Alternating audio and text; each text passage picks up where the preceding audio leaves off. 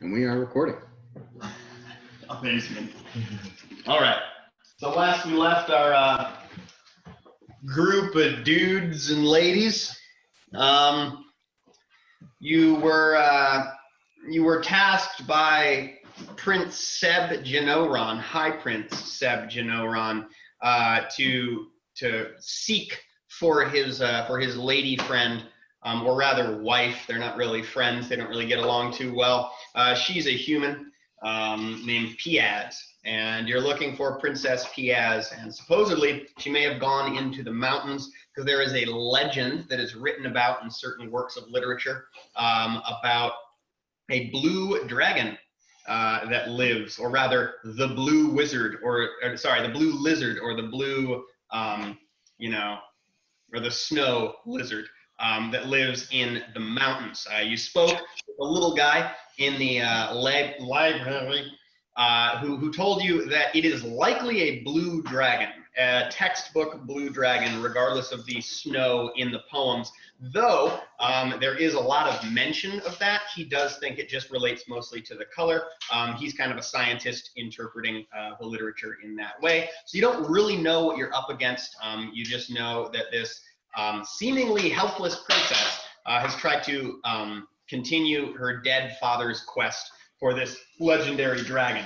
Now, in reality, right, in the reality that the prince, who is an elf, is living in, and the reality that y'all have been living in over the past long time, there haven't been dragons in this region of the desert for hundreds of years. So it's kind of one of those things. It's like the quest for the Holy Grail, and this guy was just totally obsessed with it, and she went off into the mountains, maybe to look for it, but the answers aren't really clear. So you headed out and in search of either her body or maybe a dragon, or hopefully her alive, right? That's the goal. 7,000 gold is the reward, and you have been given, I believe, you were given 2,000 in advance. Now you crossed about a 10-mile length of the desert. You reached the foothills. Subsequently, two of your party went up a hillside to see what they could see. They did see the ruins of an old watchtower that looked like it was burned down. On top of the watchtower, as if a flag, there was a scrap of cloth that matches the color of the palace guard. But that's relatively far away. You did head towards the cave that some of you know about as a first place to look. Now, upon kind of reaching this spot and disembarking from your wagon, you heard some scuttling sounds and some weird insectoid sounds, and noticed that that 4 giant 16-foot-long scorpions were coming for you. They're here now, and you've, I think, endured 1 round of combat, and you're about to endure another. This little red tag here means that the scorpions have been blinded. I forget the exact spell that did that. I think it is only for this round. My bad on that. But yeah, we're going to say it's just for this round. I'm almost positive that that's the effect of the spell. Let's see. I'm going to point everyone out, kind of. This, I believe, to be Aaron Mackey's character. Yes. Right? Okay, cool. That is Mungo. That's Mungo. Ratbag, I think you were right there. Yep. Okay, there's Ratbag. Yeah. What'd you say it was just for this round? Sorry, I was... These 2 scorpions are blinded. Okay, all right, cool. Yeah, totally. So that is Ratbag. That means that this is surely Oobleck, the little, is he a gnome or a halfling? He's a gnome. The little gnome alchemist that's been throwing a lot of bombs. This, I believe, to be Scott, your character, now referred to as Chillfax, in the middle of the caravan there. Yeah. Not caravan, sorry, wagon. This is Fen. That's Fen. Okay, so this is your cleric buddy. That's Ross, kind of on the edge there. I don't know if you can see that, but this is Mike's character. Mike's character has a firearm. None of you have really ever seen that before. It is extremely illegal where you live to possess one of those. Kind of just a cool role-playing guy. So that is what's Mardigan. Mardigan. And then your buddies that have fallen down here are the previous Abe, who has turned into something totally different. which I'm sure we'll talk about when it's his turn. And then we got Jacob right over here. They just slid down the hill on a shield when they realized that y'all were being attacked. Right now, though, it is the turn of the scorpions. These ones are blinded. The way we're going to refer to them is 1, 2, 3, 4. Comfortable, right? So from this side to this side, 1, 2, 3, 4. It's kind of an alphabetical order. Yeah. And kind of Just for mechanic purposes, since my character's switching out, I had my defense up on the other one. I'm gonna say that the defense is up on this one, and I used a point of burn to get it up. You were down 1 burn. Yep. Durn. Also, I changed her alignment to neutral Okay, on the sheet. cool. And You might work with a particular god then. then just curious as well, in between Abaddon and the Scorpion, what is that? That's a horse. Or a camel, rather. Yeah. Okay, thank you. Yeah. It's funny because I can see the screen right now, and it's not obvious what that is. But I just look down and I'm like, yeah, that's a Hold horse. still. Line. Cool. So, what are they going to do?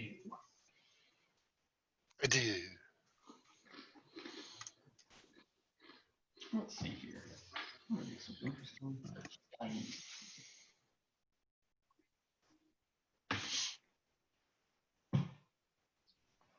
This one's going to continue to attack the wheel of the wagon. You do recall that's the first thing they did. These are relatively mindless characters. Y'all haven't done that much to them yet. That one's going to attack the wheel of the wagon yet again. Remember, you're You're renting this wagon. It is not yours, so you better not fuck it up. Okay, you do see that he has really kind of crunched into the wagon with his first claw attack.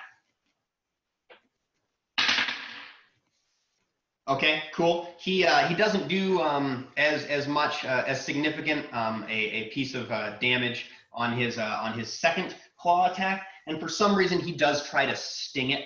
Piercing damage isn't really going to do much to a wagon wheel, but at this point, if you're looking at this, particularly Ublik's concerned about the condition of that wheel. The stinger hits, but what are you going to do? It's a piece of wood. It can't really get poisoned. This second one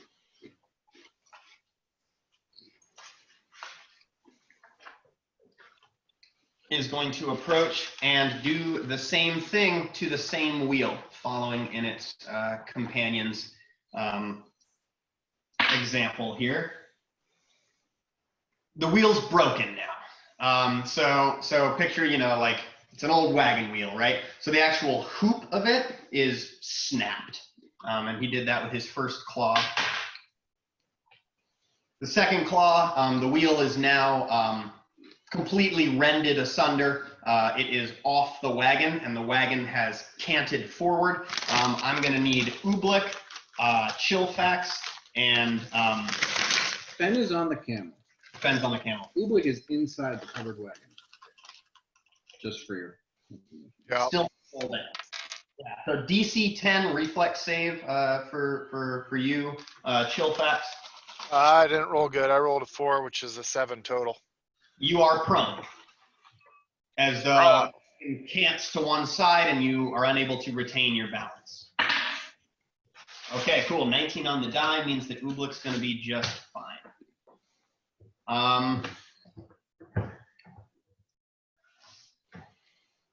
These ones, what are the blind ones do? Let's roll some percentile there. They were blinded by a burst of sunlight. Yeah, If that affects how you think they might react. we'll see. We'll see what they roll on the die.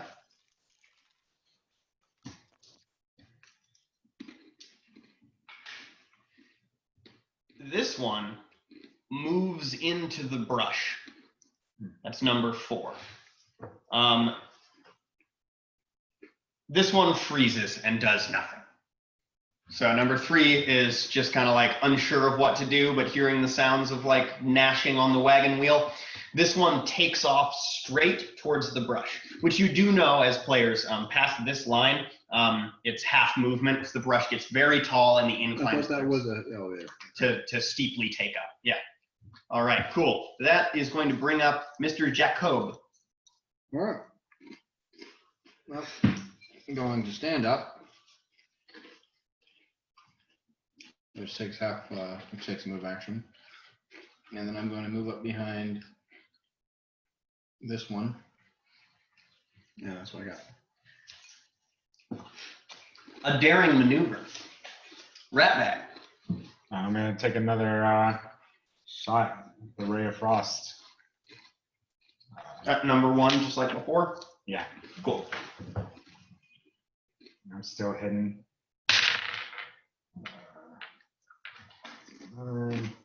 That blindness was just for a round, right? That just kind of light flash. That's it. I'm going to take a look.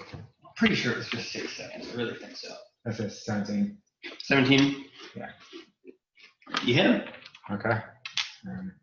And a ray is going to be a touch attack. So yeah, you definitely hit him. Okay. So damage is 2, 4 or 3. 3. Cool. Yeah. Are you hidden? Yeah. Okay, then you get to add sneak attack damage. Okay. So Right. that's 2d6. Okay. You are hidden in the brush. So that's 6 more. So 6, 9. 9 damage. Oh, it squeals. It squeals. Now, are you? Did you? I'm forgetting. You'll have to jog my memory. Did you roll a stealth check to hide?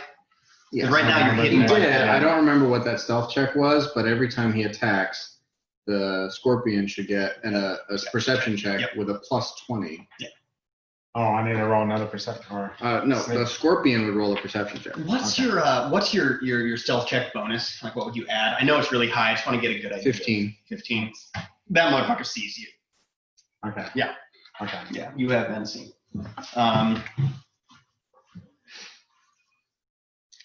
All right. After Rat Bag, Abaddon. Okay, so just real quick, do we have jujubes in this game, or how does that kind of work? I'm still, admittedly, I'm working through it. I would like to award experience to you, but I tried to award some experience to Dan, and I realized how fucking low it was for that last combat. Currently, some of you will level faster than others, right? So you'll have a little bit of disparity in your levels, but only slight and for different things. That's how I'd like to do it. Right now, no one has jujubes. Okay, so Trevor, you know I'm new at this, and I got to ask this question. So can I say what I want to do, and will you tell me if it's possible? Sure. Okay, what I want to do is take that camel that's directly in front of me and just smash it on top of that scorpion that is beside it. Okay. First, you will need to get up. Okay, right. But I didn't know if that was possible to do, because I was going to say anything's possible. okay. So I'll go through what I was thinking. Okay. So everybody around him, they see this guy, this frail man, just excruciating pain, screaming, blood curdle, like you don't know what's going on. And all of a sudden you see Abe, he grows, he's getting big, he's getting hairy. And before you see a man-bear hybrid lying on the ground in excruciating pain. Now, I would like to stand up now, and it is fearful for people around me. Okay. So now, is that a move, or is that It's a move to get up. Okay, so now what can I do? You can fucking grapple that camel. So you Yes. gotta You're gonna roll a CMB. Yep. 11. Oh, okay, the CMB. So you rolled on the D20, and then you're gonna add your combat maneuver bonus, which should be pretty high in this form.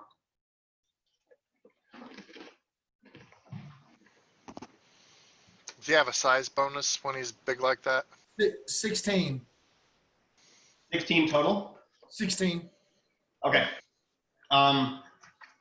Yeah, I mean, I'm not really gonna look up what a camel, like what their CMB is. What did you roll? He rolled, I think, an 11. What did you roll on the die, Glenn? 11. That should have been a 22. Oh yeah, so yeah. Should be pretty good. So yeah. 11 is what I rolled. Just for futureness, why did you add 5 to it? Sorry, it should have been 4. Or no, it should have been 4. Yeah, BAR, BAB.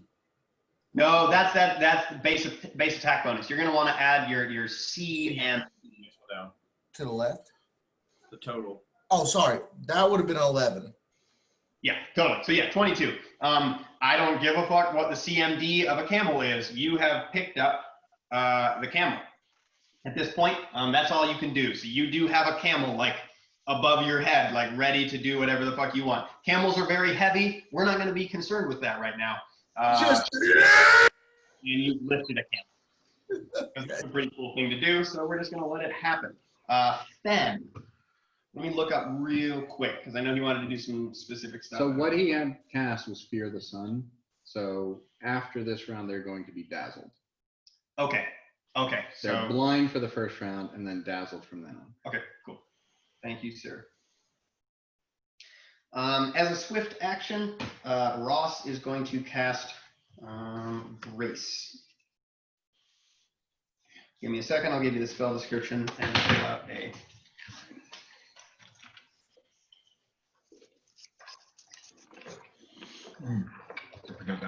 Depending on what he's going to do with it, he might not need it because the blind scorpion won't be able to take attacks of opportunity on him anyway.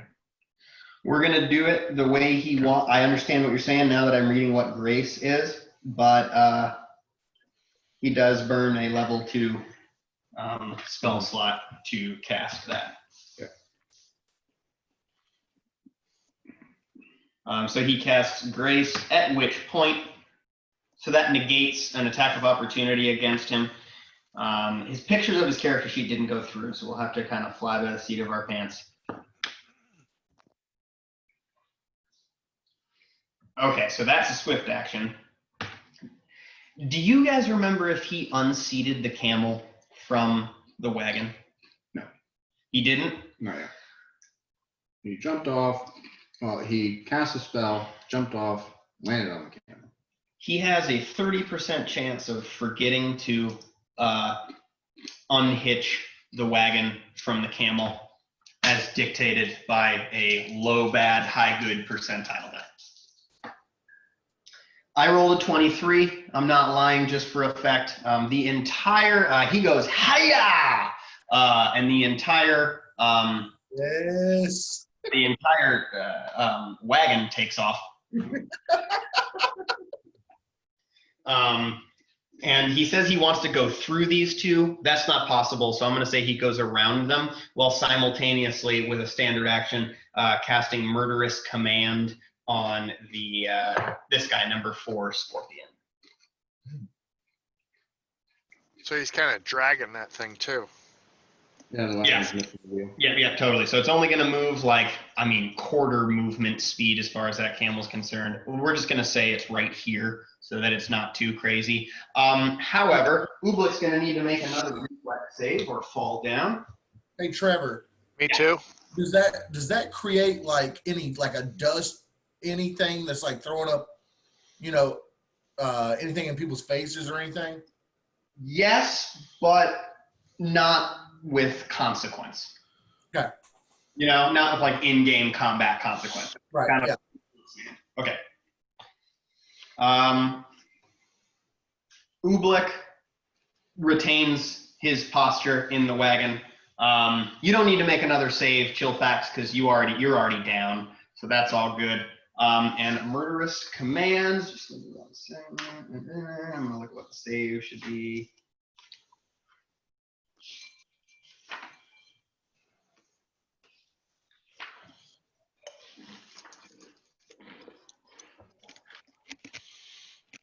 Will negates. Okay, so it's going to be first level spell.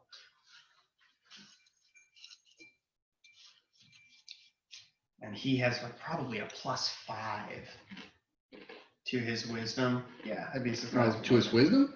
Or to the main casting ability, right? So wisdom for clerics. Oh, for Fen. Yeah. Yeah, probably 4 or 5. If DC 15 will save for a murderous command would be within the realm of possibility without knowing his character sheet. Cool. Highly likely. All right. A mindless scorpion making a will save. Oh, immune to mind affecting effects. Yeah, vermin are. So it doesn't go through. He burns a level 1 spell slot. So there's something else that is probably worth considering here. I believe murderous command is a language dependent. It might be ridiculous to think that he would try to do this to a scorpion. Command. Yeah. No, you target you give the target a mental urge. Okay. Yeah. Just checking, since it had the command thing in it. Right, totally. It is a verbal component, but I'm not counting that as like a do this because it's a mental urge. Right. Yeah, that's fair. I just wanted to double check for his benefit. Yeah. So I'm high on B12 right now. All right. After Fen, Chillfax.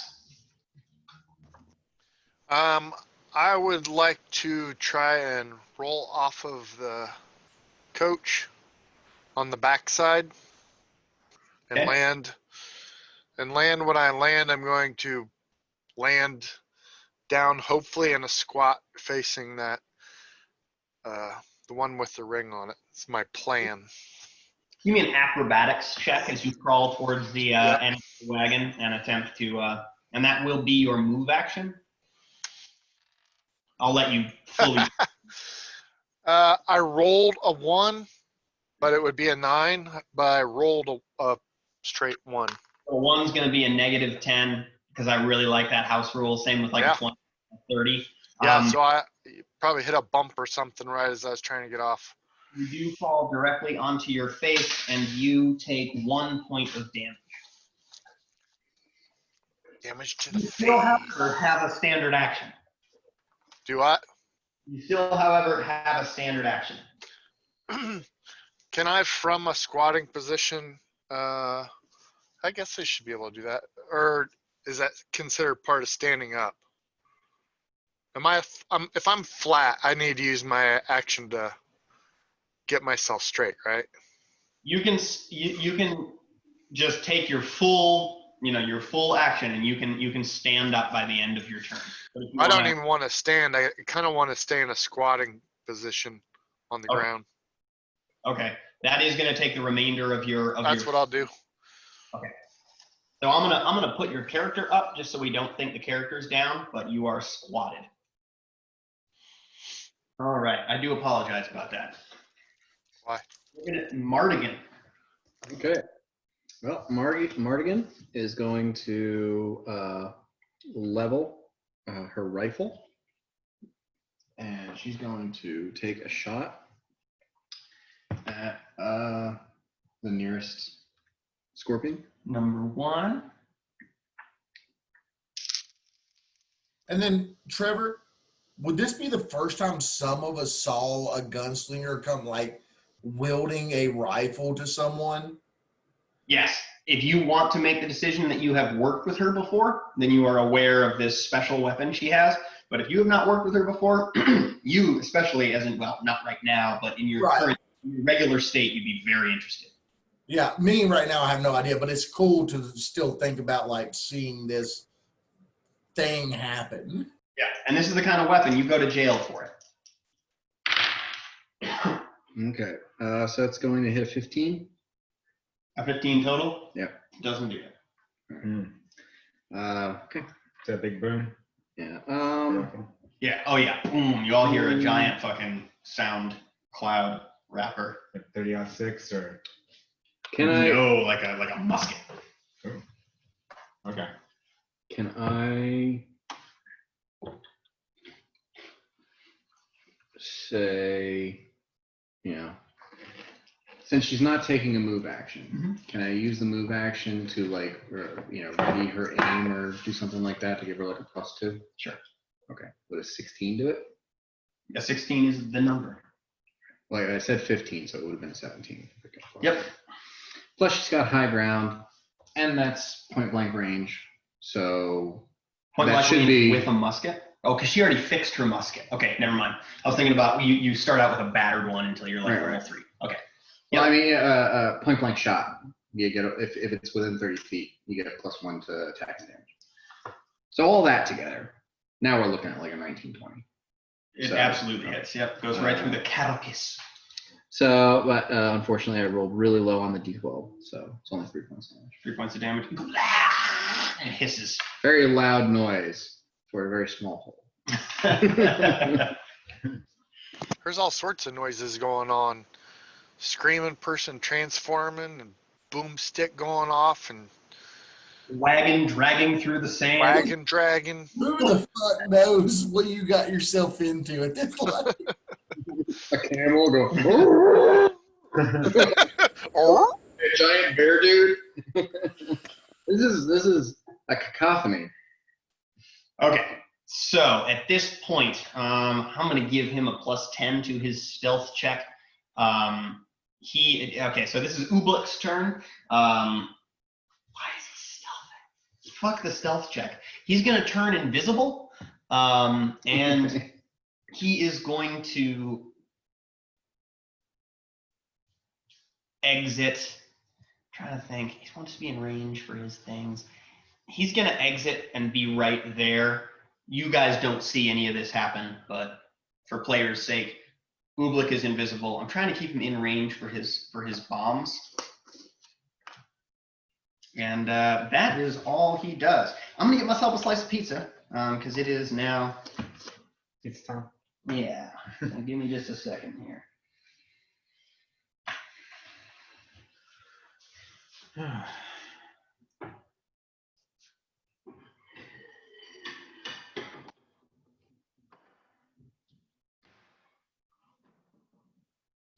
This is a large.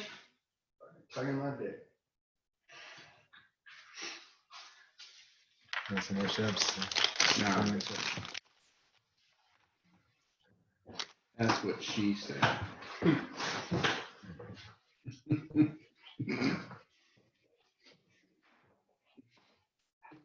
They said. That takes all the problems that could have been wrong with that statement and nullifies them. Yep. Okay. Just say they. That's what they said. All right. They said. All right, motherfuckers. Okay, so we're dazzled here. Dazzled, we don't like that. That's a negative. What about Mungo? Oh yeah, Mungo totally fucking wasn't in it. I was gonna put him at the end because he wasn't at the start of combat physically. Yeah, let me grab him. I'm very good at knowing what a character like Mongo would do. Destroy.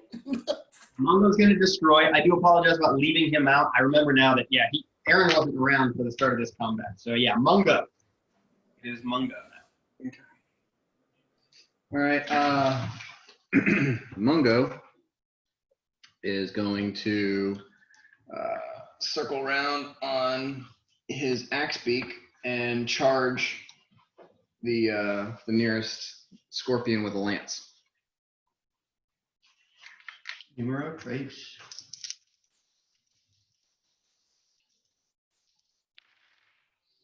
Okay, so that is I believe that's going to be a 23. Do it to it. for 13 points of damage. 13 points of damage. God damn. Okay. Significant. Mungo coming in hot. Mr. Cavalier. Dude, that's his character, man. That guy fucking slaps. Yeah. Oh, for sure. Can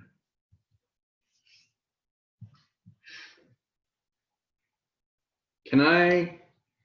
He didn't give me any feats. Okay. Do you want to take, what are you trying to take? Ride by attack? Ride by a spirited charge. If he doesn't have those and he's a Cavalier, he should. So let's go ahead and alter his character sheet for him. I'm fully all right with that. Right, so that's 26 points of damage. 26 points of damage. Noted. All right. Brings up, on my card it says mech, which I'm thinking that I'm just going to keep it that way because that's the enemy. All right. Mech was a guy in the bar. Yeah, mech was the guy in the bar, and that I wrote down mech for the enemy card last time, so I'm just going to keep it that way. That was my brother. No, no.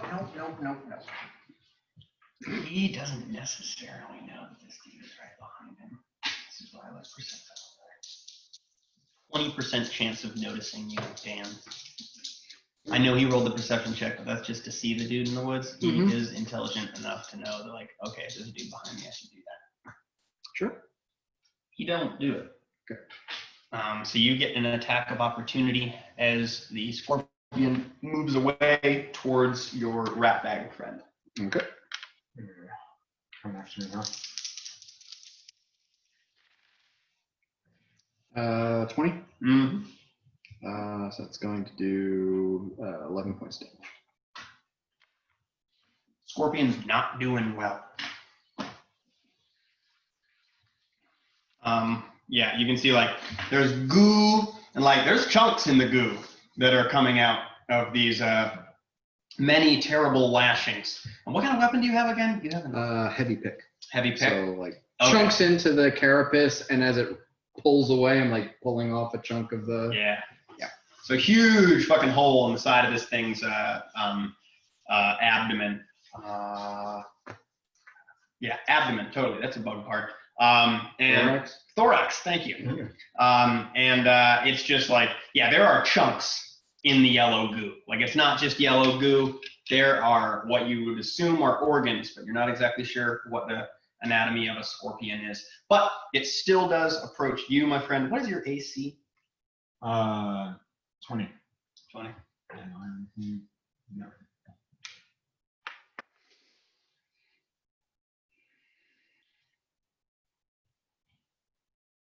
It's gonna sting you. It's going to try. It's gonna try. And a 22 will do it. So you take. I was rooting for you, buddy. You take 10 points of damage, and you also get. You have to make a fortitude save.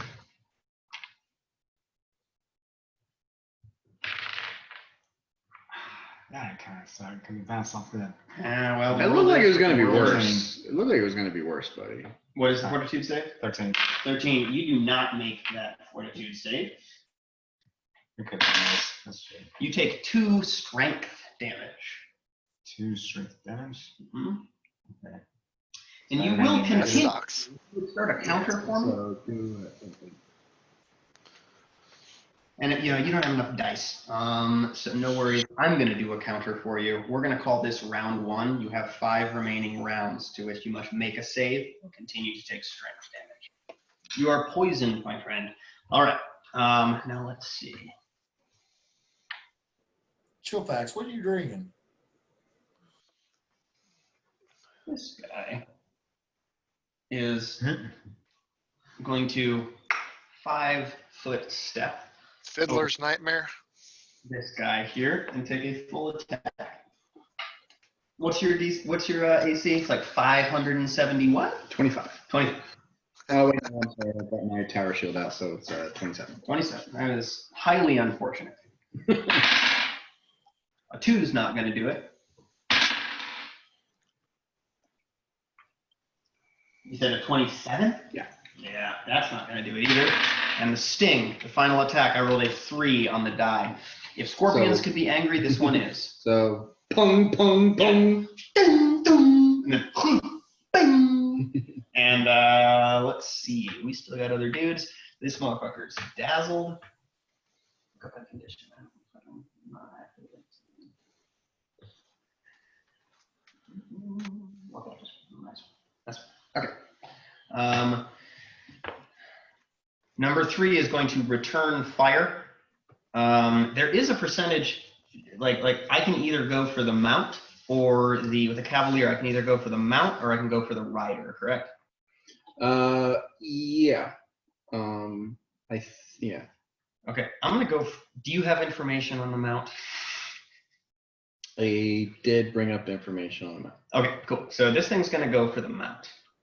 Giant ostrich.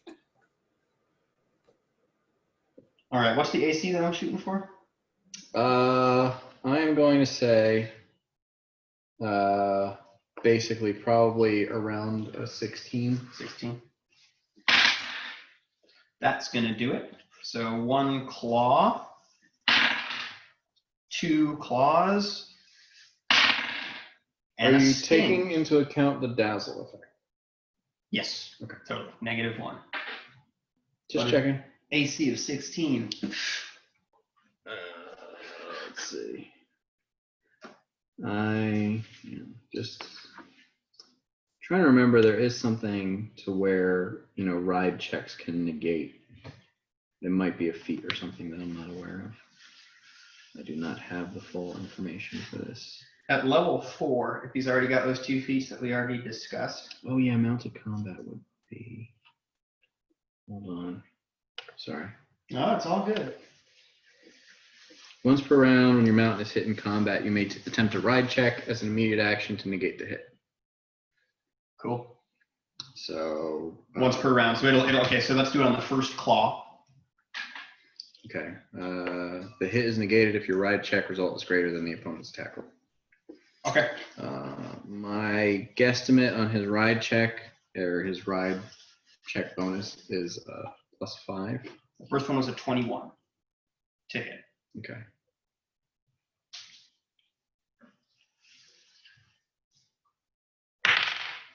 Three ain't gonna do it. All right. So Try it. on the successful claw, I can make a grab attempt. So I'm going to roll a CMB real quick. Okay.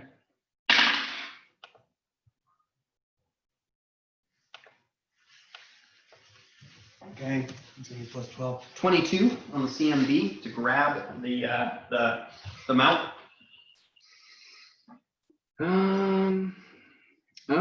I'm pretty sure that that it's got a higher CMD than that. Cool. Awesome. So the second one, second attack. That is going to be significantly higher, a 27 to attempt to grapple the mount. Okay, that I'm pretty sure they're not going to. CMD is lower than that. Okay, cool. So that that mount is grappled. We'll have to kind of deal with that after when he comes up next in initiative. But the mount is currently grappled, and time to roll damage. So I'll give you total physical damage here. Hey, Trevor. Yeah. Speaking about grapple, real quick, just so I know, Ross was telling me something about like a grapple check. Is that something my character can do or cannot do? So it's a combat maneuver. So any of these things that are going to have in parentheses, it's a combat maneuver. You're going to roll your combat maneuver defense, which is abbreviated on the character sheet as CMB. So it's what it's what you did roll for the camel. The grab, crit, any of those are going to be CMB. All right. I did grab right, correct? You can attempt Yeah. it. Yeah, cool. I'll tell you guys looked up. I just want to make sure I wasn't showing my ass. All right. Yeah, I just wanted to make sure that you could grab something your size or smaller. Because the active speed would be considered large. Large. Jesus. I'm sorry, Aaron. 24 points of damage against the axe beak. And it needs to make a Fortitude saving throw DC 17. Okay. And for the sake of ease, oh no, this is the same round. Yeah, so we'll keep the same counter going.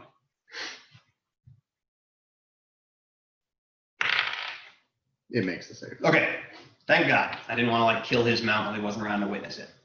Oh my God, I was so hoping it would die. Just All right, so that brings up the last guy. Now he was dazzled. He was very scared by that. He, however, is going to go up to Ratbag now that he is not blind anymore, but only dazzled. He is flanking, but he only gets to make his sting attack, not knowing that you've already been stung. Your AC again? 20. 20. Yeah, you are stung. And that will deal 10 points of damage, an additional 10 points of damage. That is all the enemies. Good luck, Jacob. Oh, my turn? Mhm. All right. Yeah.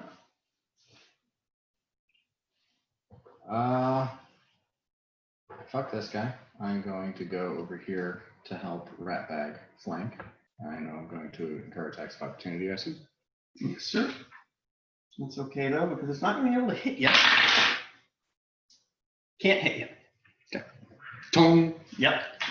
And I'm going to attack. Ratbag.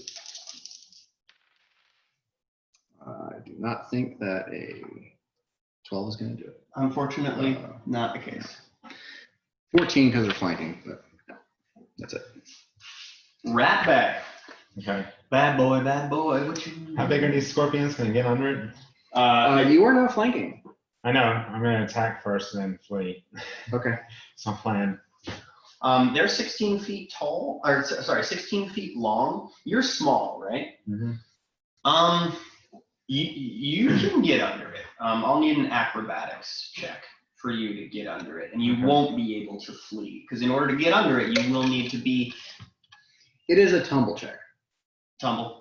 To pass, to attempt to move through an enemy space without occurring attack of opportunity. Which is an acrobatics, right? Yeah, it's an acrobatics check. It's DC 15 plus the creature's combat maneuver bonus. So, You can kind of do that if you want. well, I want to attack and then And then flee. yeah. Okay. I believe that that's the number. Yeah, I think I'm, I'll level check. It should be on your screen. Man, a surprising amount of things are not. It should be under acrobatics.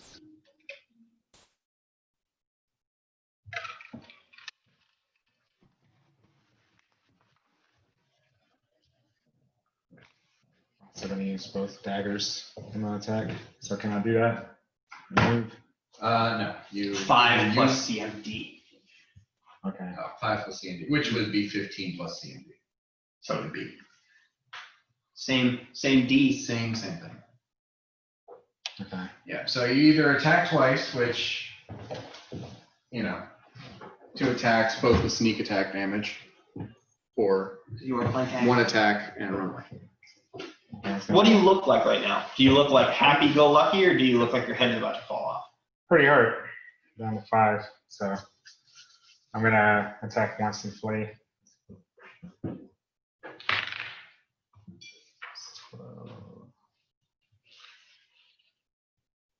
That's 19. No attack. That does hit. Which one are you attacking? That one. That go? Yeah. That guy? So he's not doing well. Just describe to me how you want to off him. You don't even need to roll for damage. Unless you want to and be like, oh my God, I rolled the highest, woohoo, but you're gonna do it. Okay, I think I'm right in front of him, stab it in his eye. Cool. Yeah. So yeah, he is done. For the sake of ease, because these guys are so fucking big, I'm gonna remove him. Okay. Yeah. So I'm gonna run under him and then get behind Jacob. Kind of So if you do that, you're gonna incur attack of You still opportunity. need to do an unless- acrobatics check. But it's gonna It's an you're not- easier acrobatics check. Okay. just run by and get over here by him. Yep. So make an acrobatics check, and your DC is going to be 18. Easy. 14, Cool. 24. Yeah, Oh 25. yeah, you made it. Okay. All right, Abaddon. Yay. So That's fucking epic. what's alive near? I don't. So that one's gone, right? So the next scorpion is this one here. Yeah. It's My maybe 15 feet from you. that's where my gaze goes, is to that one, and I just want to throw this camel directly at that scorpion. Do you want to throw it from where you are, or do you want? Or smash it on top, whatever I can like. The easiest thing that I could do is like smash it if I can. That's just scorpion with a camel. Throw an This is object. great. So, And I'll add damage to it because it's a big thing. I mean, I think I think there should be. He'd have to maintain the grapple. Yeah. With the camel, and then after a successful grapple, then he can attempt to hit a bitch with another bitch. So roll another. Yeah, I like it. I like it. See, I like roll CMB, bruh.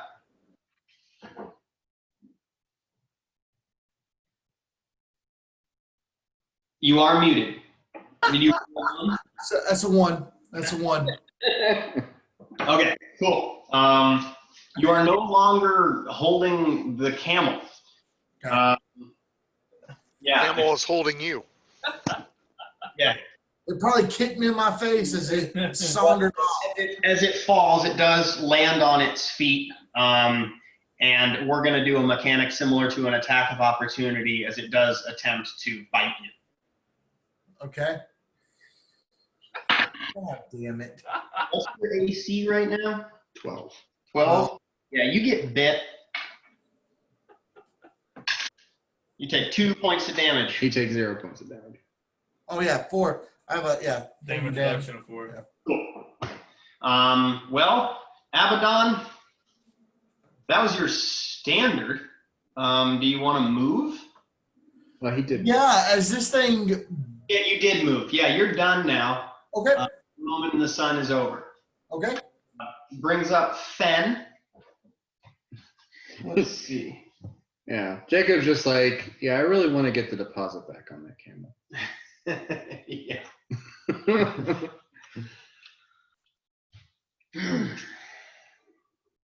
All right, plus camel on A's. Because the camel's not forgetting that. Let's see. What does Fen do?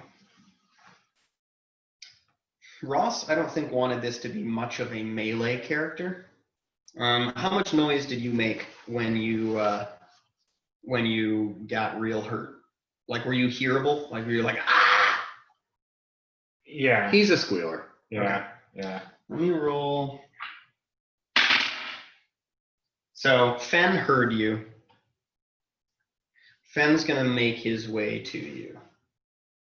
He's gonna hop off and continue with half his movement to right there.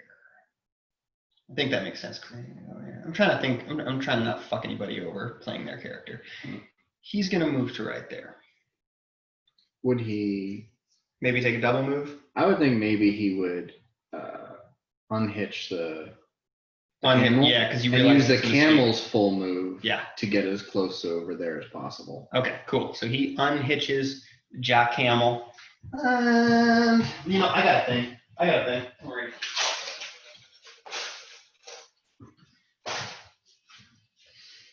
Oh, there you go. That's exactly what I was going to do. He fucking makes it. Well, the camel's got a move speed of 40. Takes a double. You think that's 80 feet? I think it's like 50.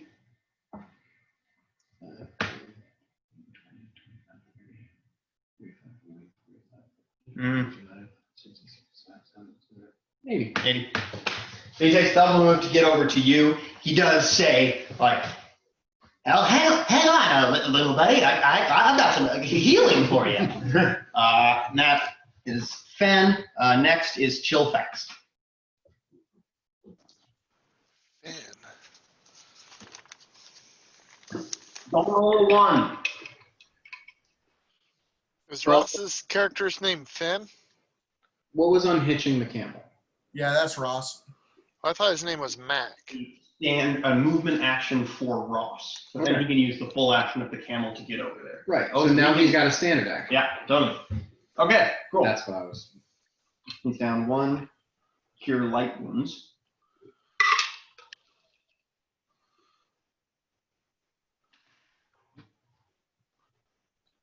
So Chill is going to shoot a cold blast at that scorpion just in front of her. Okay. It's a ranged touch attack. And For the sake that's less than 30 feet. Yep. 7, 8, 9.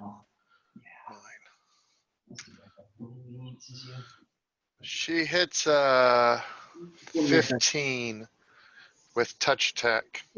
15 touch attack, that will absolutely do it. Cool. That will do 11 points damage. 11 points of damage. Oh, good gracious me. Good gracious me. There's some chunks coming out of this one as well. All right, Chillfax, you didn't move. Would you like to go anywhere? Yeah. I would like to kind of circle around. Who's that beside me? This is nothing.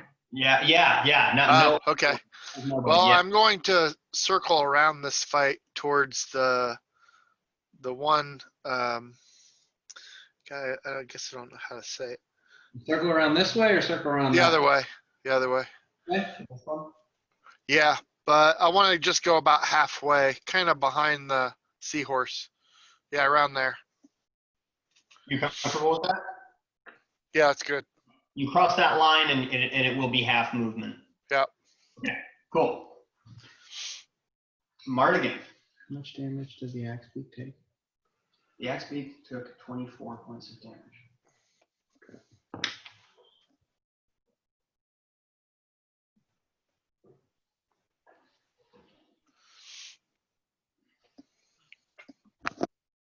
Mardigan is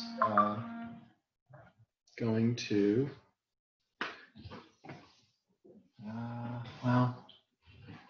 doesn't want to shoot into combat. So she turns to the scorpion that's by itself and fires at that one. Number 4.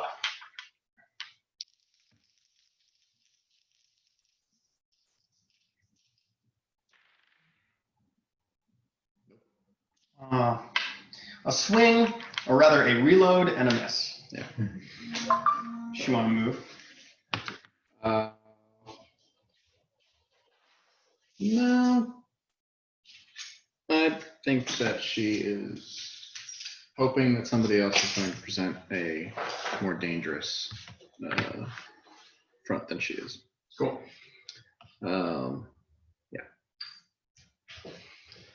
Right. After Mardigan. And also, by the way, I'm drinking this Leffy shit. It's fucking delicious. Dude, I was just about to say, are you drinking the Leffy? Like, no shit. It's wonderful. I really like this beer because it's not like crazy alcohol content, but it's got that nice, like, That Belgian feel. super Oh, good. that's so nuts. All right. After Mardigan, it does bring up Ublin. Let's think. Let me read his email again. I want to make sure I'm not doing him dirty. Is that brewed, Nick? Accumulation. Wow, I wish my fucking distributor would pick it up. They changed the recipe. I haven't tried it this year, but I hear it is not the same. Still different. Still happier. Sure. Yeah, because I liked how it was smooth, but I haven't tried it yet. It's not bad. I definitely like last year's.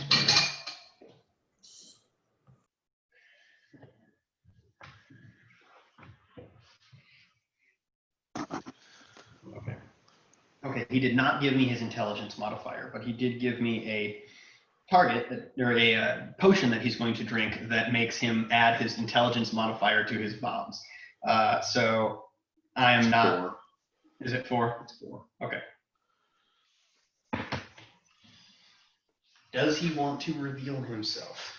His intelligence modifier is already added to his bombs. Is this to add his intelligence modifier again? Double. Yep. Yeah. Okay. He's gonna the range on it is like 30 feet. Is it close? I think it's 20 feet. 20 feet. Or is it 20 feet plus, or is it just 20 feet? Well, it's 20 feet, but every additional range increment is just a penalty to the attack. And he's throwing touch attacks, so. Yeah, he's just gonna, okay, cool. So he's gonna take that -1. And, or no, I'm well within 20 feet. Cool. Oh, yeah. And he's going to undo his invisibility. Didn't really need it anyway. Maybe he'll take a stealth check, who knows. And he will throw that bomb.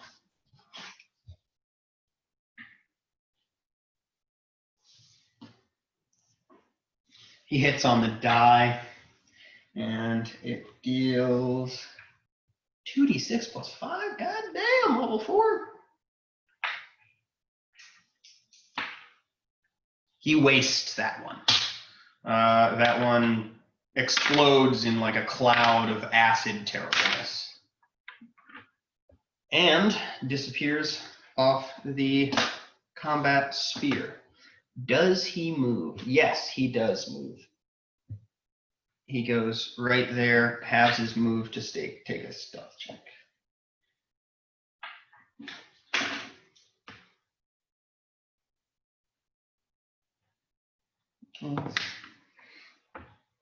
Right, so he drank a potion, threw a bomb, and moved? He didn't drink the potion. Okay. Nope.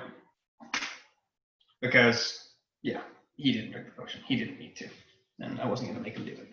So he still has one. It'll be Mungo. Mungo. Mungo wants to fight the biggest thing on the field, which is currently Abaddon. But I think he's going to hold off on that for just a minute to take out what's left of the scorpions. And he's going to charge the scorpion that Mungo, or that Abaddon is fighting. Threatened squares, that's flanked, right? Just, Sure. Abaddon Yeah. has that threatened. Yep. Yeah. Well, his charge is fucking insane.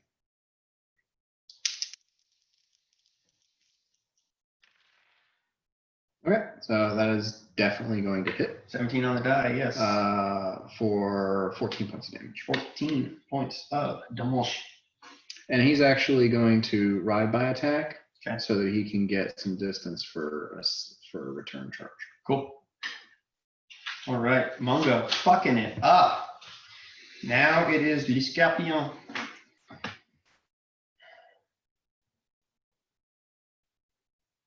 I don't like that big thing staring at me, Abaddon. So Abaddon, you're gonna get attacked by a Scorpion. Let's do it. Yep. Here we go. French scorpion. Scorpion. Le Papillon. All right. Natural 1. What's your AC bonus? Is it 12? It's a 12. Hit on the die. Critical confirmed.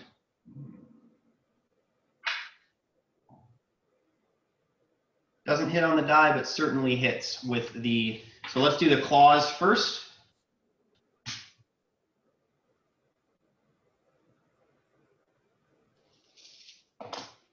Oh, fuck. Oh, man, I really didn't roll that well.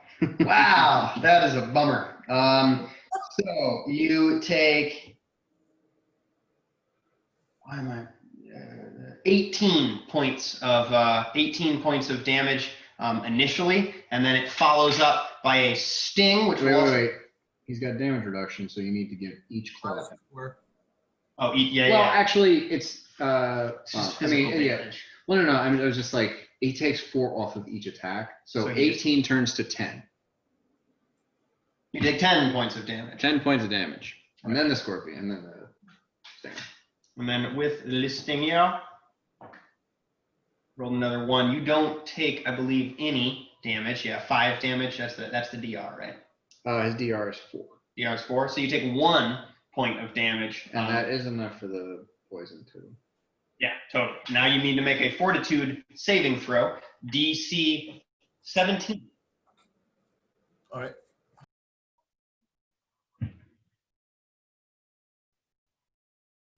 I rolled a 15. Is that added to? You're fine. Yeah, plus 11. I think he's okay. Yep, you're going to be just fine. Well, I'm still thinking about it. And then just that rage is coming out of me. Just so angry. Are you so angry? So mad. Just to confirm, Glenn, you took 11 points of damage that round. Get that? Yeah. Yep, got it. You're going to need to give me another Fortitude saving throw, DC 17. Yay! Cool. Yeah. You're good. You're cured of the poison. You do not regain your strength. Just stays at 8. That means, It's yeah. restored. And the Fortitude save was made by the axe beak. Cool. Now we're gonna deal with this one right here. He heard the go by his head, and that's enough, even as a dummy, to approach the scary-looking tall thing with the big stick. Mhm. Sting attack. AC is 17. Doesn't matter. I rolled 2 1s in a row. It gets its stinger stuck between a rock and a and the sand. I don't know. It gets its stinger very stuck. And a rock in a hard place. And pulling, and it pulls so hard that it rips its stinger off, taking damage Kills itself. and no longer has a poison attack. Cool. That's going to bring up Jacob. Move to flank with Martin. Make my attack.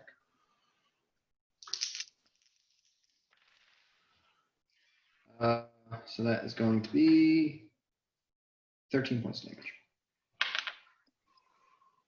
You definitely hit. A 21. Yeah. 13, you said? Yes. Okay.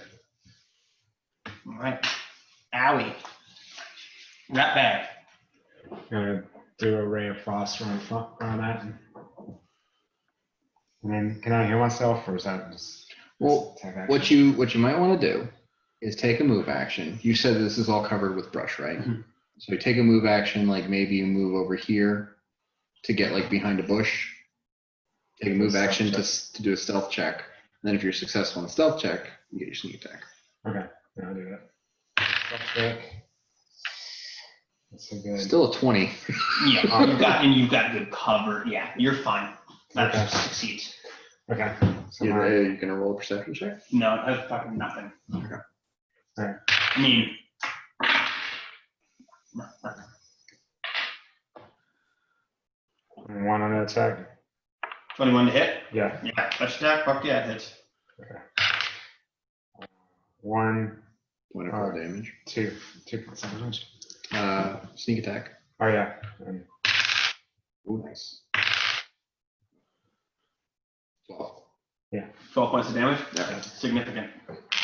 Yeah, this thing is bleeding, and is lacking one of its attacks. Cool. All right. Arcane trickster kind of thing going on. Kind of. Abaddon. Yeah, that monstrosity right in front of me. Let's. Yeah, absolutely. I roll 15 on my D20. Are you power attacking? Are you like going all out? Yeah, I'm mad. Okay. So his first attack is gonna hit a 21. That first attack is going to hit Okay. everything. So that is 2d6 plus 9, sir. All right. It is 7. No, yeah. So add the 9. plus 9. Yeah. So 16. 16. 16 points of damage? Yeah, totally. Hurt. Not dead, but hurt. All right, your second fist. Okay. Ooh. Nice. We need to roll the d20 again, or just the? Oh, roll- roll Yeah, you got to roll to attack on the second fist. 10. Okay, that's a 16. 16 will do. 16 will do it. 2d6 plus 9. Same 16 again. 16.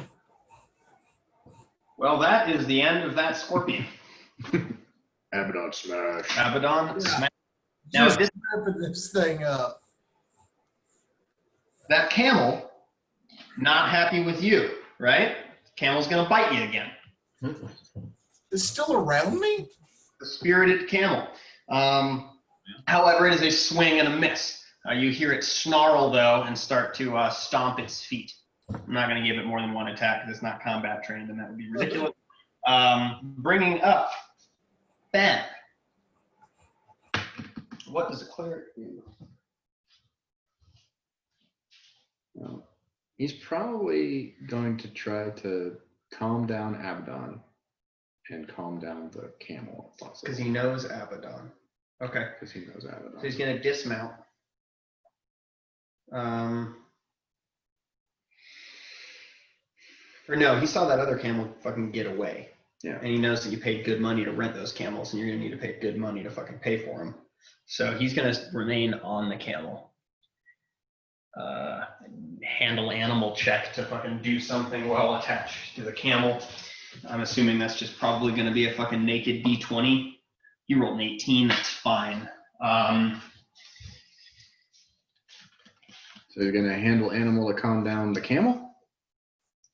He handled animal to like fucking get or ride check. Either way, you know, he needed to move on the camel. Okay. He's not going to try to calm down Abaddon yet because he knows that Abaddon can still have some work to do. Oh yeah, I forgot there was one more square. Yeah, I'm going to move into this square because that's probably fine. Ratbag's going to be fine with it. And yeah, handle animal check. Sure, again, why not? Try to calm down that camel. It's going to be a high fucking DC though. Yeah. Okay. That is a 1. Just for shits and giggles, I rolled a 3 again. So we're good. All right. Well, I mean, you know, a 3 on a handle animal check is still abysmal. Yeah, but I'm not going to have him fall off the Okay. fucking camel. And I don't know, his ride check was fine. Well, he could have pissed the camel off more. Okay. I think the camel's just Same. confused. Sure. Especially because, like, I don't know. That's fine. Okay, Fen tried really hard, did nothing. Chill fast.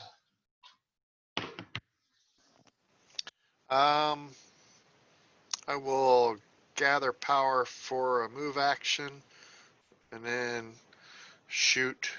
Well, actually, do I even need to? I'm just going to move up. Staying outside of, yeah, right there. Exactly. And this will be a touch attack.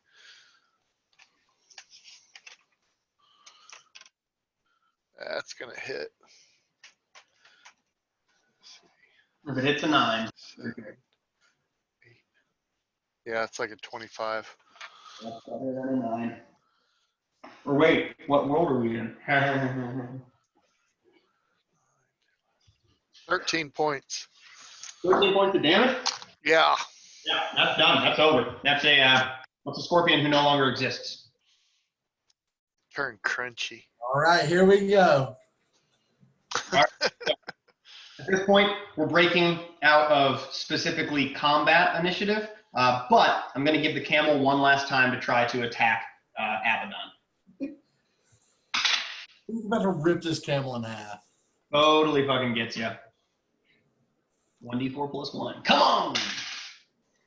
3 points of damage to Abaddon as it does chomp on you. No points of damage. Yeah, none. No points of damage, but did it piss you off? Probably. Oh, That's even, the last attack that the camel's going to get. I'll let y'all just kind of deal with the situation as you see fit, and I'll lay back and let me know if you have any questions, because spent a lot of, so or you're going to need. I already lost one. Trevor, DM, here we go. I'm gonna smash this camel up. Do I just keep rolling my D20 and do Probably only need to attack him once. 18? Does Yeah. everybody know that that is Abe, even if they don't understand what happened? What happened? We all saw Abe turn into Okay, it. cool, good. All right, so 18 on the die. Okay, I rolled damage. All right. Just like you're attacking a baddie. Oh, 5, 6. And then what? +9. Is that 9? Yeah. Or is that 5 or 9, Dan? 9. Okay. Like 10 fucking. 15 is 1. 13. Okay, it immediately tries to run away, provoking an attack of opportunity. So do I hit it with that 13? Did you said you rolled again? You hit it with a 13? Yes, you hit it with a 13 as an AC of 11. There's an AC of 13. What am I not? Oh my god, I'm blind. Yeah. So yeah, you hit it. Roll And how damage much again. damage did you do the first time? 13. 9. Okay. Right. And then 7 and 9. That's 4 18. 18. Okay, you are down 2 camels. You need to pay for 2 camels once you get back to Zinker. Yeah. He's not worried about that. And then you hit him for how much was the second one? 18? Yeah. Okay, so that is 27. I think the camel has, camel has a con of 14. Oh, yeah, that's exactly dead. It's exactly dead. That is exactly dead. Yeah, so the camel's down now. Now you need to pay for 2 camels. Still, You're lucky to break even after all this. Abaddon has no idea what you're like. Any money. He's running towards, I guess. No more enemies right now, so Abaddon can make a will save. Oh, thank God. Things. 11. That's 11 on the die. 11 on the die? Yeah. I'm not gonna do it. Fuck. All right. So Fen is probably going to attempt and aid another Okay. to help Abaddon calm down. Yep. That would be a diplomacy check, Diplomacy check. unless he's got a spell that he can use. I mean, I don't know what spells he has prepared. yeah, I don't know either. I don't want to.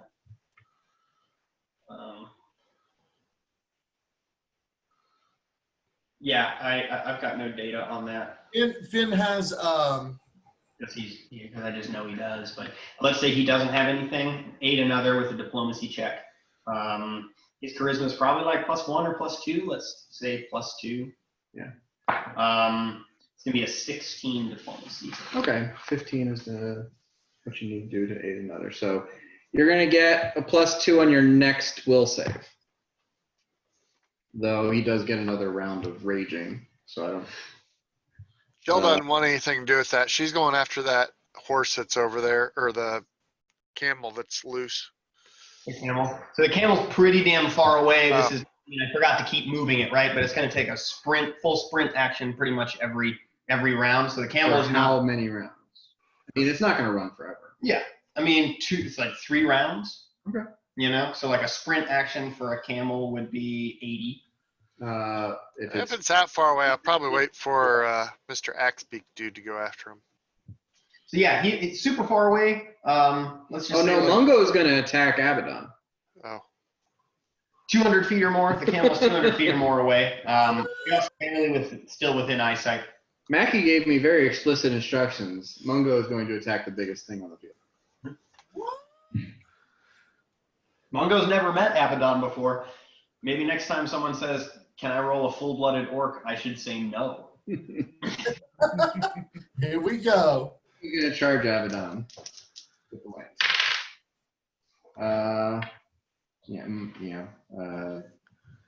What's his name? Abaddon has shitty armor class, so that's definitely going to hit. So Abaddon, you take 14 points of damage, down by 4, so that's 10.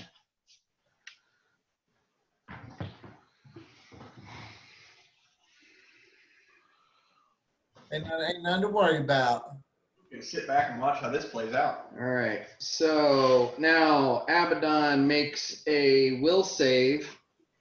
Wait, I get to do a will save or You can do it every turn, right? So roll your. Yeah, every round. No. Every 6 seconds. God damn. Oh shit! Plus what? What did I get last? 4? You get a +9. I rolled a 5. Okay, that's not gonna be good. Should we resume? We can resume initiative order. What do you guys Yeah, want to that's do? probably a good Okay. idea. To So we'll resume with Abaddon. Here we go, boys. So Fen is gonna. Well, buddy, do you want a potion of cure light wounds? Okay. Yeah. Yeah. Okay. So I'm gonna negative a potion of cure light wounds. All right, he's got a diplomacy check every round to keep that 8 another up. Okay. We'll do that. We'll let him do both. That one's gonna be way better. It's gonna grant that +2. And you, my friend, are going to gain 8 points of healing. I'm not sure if he has a lesser restoration or not, but I think he probably does, but he doesn't use it this time. Fen is done. Chillfax. Okay, so I see my 2 teammates fighting. And they don't seem to understand that they're buddies. So Very correct. I'm going to move just a little bit. Let me see what my range is. Oh, no, I can do it from there. I'm going to take another point of burn, and I'm going to put Ice Slick right in between them. Nice. It's only a 10-foot square, but Okay. putting it right in between them. They'll both, well, I don't know how you want to do that. It's a 10-foot square. And if they're on it, they need to do a reflex save right away. And that functions pretty much just like grease. Yeah, exactly like grease. So reflex. Yeah. And it will be a DC of, let me see, 14. Okay, you're good. You rolled 16. Yeah, I'm good. Yeah, the axe beak claws in. Cool. That stays there for, they'll probably stay there till it's resolved. It's like a minute per level. Abaddon just fucking smashes his feet in the ice and just stares at this thing. All right, thank you. Mardigan.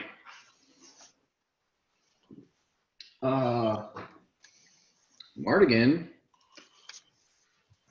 I think, is going to kind of sidle up to Jacob and go, Yeah, what the fuck is this? What the fuck is going on? I thought we were professionals, huh? A fair comment, Mardigan. Thank you for sharing. I'm gonna bring up Ooblik. Ooblik is just gonna fucking watch what's going on. Probably let's see, roll a stealth check. You can see Ooblik as Ooblik tries to be hidden. Coming up with Mungo. Mungo is going to drop his lance and pull this massive Man. cleaver thing off of his back. This is bad. This is just automatically terrible.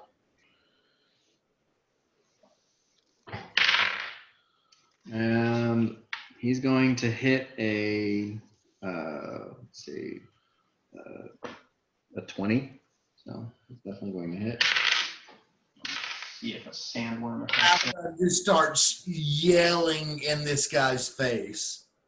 Just And he comes down on Abaddon for 26 points of damage. Oh shit. Okay. here we go. Is that So that's -4, so 22 points. still not great? 20. If this is going to be the way it's going to go tonight, I'm going to need all y'all to roll a perception check. Just real quick before we go to the next round, just roll a perception. Am I rolling for Mungo and Yeah. Roll for my guy. 9 plus 9 or so. I got a natural 1. Mardigan got 4 on the die, so probably Okay. not great. 14. 14 on the die. Anyone above 20? I don't think that's going to put Mungo above. Ooblik yells at the top of the Well, I got to run or roll. Oh. I only rolled a 6, but that's plus 9, so 15. 15. Okay.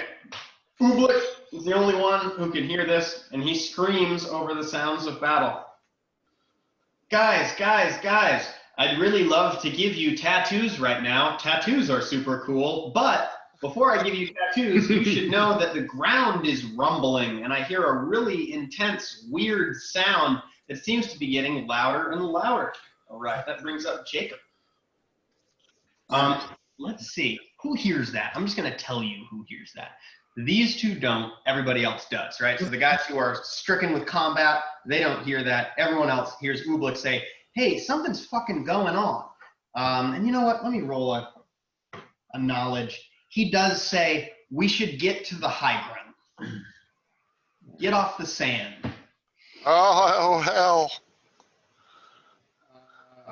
Jacob is probably fruitlessly, but is going to attempt to follow Finn's suggestion and do a diplomacy check to try to calm Abaddon down. Maybe throw an off comment to Mungo saying, "You're not helping." Hey man, sun's getting low. Nope. Not very convincing. That was a 3. Just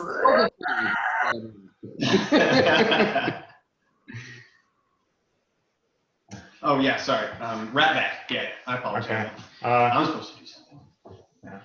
I'm gonna stealth over here. Thinking Finn. Think Finn. So you're moving, so just, yeah, roll another stealth check. Yeah. 28. Yeah, I mean, fuck. If you guys want to roll perception checks to see if you see the little guy, you're certainly welcome to. He's very, very hidden. He kind of just disappears unless you want to actively try to pursue him with your eyes. Okay. I was trying to hide from Finn, and then I use my cure light wound. Okay. 1 on myself. Okay. What I use? You roll the D12. D12. Or the D20, I'm sorry. He's got to use magic device. Oh, yeah, okay. Okay. Whatever I get. 20. Natural 20, yeah, that'll do it. Okay. So now you roll a D8 plus 1.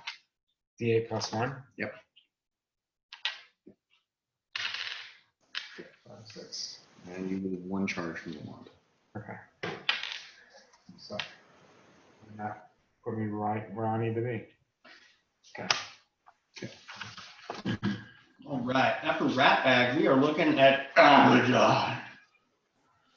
Do they have to roll the reflex on their round too, or how's that work?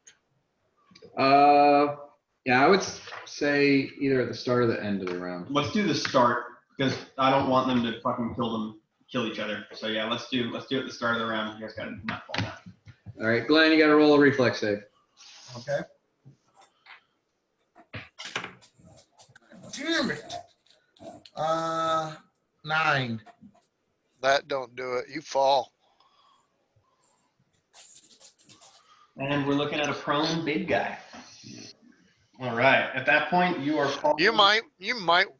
I'm just saying this. It's only a 10-foot square, so I don't know if you want to give them like Any bonuses or whatever? I'm not exactly sure how that worked. They're in it, especially because like this is kind of a rough situation that you guys are up against, especially with the rumbling coming. Uh-huh. So we need it. I want, and thank God, I want this scuffle to end. So I'm all right with them just as long as they have one foot in it, having difficulty standing up.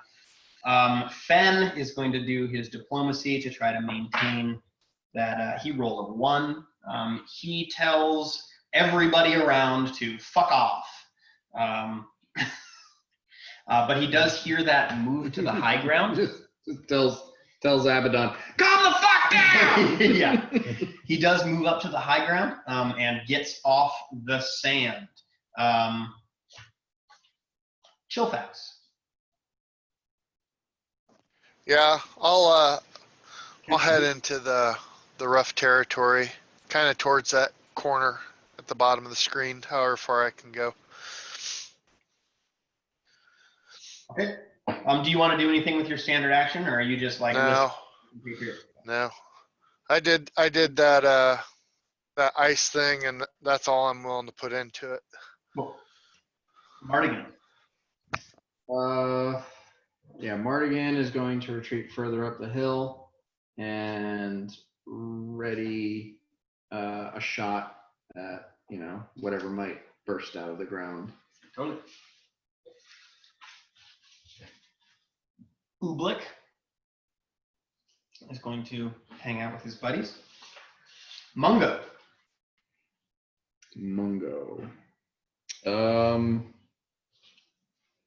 Considering the considering the imminent danger, what did you think with the ground rumbling and stuff? Do you think he might think that maybe a change in tactics might be viable? I'm about to, right now, no. I'm about to give you another perception check. Okay, so he's just going to continue on with what he's doing. All right. Yep. It was very far away now. Mongo very well might just kill Abaddon. Did Mongo do a reflex save already too? Oh yeah. Natural 17 for the axe beak. Yep. Ooh, and a -4 because he's on the ground. This is gonna be great. Whoops. That's what you get when you play a full-blooded orc. I'm fully all right with this. Yeah. Kill 'em all. So yeah, that's a 14 to hit plus 4. So. And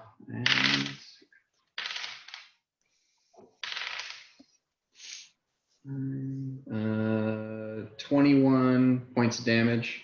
So -4, 17. I'm not dead. Dead? Really? Wait, what did I have? You had 7. So I had 7. Really? Are you negative right now? Huh? That's dead. You went Mungo with 39. Well, I mean, yeah, that's it. So who's at 7? And what did I say? You went in with I went in with 29. Yeah. 17? So -10? Dead. There's no more. -9 and stable. Little Deus Ex Machina there. You are -9 and stable. At this point, everybody is going to roll another perception check. This time DC 10. Yeah, I'm like, Abaddon, your character is fucking badass. You are not dead. You are stable. How do you feeling? You're stably bleeding out. All right, so everyone does another perception check. So. Yep.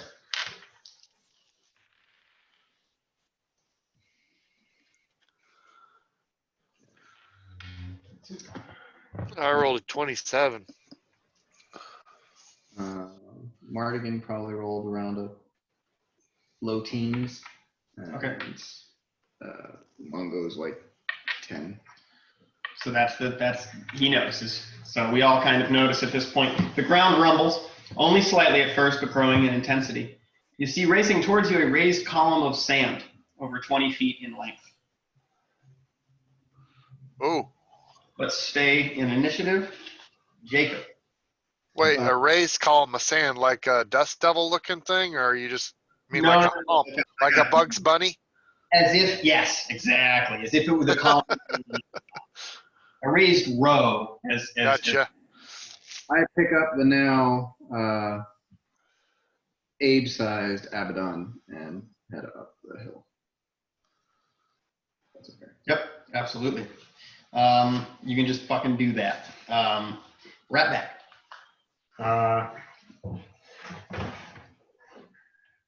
Kind of stay on that defensive. Okay. Yeah, I'm hidden, so. Abe, you're good. I gave you an automatic success on your save to stabilize.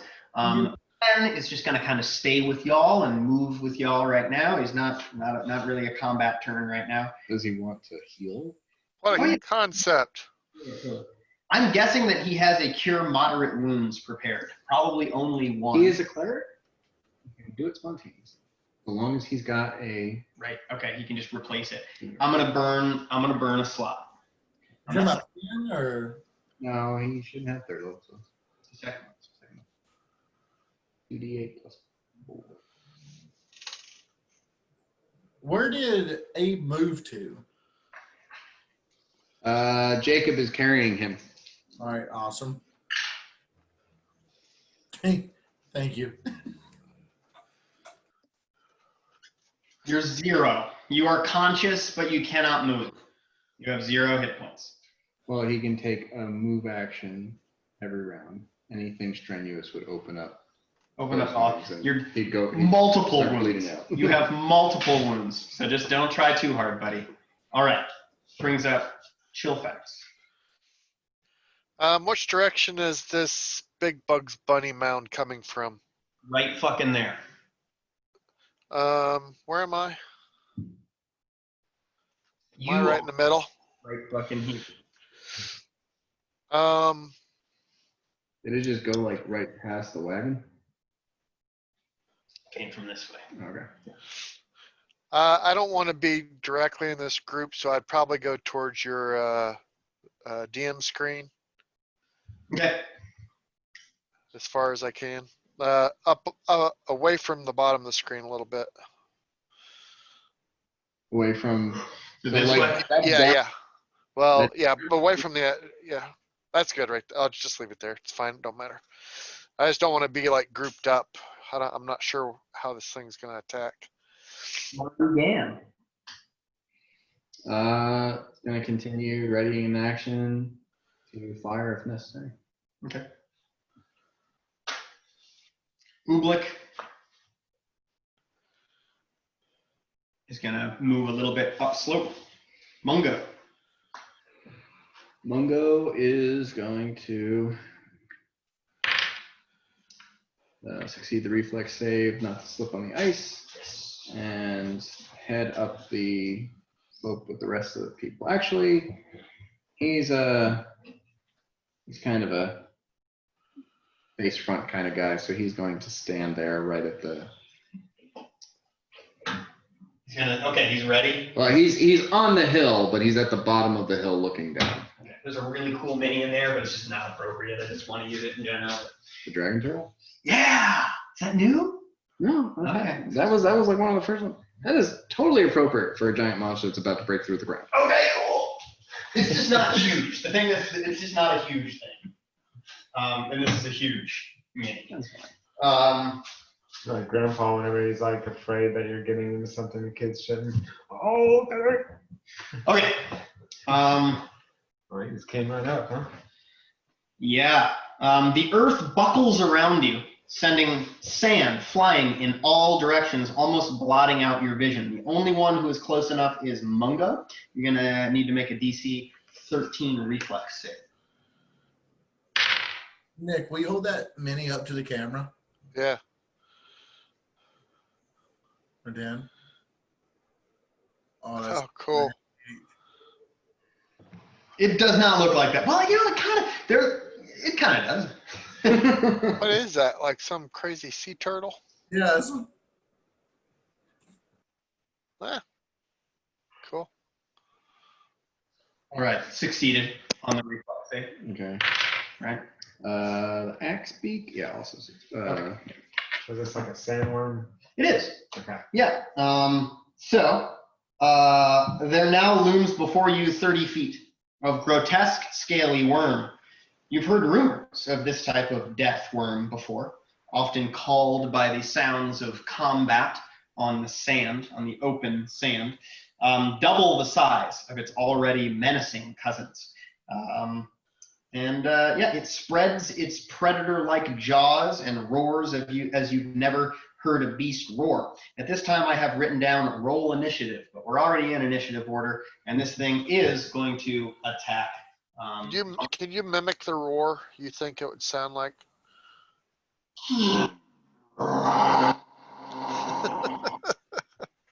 Thanks. Yeah. Is it going to attack Mungo or the axe beak? I'm trying to think about which one is higher up. I don't want to kill Aaron's mount once again, so I'm going to roll a 50-50. Roll my attack. High is, yeah, so it's going to attack Mungo. Okay. And you just got, you know. God, I can ruin everything right now. It's just going to do its regular. Okay.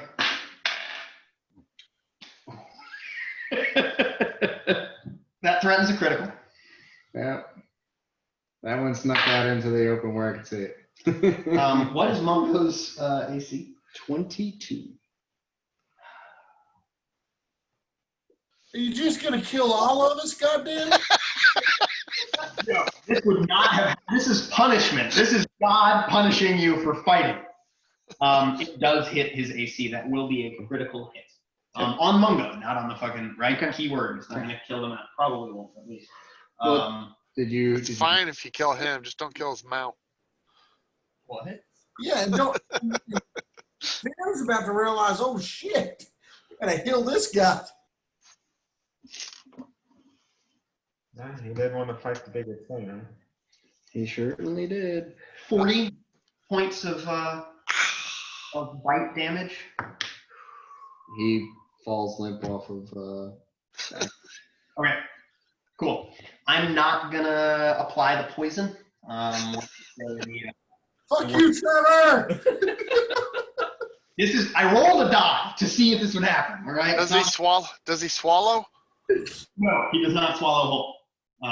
Yeah, but he does have a breath weapon that I graciously decided not to use. So brings up Jacob. You're gonna go like, oh fuck, who do I carry now? Oh well, I put down Abe when Fen killed him. So I'm going to smack the axe beak on the ass, try to get it the fuck out of there, and then try to drag Mungo further uphill. So hopefully the axe beak is running off. Up to you if you want to have it. Yeah, have the what you call it, get an attack of opportunity on the axe beak. Yeah, I'll take an attack of opportunity. 20. What's the axe beak's? Is it 21? Axe beak's armor is 16. Okay, cool. So that hits. And cool. Lucky. Dead. 8 points of damage. It's still up. Still up. It's Two still up. ones. I got 2 1s on the D8s that I just One rolled. hit point left. Okay, cool. Perfect. This is perfect. Like Ratman. rips all the tail feathers Yeah. out in one one snap. Got a Rat- bald butt. And there's 8 of you, right? I have to make shit hard. I am hidden. I'm gonna. I can just pick up a rock to use. Well, am I close enough? Is it 30 feet? Yeah. Okay.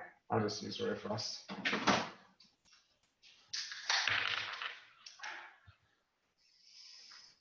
I think this is like hitting the broadside of a barn. Yeah. 16. 16 touch attack. 16 touch attack? Yeah, Okay, good. totally. Broadside of a barn. Cool. 1, Natural armor out the wazoo, but 2, 7, 8 points of damage. 8 points of damage? All right, cool. I'm going to need, just real quick, everybody just roll an intelligence check.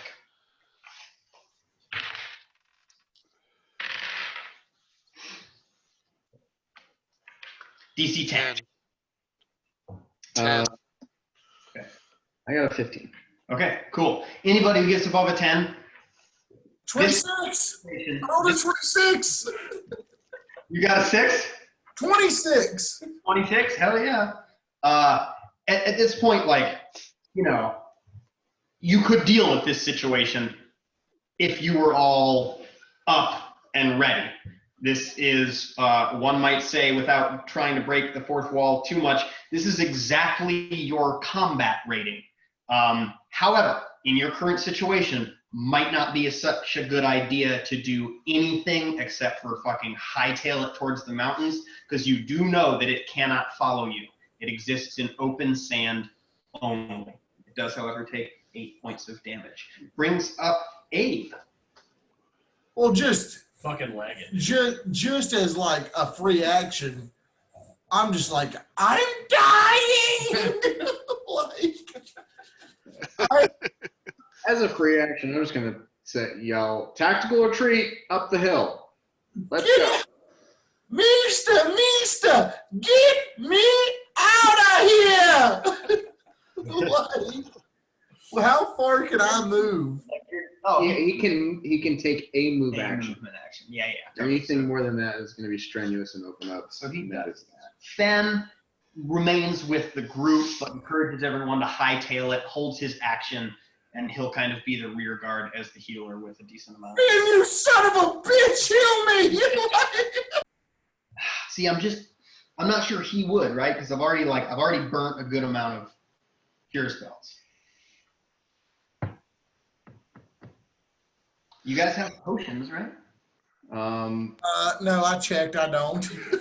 If like we're moving as a group up the hill and Fenn's being hesitant, I'm going to call out for Ratbag because I know he's got a wand. I think that's appropriate. Yep. Brings up Chillfax. Cool. Yeah. You have to tell me to do I it. will move 30 foot further up the hill, which should put me about, let's see, 10, 20. You're on my I'm nipple. going to tell you to give it to Fenn and let him So do it. I'm about 90 foot away. I'm going to use my move action Oh. to gather energy. Oh, wait, I just said I moved. Can't do that. Yeah, you moved. You Okay. move action. You can take a double move. Well, you can use No. your standard action to do a move action to gather energy. Yeah. Yeah, I want to move further up the hill and then I'll use my standard action to gather energy for the next round, which I'll just take a long range attack. Do you remember if you were one of the ones who was advocating for heading towards the cave? Do what? Were you advocating for heading towards the cave? Remember when I had you roll the d6 and see which way you thought you should go? Yeah, I think I was cave. You're not going to need to roll a perception check. You're close to the cave. You can pretty much see the outcropping that signals. Oh. Sweet. All right. Mardigan. Okay, Mardigan moves up the hill a little bit further. If the worm is still poking out, she's going to take a shot. Cool.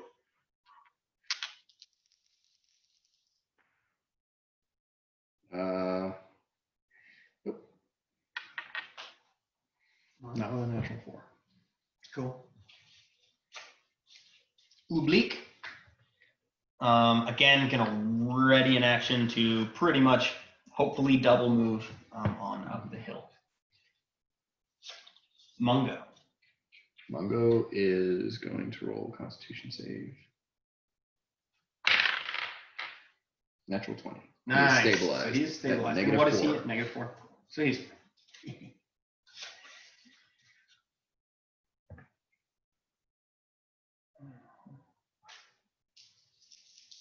Fuck Mongo. He does everything well.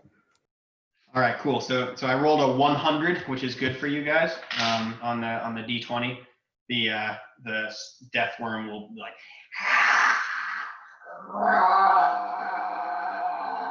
and will not shoot you with electricity, but instead will just kind of remain at the precipice menacingly. Mhm. At this point, let's break initiative. Unless you go back towards the death worm is going to eventually wear itself out, get tired of screaming at you, and head back underneath the sand. So does anyone want to do anything in particular? When it's doing that and it's Mhm. deciding whether or not to shoot us with electricity, do we see like electrical sparks? Do we see it like manifesting? Roll a perception check. Yeah, I didn't think of that, but roll a perception check. Everyone or just Jacob? Just Jacob, because he thought of it. 15. 15, you see a little bit of like a glow in the throat. You don't see any sparks, Okay. come out, but you see a little bit of a bluish, whitish glow. And then you do see it start to like kind of calm down. This is a relatively, I was just going to say intelligent, never mind. It is a relatively wise creature though. And you can see it kind of start to develop restraint. I was gonna jump in the sand, charge it. No. So Maybe if Do I you was want to better. just at this point we're all kind of retreating up the hill Yeah. and doing that? And So- so if I can get a clarify on what he's so fucked up. What can I do at this point? You can move. As like a normal, you can do 30 feet move. So Yeah, stealthily, making my way up, and Okay. I'm trying to get towards Jacob. He's Can Yeah. I make some kind of check to see that it's calming down? Because I was gathering power to shoot a blast at it. Okay. Do you still want to do that? Well, it depends how close everybody is, and if it looks like it's calming down, I would be fine with just if it looks like it's going to go away. But otherwise, I would let this go because I'm a good 100 feet away from it.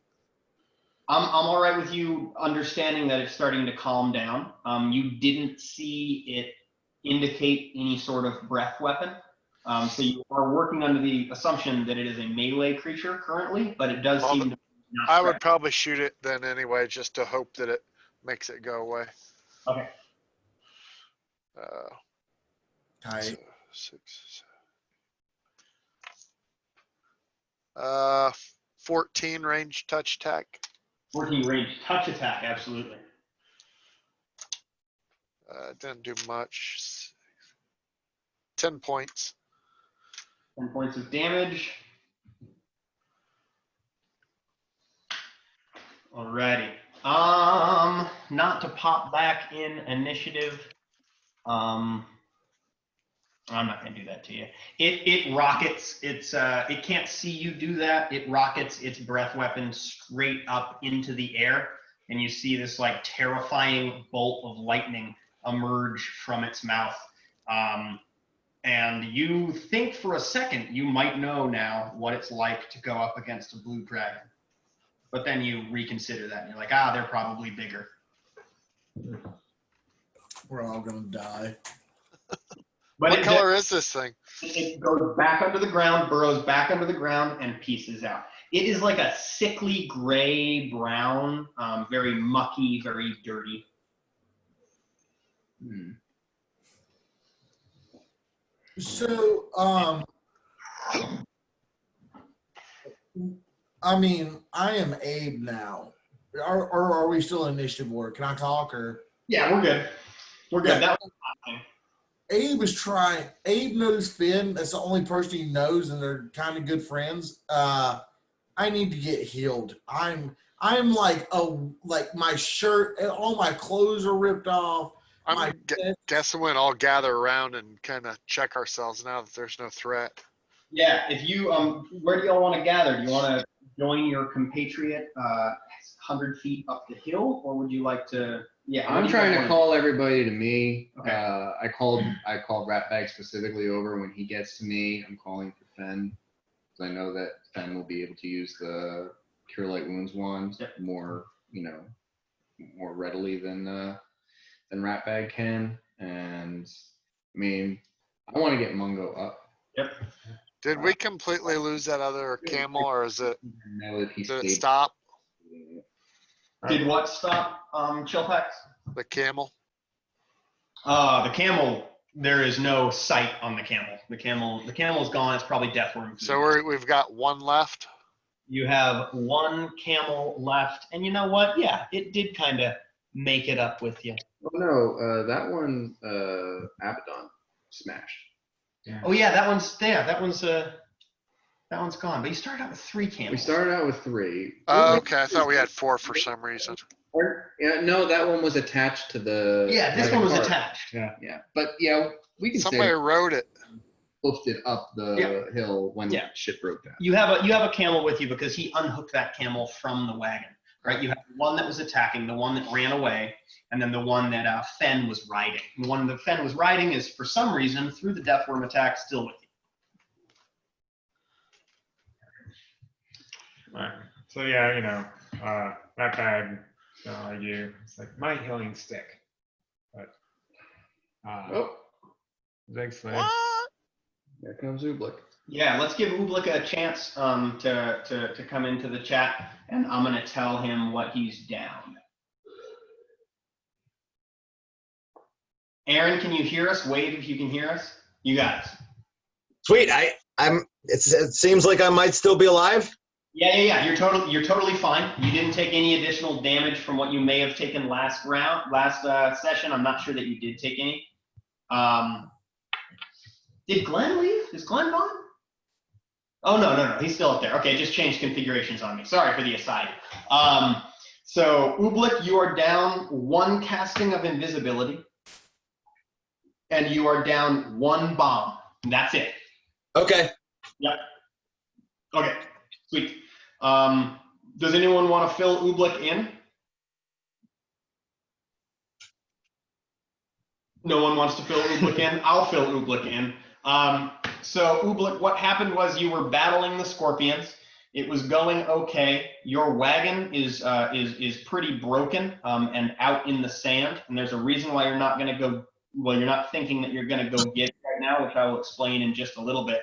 But the wagon was broken because the scorpions, remember how they were attacking it? They continued to do so and broke one of the wheels off. At that point, Fen, your cleric friend, forgot to unhitch the camel from the wagon, so therefore dragged the wagon around as he was trying to ride the camel. Long story short, you did kill all the scorpions. You saw your buddy Abe turn into some sort of terrifying beast, and you were able to kill the scorpions, at which point your orc buddy didn't realize that Abe had turned into this terrifying beast, and the terrifying beast and your orc buddy started to battle.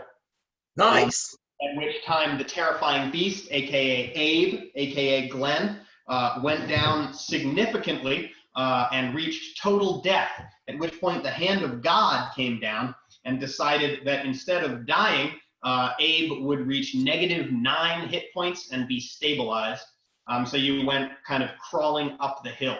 As you crawled up the hill, you realized that the sounds of combat drew towards you a giant death worm that attempted to kill all of you and did bring your orc friend down to being unconscious and bleeding out. But now you got away from the open sand, and you know that the death worm cannot follow you unless it is in the open sand. So at this point, you're gathering and you're figuring out what to do next. Nice. I knew there was some Dune flavor. I could smell that shit. Nice. The smell of spice. There is Dune flavor. Okay, so sorry for the aside there. I just wanted to catch Aaron up. But at this point, you guys are all trying to gather. Maybe some people are casting with some wands. And Ratbag, you were right about to defend your own property. So, I like just 1 charge just to get. Get back to that bag. I take the wand from Ratbag. I hand it to Fen. Fen has no problem casting it. 1d8 plus 1. That's going to garner 6 points of healing. That brings Mongo to What kind of damage are people under? And I hand the. There are 2 folks that are very significantly hurt. Everyone else is, I think, pretty okay. Also, your Great. dad took some poison. He is down by some strength damage. And I think at this point it would make sense for Fen to go ahead and cast Lesser Restoration. Fen could use just a heal check to treat poison. It's I don't know what the DC of it is. I think it has something to do with the DC of the. Treat poison save DC. So 17. He makes an 18 on the die, so you are cured of the poison. So you regain your strength back. All right, and at this point, Chillfax, do you want to say anything about the approximate location that you guys are in right now? I tell everybody that we're close to that cave. I was actually wondering, is it Ooblik that I saw turn invisible, or did I see that? Or I was still, that was when I was in there, and I think you were on the roof of the carriage, but I think I was still inside the carriage when it drank the invisibility. oh, it was a potion. But if you see me become I was visible, going. I'm just going to say the cave is up here. I don't know if that might be a good place to gather, or if it might be worse. But it's just up here, and I was, like I was saying, as if we might be able to, a couple of us scout it out and see if it looks safe. you know, I just woke up in a fluster. That's just what I had on me because of that fight yesterday. I wouldn't mind just finding some rocks to tuck in between, and let me just get this couple of things whipped up. It won't take me but a jiffy. We're not talking about those potions before. I just some personal items, guys. You know, we're not talking about any major crafting here. Coke is obviously one of the ingredients. No, I was right. That's restoration. He's a speedhead for sure,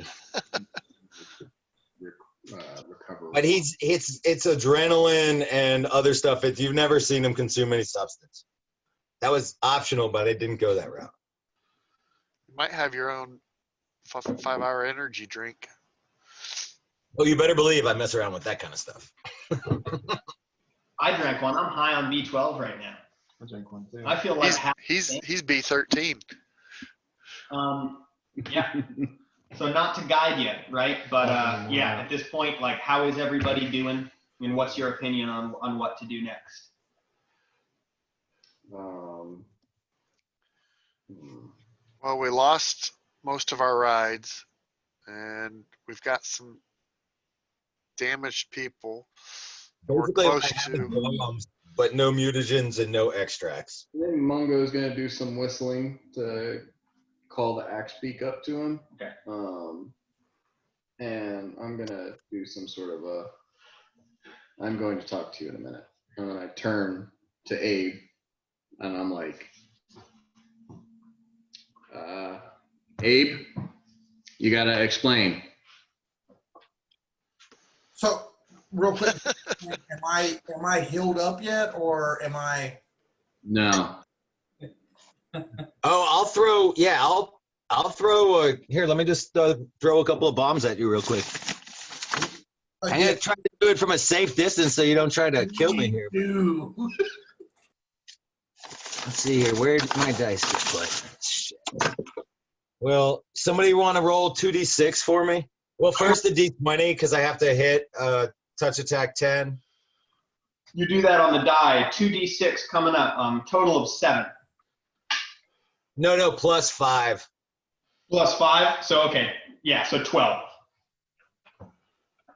I have 12 health now. Yes, you do. Woo. Well, let me throw another one at you. I love throwing bombs. Please do. You know that every time you do that, you have to expend 1 heal or cure spell. No, it's one of my bombs. It's healing bomb. Right. Healing bomb. Do not have to expel the spell. You merely fucking, when you whip it up, I make it's a weaker. It's 2d6 instead of the 3d6 because it's not fire.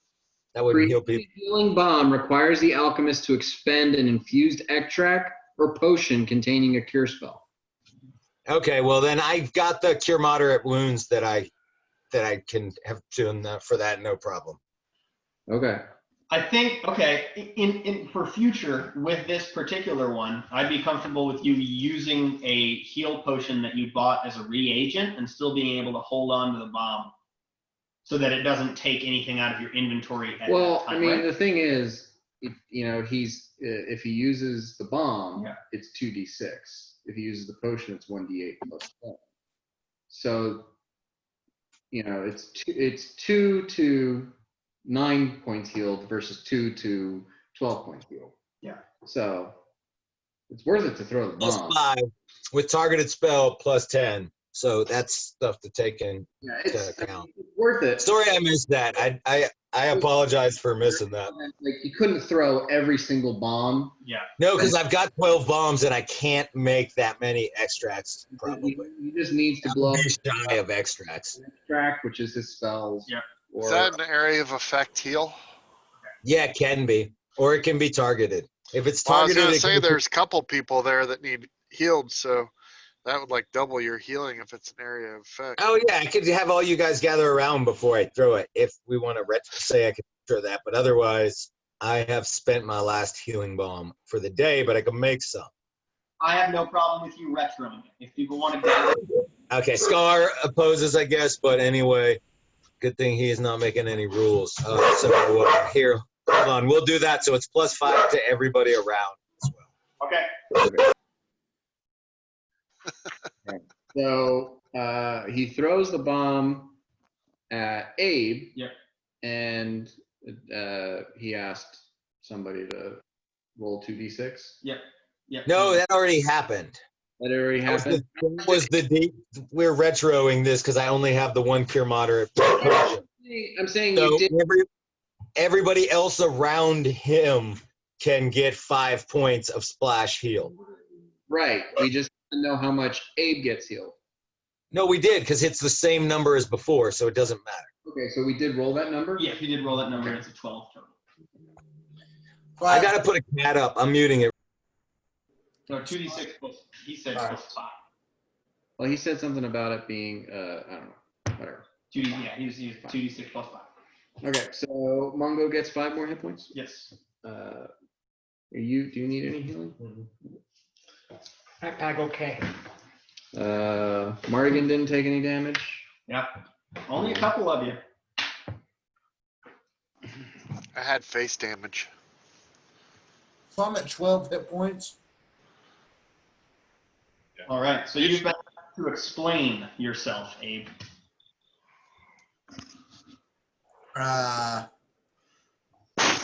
Jacob just asked me, what's happening. I am like disgusted with myself. I feel like there's probably blood all over me. Did anyone put any, is there any clothing left on me? No. No, you are a naked man now. Yeah. I think that he has, the mending cantrip. So Yeah. he could take per article of clothing would take him 10 minutes to kind of.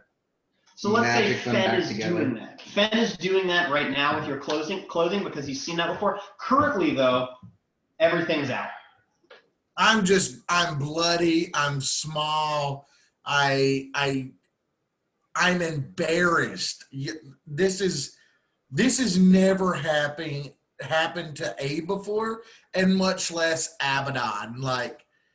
Abaddon has just gotten the shit beat out of him, which Abe knows, and he is explaining himself. He says, hey guys, I come from this clan. I'm not excited about what has happened. I will now go back to fixing what you need fixed. I will fix everything with the carriage, with the camels. I just please understand. I didn't mean that. I didn't mean for this to happen. You tried throwing a camel. I might have, but I certainly didn't mean to do so. I am. This is not who I am. Well, that camel's going to come out of your share. I completely agree. I have very much shame from what just. I am sorry. Please don't tell people about what is happening.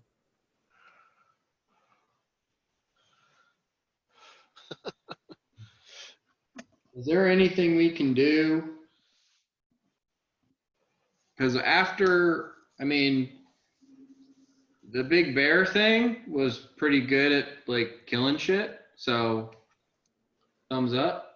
But after it smashed a bunch of the scorpions, it started attacking the rest of us, which thumbs down. So anything we can do about you, like a little more control? Oh, I only turned because I saw the orc.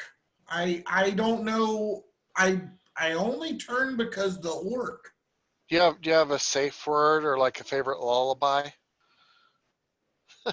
I don't, but I just don't. I black out and I wake up sometimes. We are not surprised by this. Is there something that you dealt with this before? Oh well, several times, but never so obvious Is this Ben? or deadly. Yeah. As this. I've never seen him turn on one so large. It's a lot easier to turn him back into his normal self after he has attacked someone who is feeble because they no longer pose any sort of threat. I think that the best way to deal with this is to form a friendship or a bond between our friend Mungo and our friend Abe, so that when this does occur again, Mungo can aid us. Instead of attack the big bear that is known as Abaddon. That would be my best guess as to how to go forward. Mungo looks around and he goes up to Abe and he pokes him in the chest. Says, "I won. I'm gonna go get your sword." And he walks down the hill to the sand where your sword fell off when you when your clothes tore off, and he picks it up and takes it as a trophy. As a sword, remove that from your inventory. Your long sword is gone now. Well, I thought he just went and grabbed it. That's a trophy. He took it from you. Oh, okay. But He takes the weapons of the enemies he fells in combat. he does do that. So as he pokes Abe Maybe you could buy it off him. and says that, yes, as he does this, Abe is very much like, well, if you just could might bring me the sword, I'll pay you for it.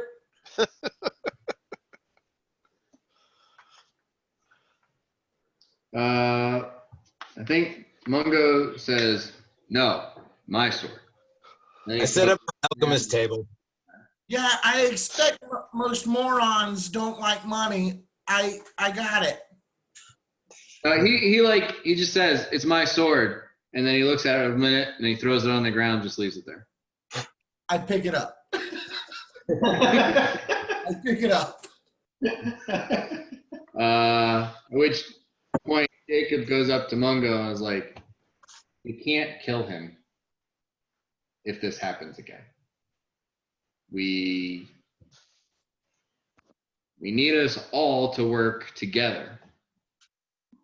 I thought that we all understood that, but I'm just restating it now. Ratbag curious. Why Abe changing Big Bear? Abe's talking here. Rat Bag, what I need you to understand is there's a transformation that happens when I get a little uncomfortable. Sometimes I control it, sometimes I don't. But it's a burden I bear. Ha! So if bag need bear, poke with stick. No. Please don't tempt me to change because I sometimes don't have the control I need. What's up? Ah.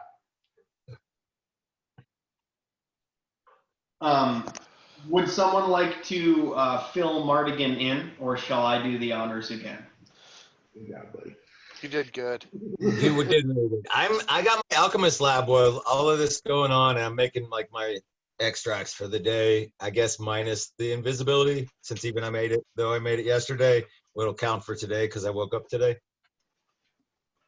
Yes. I think he only got 4 hours of sleep. He still needs to finish his rest. Oh, I didn't get all my sleep. I thought I got 8. Sorry. So what we're gonna do is we're gonna take 10 minutes of in-game downtime, like, so just like kind of be ready to explain what you've been up to for the past 10 minutes, even if it's not that much. During that time, in real time, I'm gonna catch Mardigan up. So Mardigan, some crazy shit happened. So remember how 2 of your buddies went up the hill, right? The big human fighter man and the smallish kind of feeble dude went up the hill to see what they could see. At which time, you were attacked by 4 giant scorpions. In a very cool fashion, they, kind of sledded down the hill, but that triggered some sort of strange effect, and your little small human buddy turned into an abomination, like 3 times his size, and got very, very scary. In the course of the scorpion fight, what happened was, I love the mime. In the course of the scorpion fight, what happened was the scorpions actually took out a wheel of your wagon, because they initially were attacking the wagon because that's what they understood as like the moving thing that threatened them.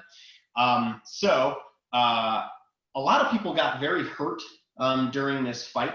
And then after the fight was over, and you also lost 2 camels out of fear and also death, because Abaddon, who Abe turned into, didn't really retain Abe's wisdom, and as such killed one of the camels, and also turned on your orc friend Mungo after all the combat was supposed to be over, at which point for 2, maybe even 3 rounds they fought. Mungo brought Abaddon to death, like total death. But then the hand of God reached down and said that instead of being at total death, Abaddon was actually at -9 and stable. So you dragged Abaddon away, but the sounds of combat, some of you that rolled a high enough perception check noticed, drew a death worm to the site. And a death worm is a very, very dangerous beast that brought your friend Mungo the orc down to -4 and bleeding out before you were able to get away. At this point, you've all kind of like coalesced in this area and are discussing. And what just happened before you joined audio was Abe was explaining kind of how ashamed he felt that this transition had happened. And everyone's kind of discussing how to make it easier in the future, right? So Abe turns into a really, really valuable combat companion, but then after the combat is over, it seems that Abe wants to continue to fight. So like, how do you deal with that? And you guys were kind of hashing that out. In the midst of this, not to push too much towards you, Chillfax has noticed that the cave that you guys were headed towards initially is kind of right over yonder, so to speak. So at this point, you've taken and rest, discuss, and if anyone wants to say anything in particular, now is the time to do so. Otherwise, what else do you do with your time? And I will back away. If I may, just real quick before anybody goes, Abe is just still, for everyone to know, humiliated. He hates who He hates everything about what happened. Probably at this point, Fenn's finished repairing your pants. Yeah. Also, Abe is naked now. my dick was out. Sorry, guys. Thank you. Thank you, Finn. Thank you, Finn. And just thank you is all he's doing. All right. Anyone doing anything in particular with their time? I assumed you'd started a group chat without me in it, so They're sending me random gifs. I don't even understand what they're doing. now you know. Now you know what it's like to be on that side. You know me sending a bunch of things. I hope it's not important. I don't have my phone. All right. I would like to make a mutagen. Okay. Anytime. What's your And if I time can, with that? It's like pretty quick as long as you have the reagents. yeah, it seems so though. Dan might know precise. Definitely extracts are that way. Mutagen. I can only have one going at a time. Do you hear me still? Yeah, totally. We can't see you, but we can hear you. Okay, but you can still hear me. My mic is still on when I do that. Okay, so yeah, here, let me pop over to that screen real quick. It lasts for 10 minutes a level, but I didn't see craft time on it. That takes 1 hour to brew. Oh, here it is. Second sentence. No wonder I missed it. So yeah, I want to. Well, they're arguing and fixing clothes and stuff. I want to start making one of those. I am going to see if I can go up the hill and get the camel that ran off, that survived. The one that it ran very, very far away. No, that one ran far away. Yeah. The one that was attached to the cart, Fenn. That Fenn was riding. It is near It got killed. Well, no, it got killed.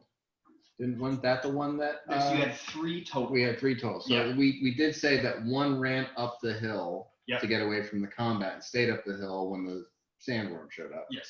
I'm going to try to Cool. To wrangle that wrangle one. that one. It's not an issue. It seems to have a strong will.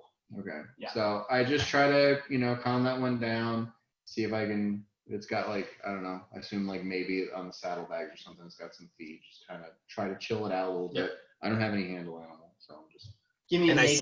Here, Abe. Really fuck up. It might be like not super happy, but chances are you're gonna do just fine. 12. 12. Cool. Yeah. You succeed. And now I am eyeing the cart and trying to decide whether it's safe to go and try to recover the cart. Yeah. So You know that I am a cart crafter. That's one of the things I do is fix wagon wheels and shit like that. That's part of my purpose on the caravan. I've been on there pretty much as long as you, I'd imagine. Just working the caravan. It's a great place to meet people who like to buy things. Well, I was also under the impression that that's what Abe was around for, but I was mistaken. Abe's for Between the both of you, you definitely should get it. roll a knowledge. Anybody who's thinking about maybe if it's a good idea to go salvage the wagon, just in the knowledge nature. I'm cracked out on crafting right now. I'm not even paying attention. 17. I'll do a knowledge name. Probably, right? Keyword probably gonna take a lot more than the sound of like you tiptoeing across the sand and kind of dragging the wagon towards you. Okay. Probably gonna take more than that to draw the death worm towards you. At this point, if you can't see that like raised bit of sand and you can't hear that rumble, it's probably far enough away that kind of tiptoeing around and grabbing that wouldn't be a huge deal, but you're not 100% sure. I'm going to ask Mungo if he wants to give me a hand since he's strong. I don't want to put the camel in risk at this point. Like, the two of us could drop the carriage and hoof it if things look like they're getting dangerous. But I don't know if I'm going to be able to convince Mungo to do this. How about this? Let's roll my favorite 2 die. And, let's say there's a 75% chance that he will. Okay. Yeah. Nice. Bringing riffs in. Because you're burly and he's burly. He has no respect for Abe and probably will never gain any. Yeah, totally. So that's a 49. So you're Alright. well within the limits. He will come. All right. So me and Mungo head out and we each grab, the yoke, one side of the yoke, and we'll flash drag. Yeah, it takes a while. It's going to be a difficult task. That wheel is not in any condition to roll, so you're going to need to like really kind of hoist it on your shoulders and kind of be, hashtag be the wheel. Yeah. But you do eventually get it to the point where you can. It gets harder and harder as you try to drag it up that slope, but I just want to drag it in far enough to where I feel like, Sandworm's not going to interrupt the repair. Yep. So you get it to that point, no issue, but you might be breathing a little heavy. Yeah. Since Ooblik is already absorbed in his alchemy, I'm going to ask Abe to help repair the wagon wheel. Yeah, Abe is 100%. He's so shamed right now. You got to understand that he is, the wheel will be fixed. The wheel is under control. But also he's feeling another shame that you guys don't really know about. He's never been bested by anyone. So he needs to talk to Ooblik about a healing potion whenever that's available. So as far as fixing the thing, what are y'all's craft skills? I'll have it done in a jiffy. Which I assume would include wheels. 100%. So just roll that for me. And kind of what we're talking about here is you're probably going to roll well. You're probably going to repair the wagon wheel. It's going to take a while. Let's say it takes the same amount of time as Ooblik making a mutagen. At this point, it's getting. You left it first light, so it's well into the afternoon at this point, maybe 1 or 2. And what we're going to do with the wheel is like, Abe, you're getting it to the point where it's back into place, and then with like the spokes, Fen is mending it once it's back into place. So you're essentially like setting the bone, and then Fen is repairing the wood in place like that. Awesome. While everybody's doing that, I'm going to walk over to Ratbag and say, do you think you could sneak up and check out just the opening of that cave, see if it looks safe? Sneak up to the opening in the cave. Yeah. It's close by, right? Yeah, totally. So, you can, from where you are, let's say if you roll a good enough perception check, but Chillfax, you can point it out. You can kind of see an outcropping of stone. You know it to be just beyond that. Okay, how far is it? It's about 60, maybe 70 feet. I would go at least half the distance. I don't want to interrupt any stealthing though, like as backup. Ratbag don't like, but Ratbag go. So Okay. So roll a stealth check for me. that's on the die. And where's my stuff? There it is, 15. I'll do that, so 20. 24? 34?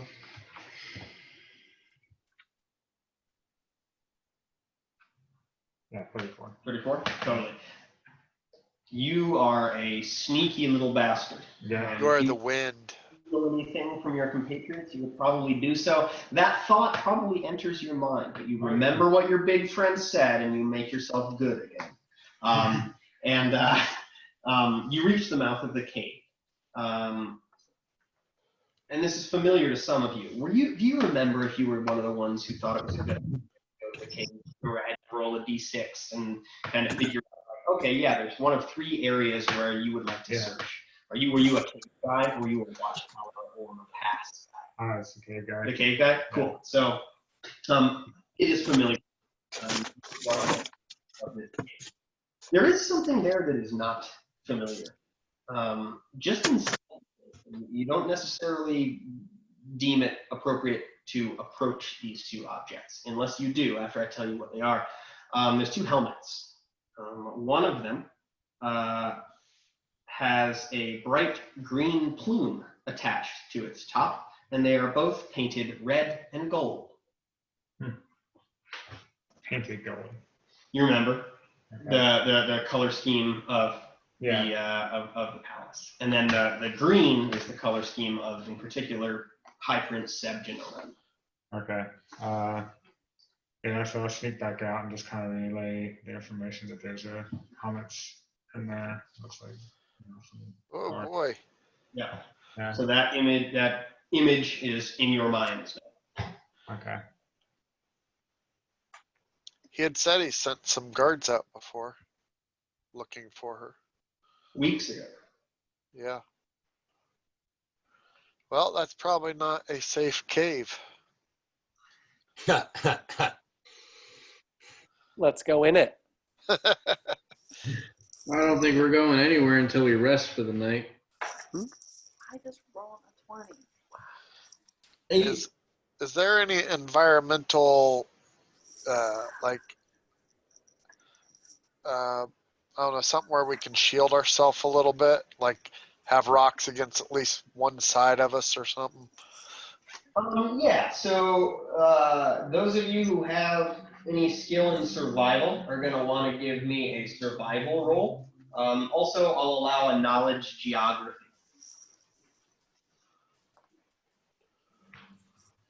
For survival, I've got a 27. Awesome. 25, excuse me. So you're going to know exactly where to go. I just want to see if anyone else is kind of on your same page. 26. Okay, cool. So you and Abe, at least, are like, yeah. 18. Okay, cool. So you agree with them. And at this point, let's just say, like, unless anyone else is rolling super high and wants to be like a member of like the, the group that is like, hell yeah, I know all about it. And Abe, What was that craft roll on the wheel, though? I'm just curious. the craft roll on the Yeah, like wheel. how good did Abe do on that job? I was impressed with them working together to heal the wheel, and I've seen that before. But I'm just like, Heal the wheel. I admit I was more concerned about the Abe's ability to have that. I would assume that you took 10 at least, but if you took an hour, you could probably take 20. What is your plus to craft siege? Mine? 10. So at least a 20, if not a 30. Yeah, 'cause Nice. it's a full hour to do it.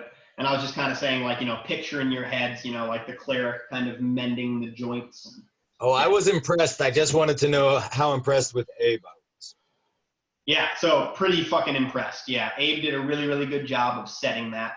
He found each grain, and it looks perfect. Yeah, you can't even see the mend. I know my shit.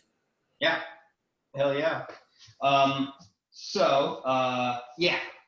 Mardigan and Abe, with Chillfax in a close, like, fuck yeah, I agree. They find an outcropping. So as you kind of move into this brush and the hillside starts to extend upwards, you do notice that, like, actually quite near the cave, but far enough away that you're not too concerned about it, is a big outcrop, like rocky sandstone outcropping that you can definitely find a little hovel in.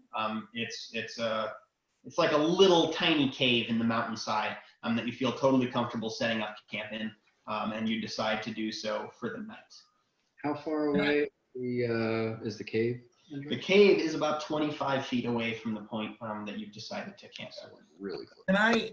But on the other side of it, right? So you're 25 feet away, like direct opposite of the opening of the cave, so kind of like around the side. May I have a moment? Yeah, totally. You're super close. This doesn't seem like a smart place to camp. I know it's a good rock, guys, but this seems dumb. There's fucking helmets on stakes outside the front of it. We're not going there. They're not on stakes. They just happen to be there. Well, I mean, we can say, you guys rolled pretty high survival, right? I was trying to describe something really good. So let's say you're further away than that.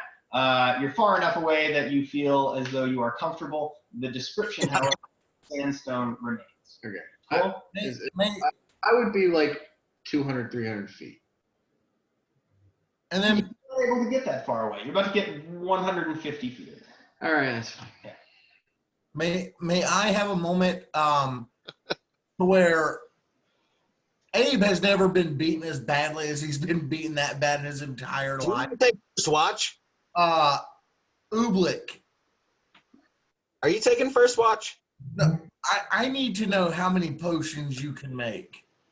I can make potions all day long, but I mean, I don't have the ingredients right now, so that's gonna be when we get to the city. But if, I like the way you worked on that wagon. I kind of like the fact that you kind of got that Jekyll Hyde thing going. That's pretty nice. But yeah, so we can talk when we get in the city. We'll see what the jobs look like when the city comes. Yes, not you have nothing for me now. I'll throw a bomb at you later, maybe. But bro, I will need to be healed because there's a great rage burning. isn't that why you're friends with that dude? We will continue the journey.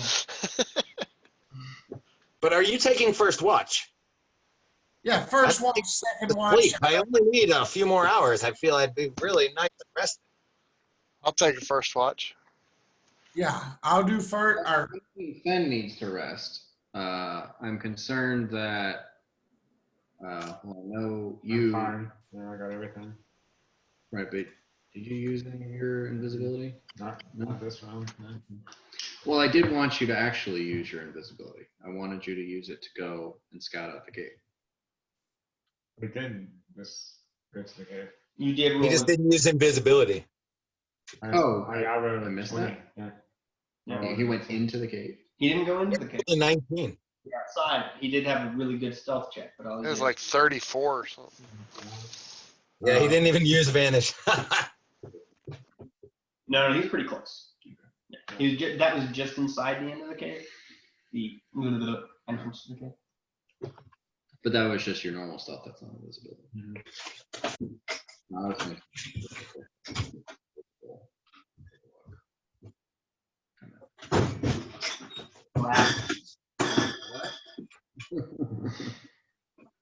I don't like that idea.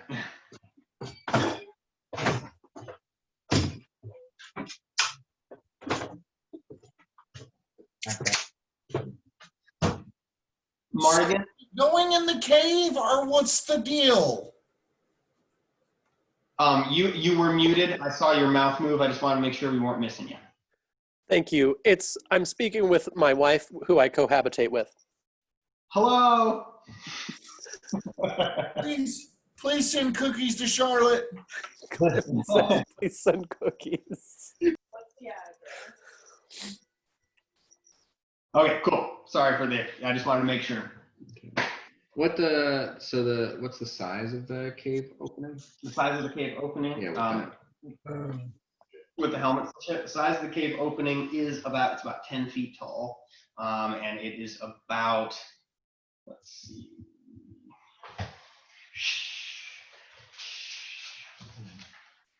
yeah, 10 feet tall, 10 feet wide. It's a big square. It looks exactly like a square. In fact, it's Dwarven hewn. I'm just kidding. That's not true. But it's 10 feet by 10 feet. It's just very much a square on the map. Cool. All right.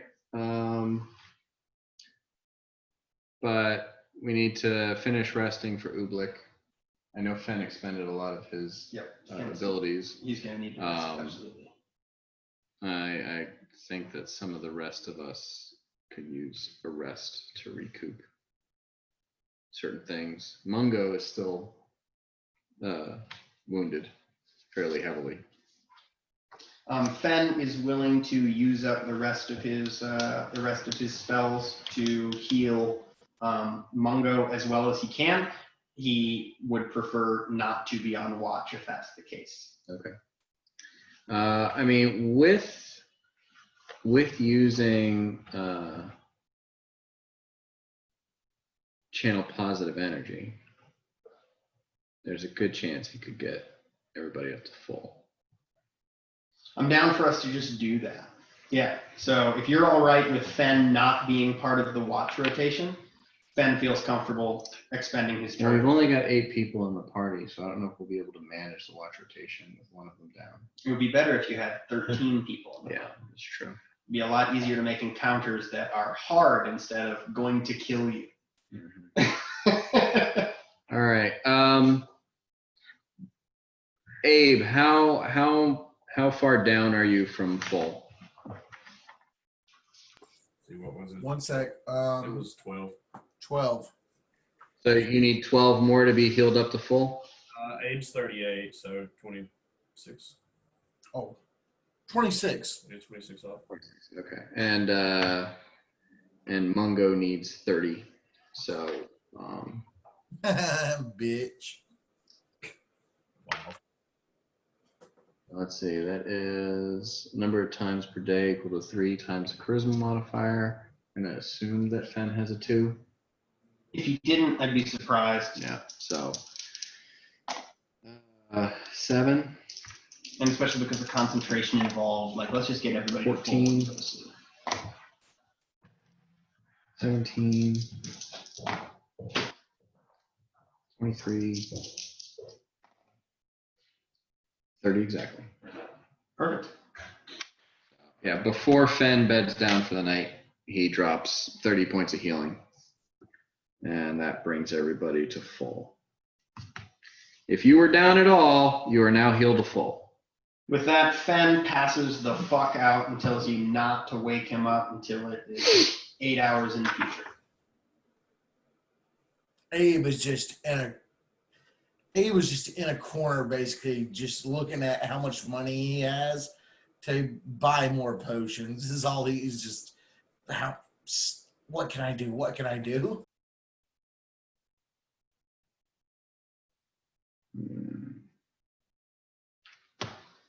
Cool.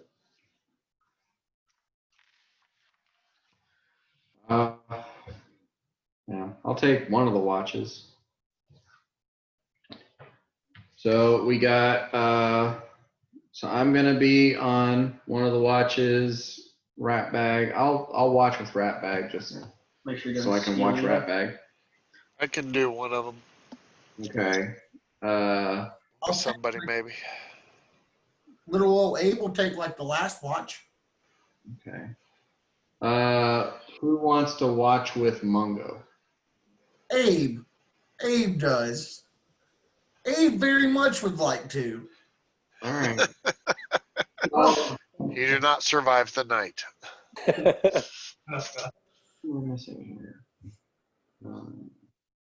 I find this to be a very good time to be a Mongo. But Abe doesn't have to recoup anything. I don't have to recoup anything. Ratback doesn't have to recoup anything. I don't either. You know, you don't. No. Mardigan, you don't need to recoup anything overnight. No. So Heard it. we'll just do like a 3-hour watch rotation. Sure. So we all get 6 hours of sleep. It should be good enough to move along. Yep. And give Fen and Ooblik the chance to rest and recover their abilities. And I'll take that extra time to fuck around with crafting shit like that I need to craft, like my extracts and shit like that. I guess I do need 8 hours to get my burn and my non-lethal damage. All right. All right, let me pick the things that I make. I already made my mutagen yesterday. It's still good, so I can only have one, so I don't have to do that. And that's an hour. Doing his 4 hours of sleep. And then another.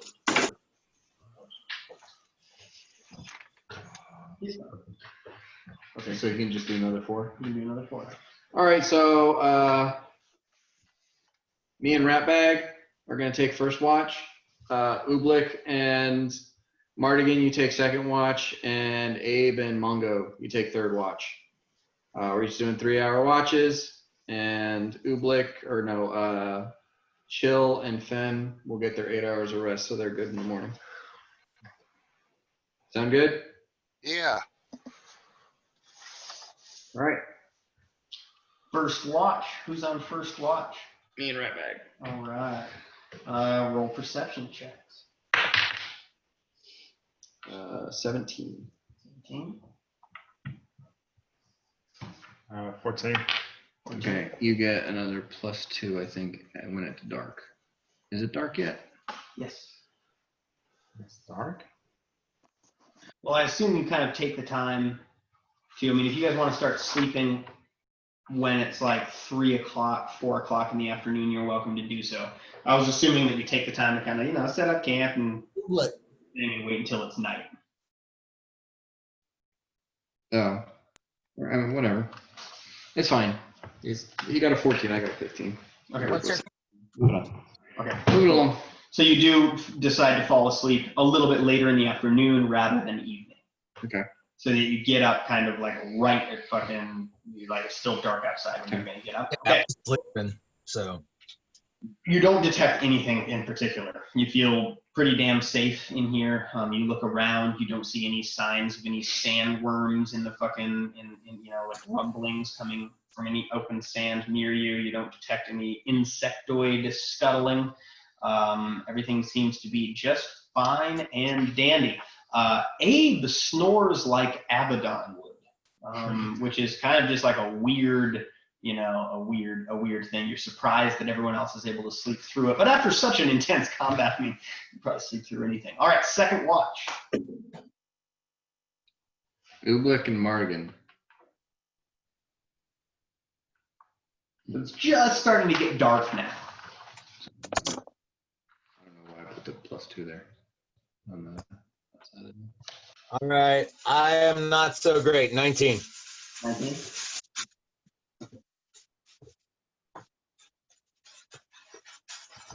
Oobleck and Mardigan for perception checks. Oh, hold on. Let me give you a stealth check as well. Okay.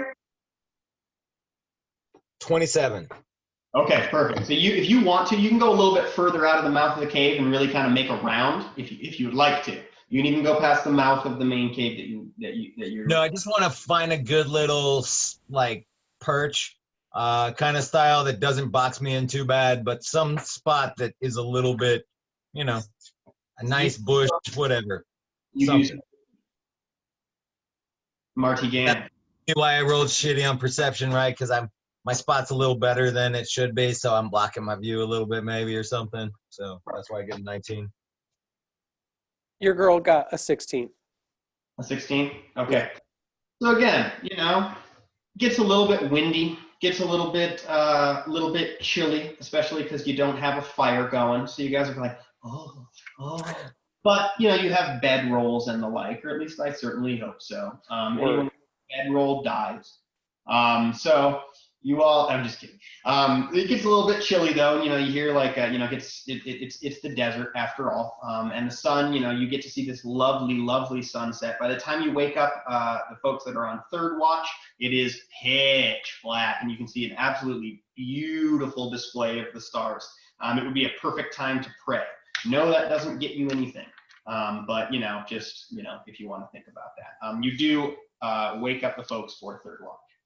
I just want to throw this out there. It was a very, very fun rule, but you would want, I would think, increase the likelihood because the likelihood seems pretty high to me. I ran in this one campaign where dude would give you a percentile chance. You had a 1% chance for the God to hear you when you prayed. And sometimes random shit would happen when that was the case. But I thought a 1, I think it need to be on a D1000 or something. But anyway, my guy's not religious, so anyway. Yeah.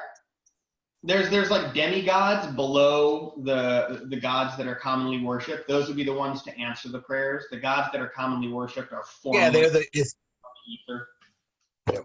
But yeah, I dig it. Who's on third watch? All right, and this is the last watch, right? We're talking about. Okay, cool. So the last watch, everyone gonna roll a perception check. Both of you, ready? 22, and I shouldn't be into really much crafting or anything except for 10 minutes. You're Because I asleep. only need 4 hours of sleep. Right, but the watches are split into 3-hour shifts. So I know, but I was second watch, so I've been up since. Oh, so you say I need 1 more hour of sleep? Okay. I mean, I'm perfectly happy with you joining third shift. That's totally fine. I'll just need your perception check last. 14. You said 14, Abe? You rolled in. No, 10. Oh, no. 9. Yeah, I want one for the Axby. Yeah. 9. All right. Roll high, Ooblik. Here we go, baby. Did you already roll 22. a 22? But I guess I have to take like an hour nap or You something. did, but we'll let you keep that 22 when you wake up. Some shit sounds pretty fucking terrifying. So talk about insectoid scuttling. I mean, you hear like this weird sort of what languages do you speak? Oh yeah, I speak a good amount, but I don't speak any insect languages. Hold on. Did 8 yet? It's oh here it is. Hey, Trevor. Yeah. I've forgotten, but did Abe get or did not get back his sword? He did get it back, All but right. maybe it's not. You might not. You're not really sure of the situation here. If Mungo sees it, he might be mad because Mungo says it's his, but then he dropped it on the ground. I'm basing that off of like he What he- took yeah, he took the weapons. He's like, That's you guys exactly want what these? he texted to me too, and he just throws them away. He's like, mine now, and then he just throws them away. So I don't know. I mean, we'll have to ask Mackie. You know, My languages are Common, Gnome, Sylvan, Draconic, Dwarven, Elven, and Orc. well, you speak a lot of languages, but you don't Oh, speak. and one more because I've got that headband. So it might be a language. It might not be. You know how when and this is kind of to take us out of the game for a second, but not super intentionally. You know how when you're watching like a Nova documentary about ants or bees, and it's almost like they kind of create what they think that would sound like, and it's this really loud kind of like.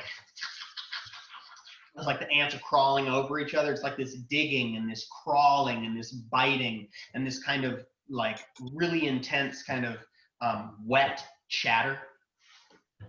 That's what you hear. And you hear it from inside the rock itself, as though there's like a vast network of tunnels and these tunnels are occupied by just millions and millions of creatures. That's what you're hearing. And this is Mungo. Who else is on watch? Mungo and who else?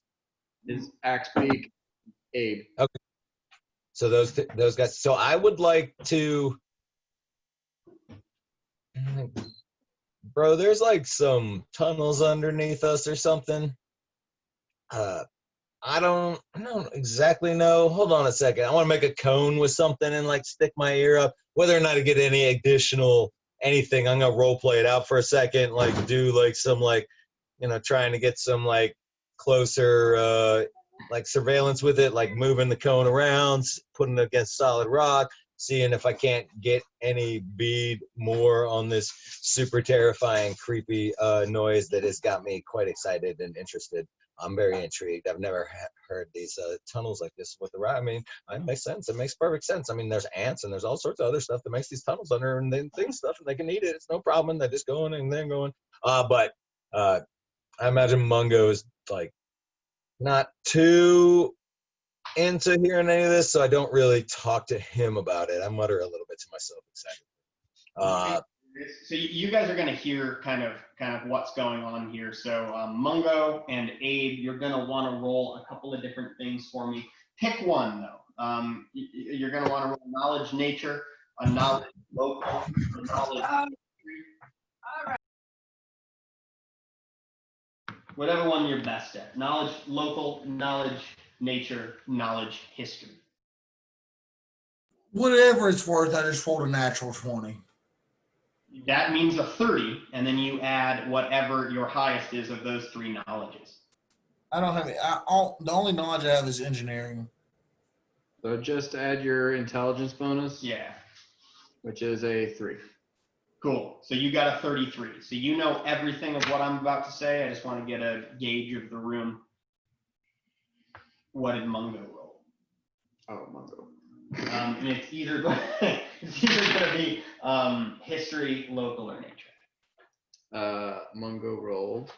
Or intelligence. Sorry. Rolled. You could only roll those if you're trained in them somehow. What did he roll? 12. Yeah, but there's lore here. and let's say engineering makes sense because of like the fact of tunneling and kind of the work that you've been doing in the past while. And Aaron, the only reason why I didn't have you roll is I thought it was kind of fun that you were like, I don't know what the fuck this is, you know? So your character doesn't know what it is. These two do. In particular, Abe, you use your knowledge engineering, let's say, to know that these are bugs. Vast amounts of bugs that have this crazy, and it's known to be in the Ester Mountains. That these bugs have these vast tunnels, and they're very quiet. You have to listen really well to hear them.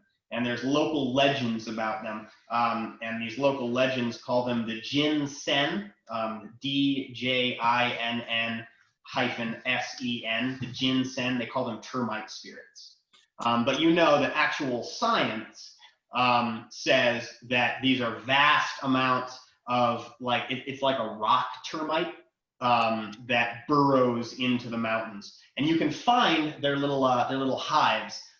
But they're very small tunnels, but they're extremely numerous, and it does create certain situations when folks are underground in caverns, caves, and mountain structures where you will step on what appears to be solid rock, and your foot will just crush through all these myriad tunnels that are underneath that these termites dug out. Typically, they'll be abandoned at this point. And your feet will just drop like a foot to 2 feet, and it can like sprain your ankle really bad and get you in a weird sort of bind because you just it's like, you know, it's become this honeycomb structure instead of solid rock, but it appears as solid rock. There's just a hazard to be aware of when you're underneath the ground in these mountains, and it also is a cool local legend.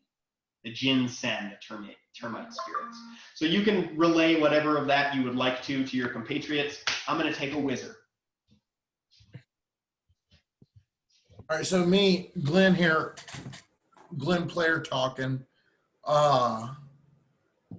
I had told Trevor I wasn't going to play all night tonight, so I was thinking this might be a good point where I was like, I'll watch the cave door or like the cave entrance or something of that nature would and protect you guys from any harm that might come your way if that happened. What let me get some feedback here on what y'all think I should do. Well, there is something that Trevor told me earlier, and that is that he is doing some sort of a bike thing starting next Saturday that he is fairly certain is going to take up next Saturday and the following Saturday. So I just wanted to check before you checked out. We need to have a conversation about what we're going to do the next couple of weeks. Right. Yeah. Before we get to what your character is going to do for the rest of the night, because Glenn was saying that he is thinking about bowing out. He had to leave early. Yeah.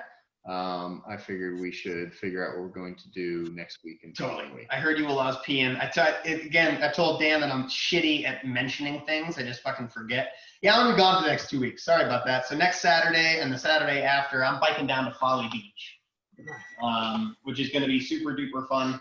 Dan had mentioned like, hey, we've been playing D&D every Saturday for like a fucking year. Like it wouldn't be the worst thing to take 2 weeks off. But yeah, whatever y'all want to do. I'm sorry about telling you such late. You're biking to Folly Beach? Yeah. With Bicycle?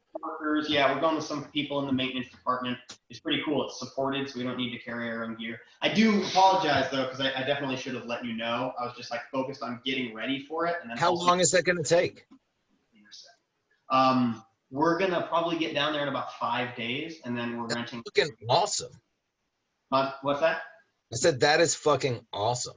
I'm stoked. Yeah. So I had to force myself to do it because Good. that's a long ride, and I'm like, oh yeah, and I'm new, so I don't really know all the people super well. So I was like really trying not to do it. The back of my head is really trying not. That's fucking badass. You don't have to bike pack everything. Yeah, Frank, Frank LaBarbera, the process engineer, him and his fiance, I think at this point, are supporting us. Anna? Yeah, yeah. Yeah, she's super nice. Awesome. That's fucking badass. You could have him one day. Yeah. Very cool. So, what do we want to do? Like, I'm fine with just saying we take a 2-week break. I mean, I And don't really have any ideas for something that I could run for like 2 sessions. So I'm good with also that. have a caveat to add to this, but it shouldn't be too much different than those shitty, like just show up late to the game kind of thing.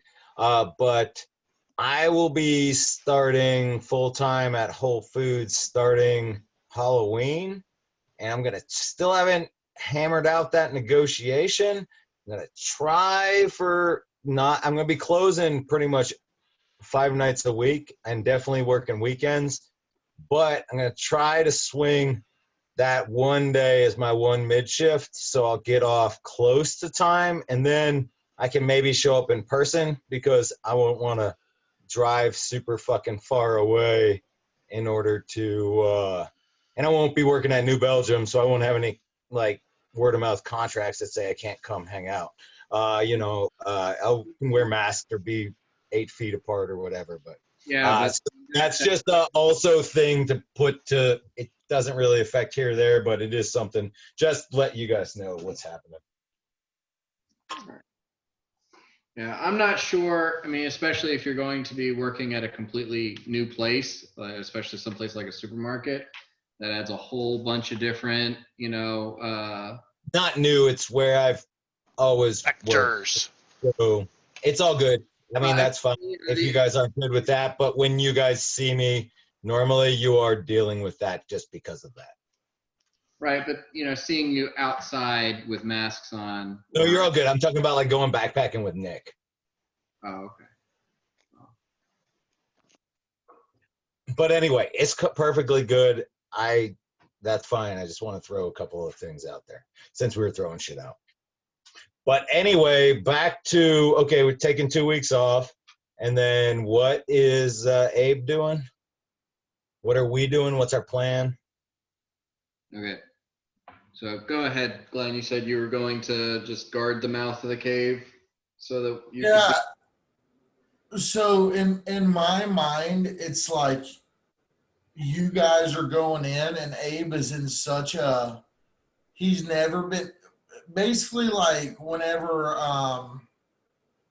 Hulk got his ass beat in the new Avengers, like this has never happened to him before, and Abaddon and Abe are having a conflict with each other, and Abe's like, all I can do is fix wagons. I can help engineer different things, but y'all don't need me right now. So I'll stay out here with the 2 camels and the wagon.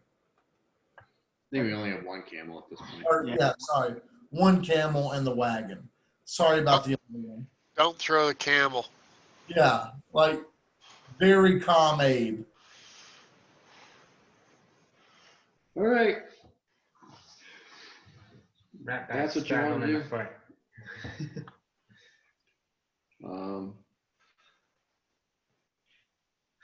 I'd rather not split the group up because I don't want to come back to this camp and find a dead camel, a smashed wagon, and you naked laying on a pile of, dead something.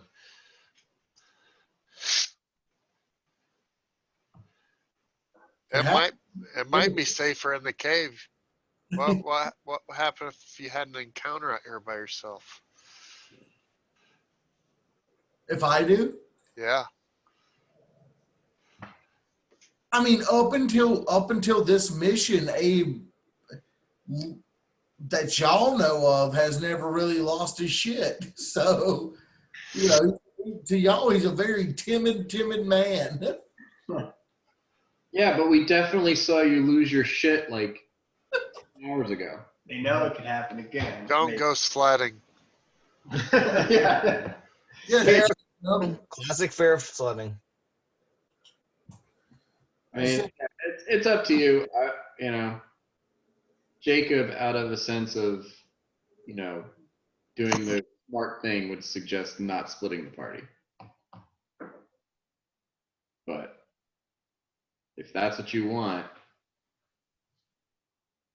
Well, I mean, what's everyone else? So all I've said right now has been said to the group. So what does the group have to say?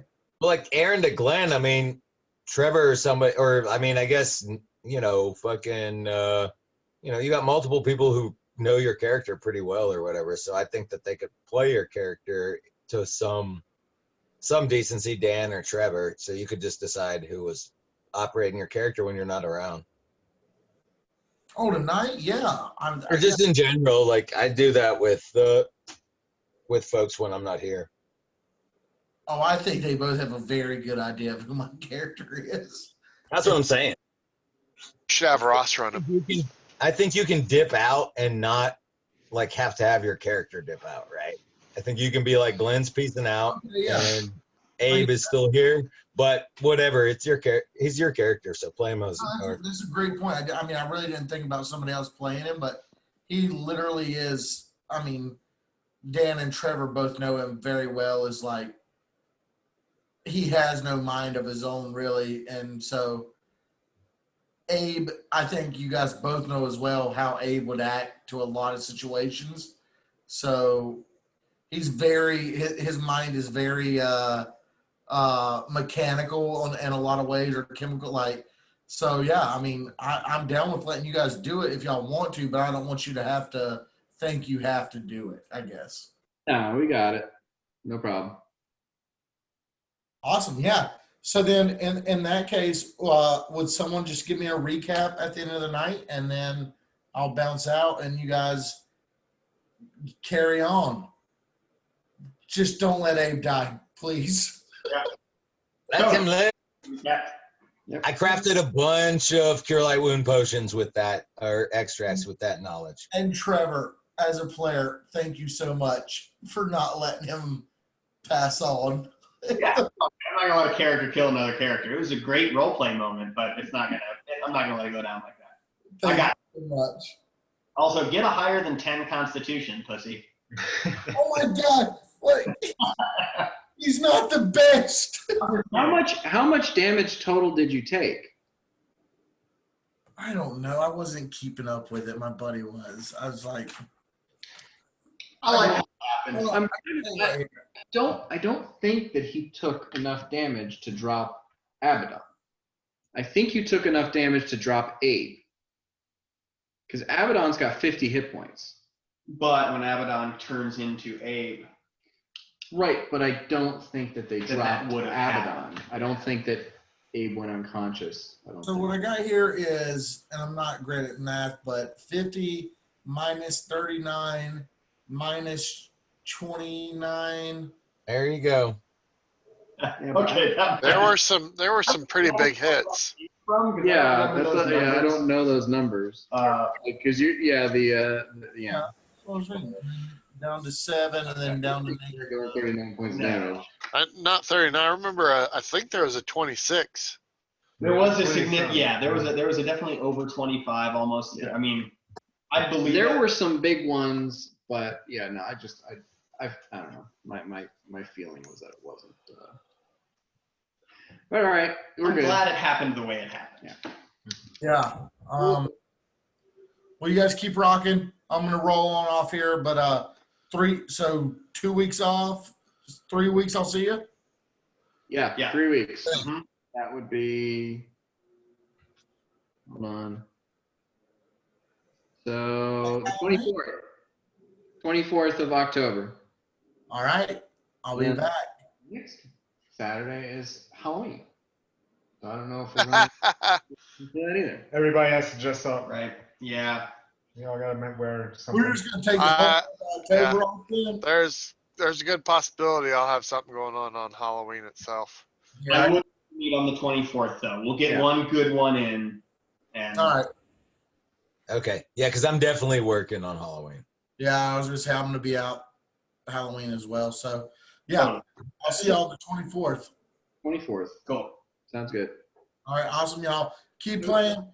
Make sure, please let Abaddon do something cool. Trevor or Dan. I hope so. he does something cool, he's gonna die again. Dan, let No, him- say you want him to do something very boring. He can do something. He can do something interesting on the 24th. He Oh, will do what is appropriate for him to do. We'll be careful, and we'll also be kind of cool. but also real quick before I go, as Abe, don't let him change. Don't let Abe change. No, we put it back in. Oh, first he. You got a will save, buddy. All right, guys. See ya. All right. All right. So here we are. So here we are. So the third watch went well. You guys learned some information about perhaps some hazards to be careful of when you enter an underground structure in the mountains. But no enemies, no craziness. Everyone was able to sleep their full rest. Did they explain the stuff about the bugs to the people that was sleeping? Abe was the one who knew. Let's say that, yeah, probably. As a nerdy, he probably wants you all to know that he did hear. I'd like to look for a stick, like a walking stick. Is there sticks about? Yeah, I mean, there's not really any trees for sticks to be about. Sorry. Yeah, not really any trees until you get much further into the mountains, closer to Kathir. Yeah, so no sticks around. Okie smoky. With a craft wagons roll, can I see if there's like a piece of the wagon I can take off that will act like a good stick that I can maybe cut in two and then re-attach the wagon? On the wagon, but like there's gonna be, you didn't sign up for the insurance when you rented the wagon. You're gonna be charged for any damage that happens to the wagon.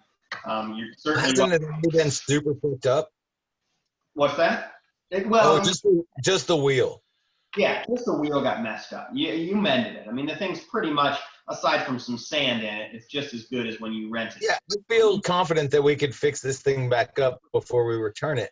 I just want it. Here's my craft wagon roll, natural 20.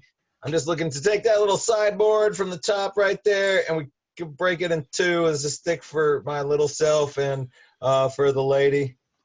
Easiest. Lady.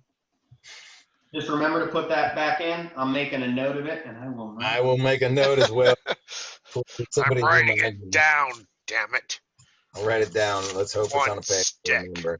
missing. Well, it is a broken wagon now. Wagon sticks. It's like one of those forms you fill out when you got a U-Haul. There's a scratch on the right side. What is your character's name again? Remind me. Chill or Chillfax. Chillfax. All right, Chillfax, you got a stick. I need it back. Cool. Here we go. That's a great idea. I just imagine you bitching about there not being trees to get a stick from them. Yeah. And I just like point at the wagon. I'm like, look at here. We get this thermal attach this right here. It'd be quite nice. Yeah, so obviously the point of it's to be like you're ice walking, That's a fucking good call. Nobody's selling a 10-foot pole out here. Cool. Are we pretty set then to go in this cave? Is anybody can look for tracks outside of it? You say tracks or traps? Tracks is what I was thinking. I guess I'll look. I've got a pretty low survival. Abe's not survival. What does our gunslinger look like again? Would that be survival or perception or what? Looking for tracks. Yeah, yeah. Sorry, I zoned out there for a second. Yeah, survival for looking for track. Yeah, there we go. Mardigan, right? Yeah, I got a natural 20 on a survival for some track checking. Nice. So anything higher than an 8? Yeah, I got like a 13 or something.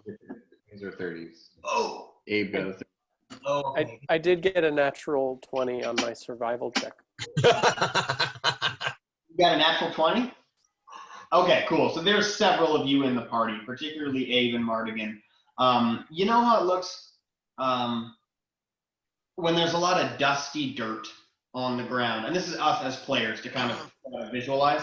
When there's a bunch of dusty dirt on the ground underneath a pine tree, and it's been raining, and there's like pock marks almost from where the rain hit the dusty dirt, and then it dries, and it just looks like there's a bunch of pock marks all over the dirt. That is what the sand looks like going into the cave. Everywhere, just pock marks and pock marks and pock marks and pock marks. Do we know what Not the like sound is of those ghost termites, I guess you called them? How big are those? How big are the ones? Yeah, so Abe lets you know that the actual the stone termites, they're pretty small. They're like the size of like a human thumb. So like a big cockroach. Are they like very aggressive or anything? No, nothing like that. Nothing like that. They just present that hazard of kind of stepping through one of their hives. Gotcha. Say, does that look like a bunch of them have been walking around? Honestly, I feel like it might look like something bigger than that is walking around. Yeah, so Mardigan, you definitely know that. Yeah, if this is anything, it looks like something with very kind of sharp legs, perhaps a lot of things with very sharp legs walking around. Because those little stone termites, right? They're going to be so tiny that their little legs, like they wouldn't be like one pock mark to another mark. Like that's like bigger than the length of the termite. I didn't say it out loud, but pretty much one of my first moves in the day is to bring up my shield with 1 point of burn. Okay. Just it's pretty much what I'll be doing every day. So you're 4 hit points below your max unhealable. Yes, starting. Cool. And that's what you see upon getting near the mouth of the cave. Now, I will say, you see, how close do y'all get actually before I say any of the following? I guess we're Shoot. mainly at the mouth of it right now, right? You're at the mouth. As you look in, if you get close enough to kind of look into the mouth of the cave, stealth checks, no stealth check, regardless, if you get close enough, you do see those 2 helmets. They are both painted red and gold. It looks like they have been bent in places, and you can see where the paint is starting to chip, like a stop sign being shot with a pellet gun kind of thing, similar to the pockmark shapes. And one of them does have like a now ragged but once very ornate like plume of feathers in like a really sickly, gross puke green now. But again, you do assume that it was once the color of the prince. Abe looking around, does he notice any evidence of electricity burns? Electricity burns. Roll a perception check.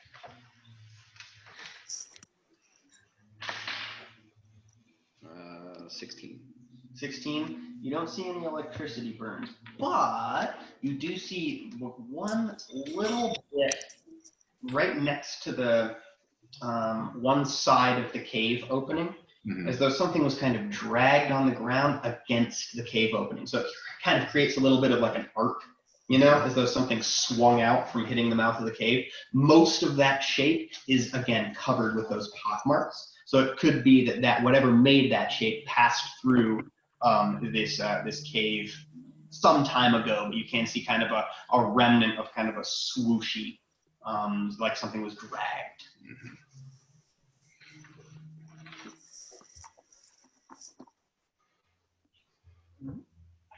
Well, Abe relates what he sees to the rest of the people.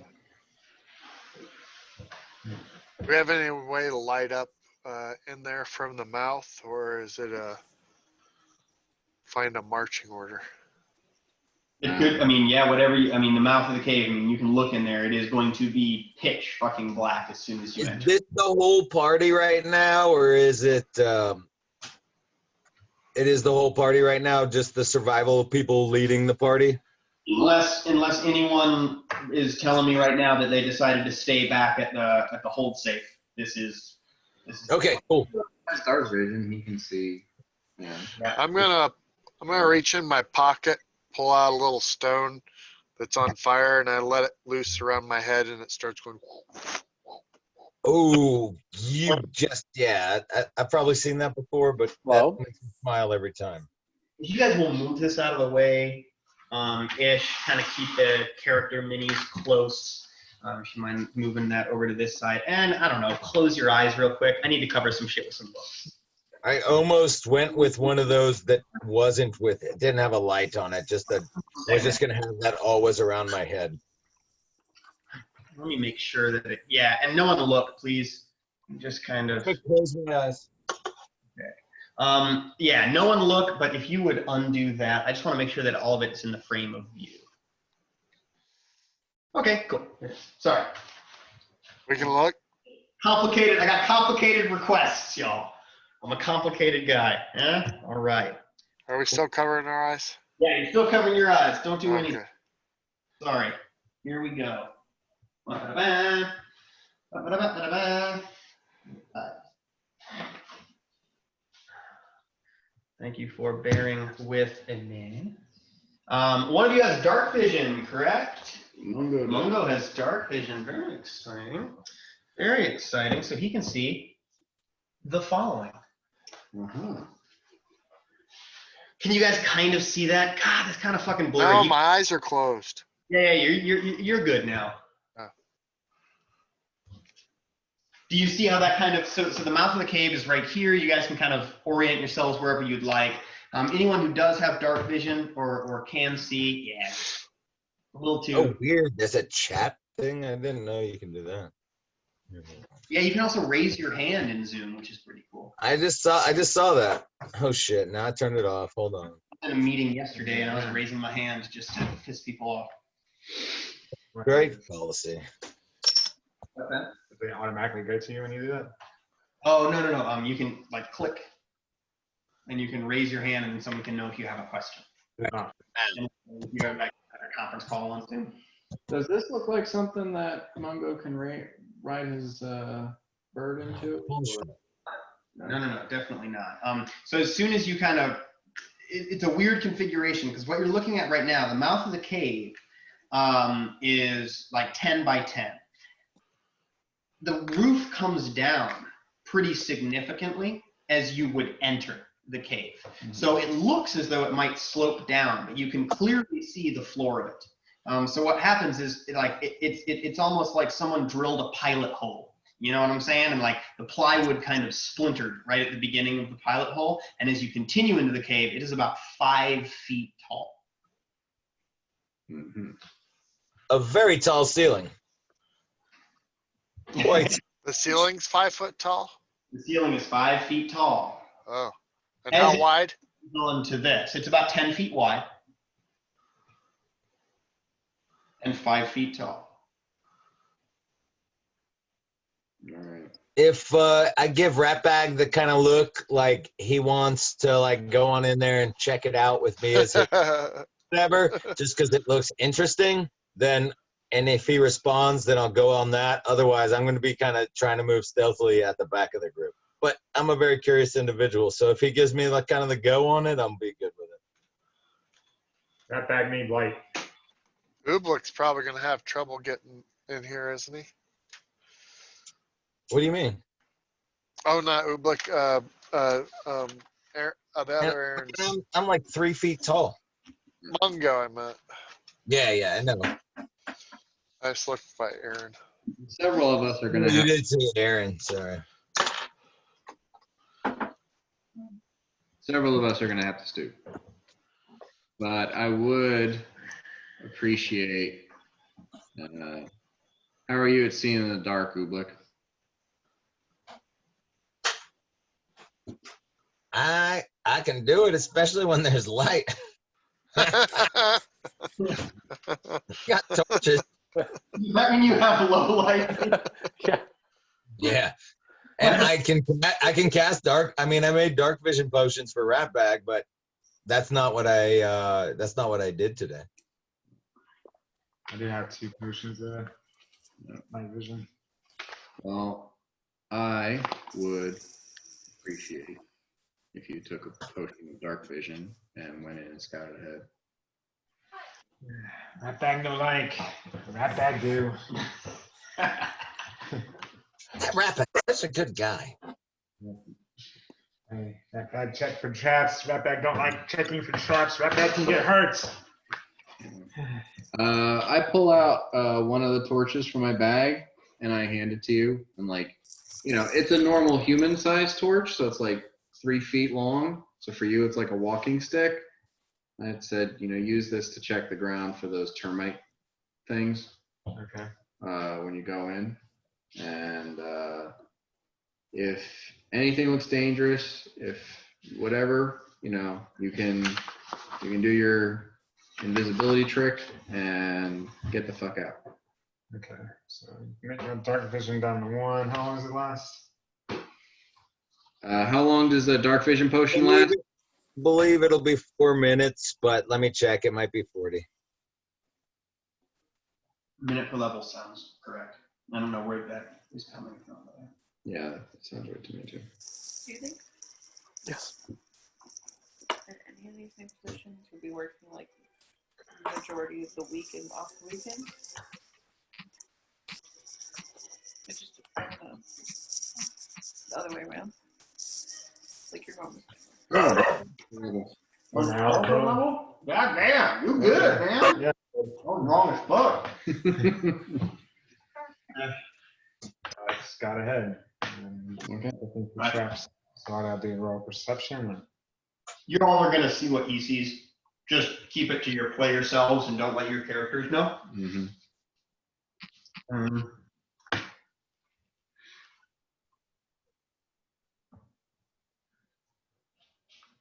Okay, as soon as you hit that point, spiderwebs everywhere. Okay. Covering, Shelob's lair. Like I'm talking like working your way through them. They're not sticking you, right? Like you're not getting caught. You're not fucking Frodo. Like they're not as strong as that. Some of them are a little bit more dense. You're having to kind of peer your way through them. But spiderwebs, fucking everywhere. It's like you just walked into a tunnel spider's lair. Oh, fucking evil. Shelob is what we're talking about up in this. Where's some Drider action? Yeah, I noticed the fork. I kind of my bag say spider webs and 2 ways to go. Kind of ominous. Kind of an ominous thing to say. I whisper, like a loud whisper, "You're not as stealthy when you shout back out to the entrance of the cave." Roll a perception. Oh, perception. Die 10 and then my perception is 11. So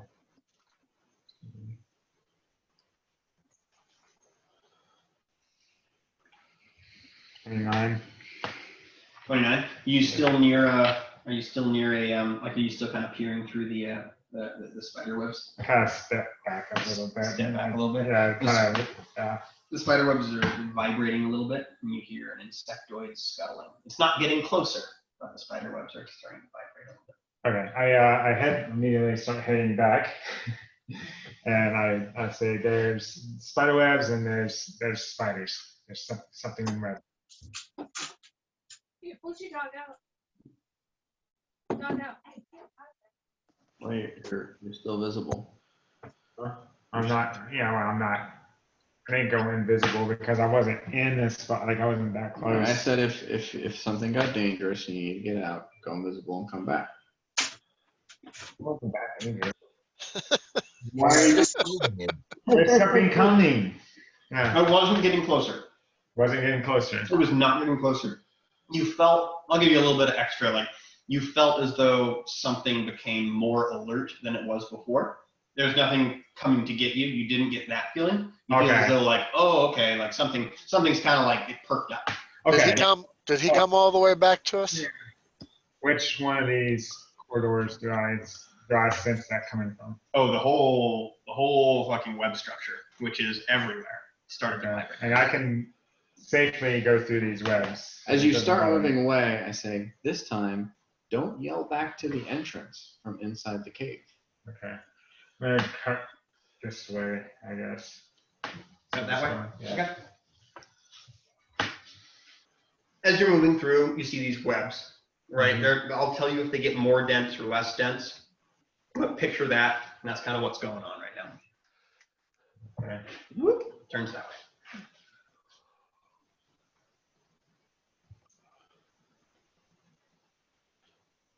And he has trap finding, so he automatically gets a perception check if he comes across any trap.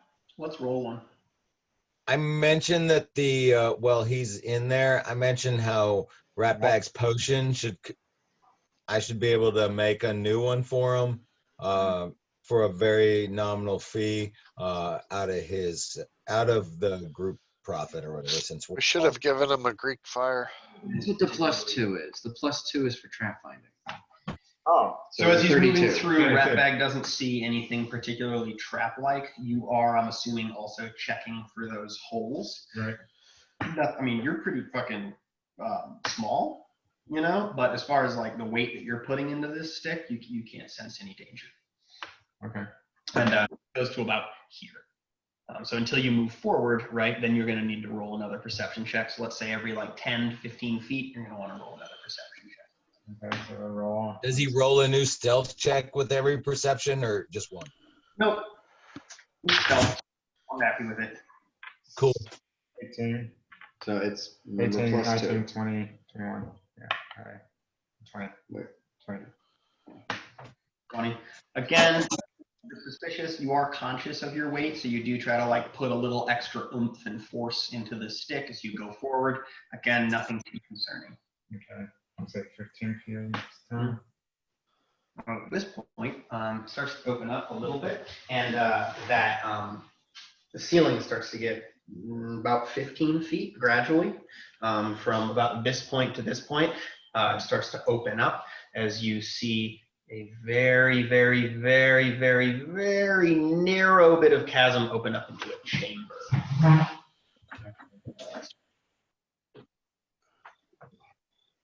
So it's kind of weird, right? It went from super squat and very short to super narrow and way fucking taller. But as you do notice that it, Thanks, Dan. it was getting higher and higher to about, you would guess about 20 feet standing in the middle of this chamber. Roll a subsequent perception check, this time not for traps.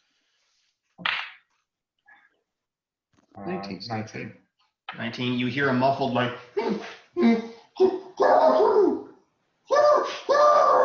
and you see right here, this dude without any legs, seems to be bleeding heavily from two stumps, wrapped up in like spider silk, like all the way up to like almost his eyeballs, fucking screaming at a giant spider Ooh. that is right there, and it seems to be kind of clawing and kind of clawing at his legs, at the stumps, making them bleed more as he's screaming, "Get on! Get on! Get on!" It doesn't seem to have noticed you yet. Okay, I go invisible. Do you have a knowledge nature by any chance? You train in knowledge nature? No. Cool, sweet. You don't know what this is. Okay. It's a spider, right? But you're not sure what to relate to your compatriots. So big spider. Obviously, they're big. Bigger than you. Okay. So yeah, I jet back. Stealth check, I guess. You're going to want to roll a stealth check, and you're realizing now you're going to want to continue to roll that stealth check to not aggravate the web too much. You did a real good job of not doing that. I natural 20. Cool. You're good. Yeah, you can move like fucking.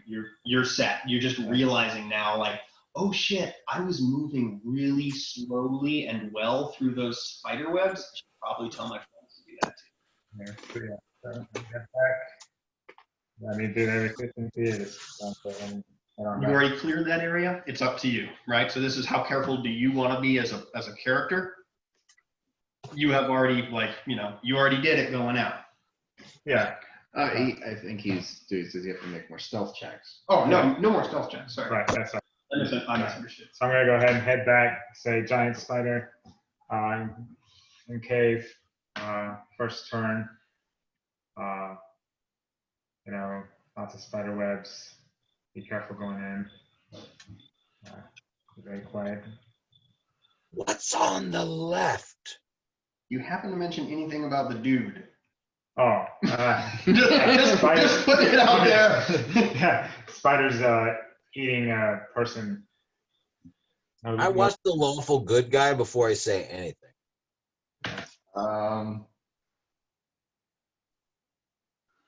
How many spiders did you say? I saw one How big was it? big. It's bigger than you. Yeah, bigger than me. Well, lots of things are bigger than you. I'm like almost mindlessly like walking into the cave as I'm saying, like I want to go and do something, Yeah. but I want to have the information before I go and do something. Yeah. So I'm like, So I say cave ins. as big as me, as big as Mongo, as big as what Abe turns into. How big? No. Medium-sized creature, right? So it's kind of splayed out. So it's got a lot of. It takes up about a full 5 foot square. It is very squat. Okay. All right. It is white. Yeah. And it looks like the cave.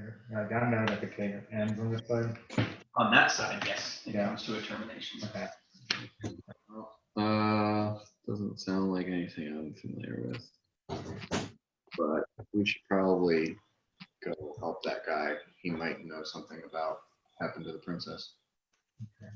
And And I'm heading in. okay. As I do so, I pull a second torch out and I light it with flint off of one of my weapons. Cool. Perfect. So you're rolling in with the torch. Yeah. To I'm not trying to be stealthy because I cannot be stealthy. The spider web starts to singe as you inch closer towards it. I smile. I'll just give you that piece of information. You can do with it what you will. Singe or catch? You get close and it starts to recede back as though it is melting, like you're putting a lighter against a piece of nylon. Touch the flame to it, get the impression that it will go poof. Do I get the impression that it's going to all catch? And Yeah. All right.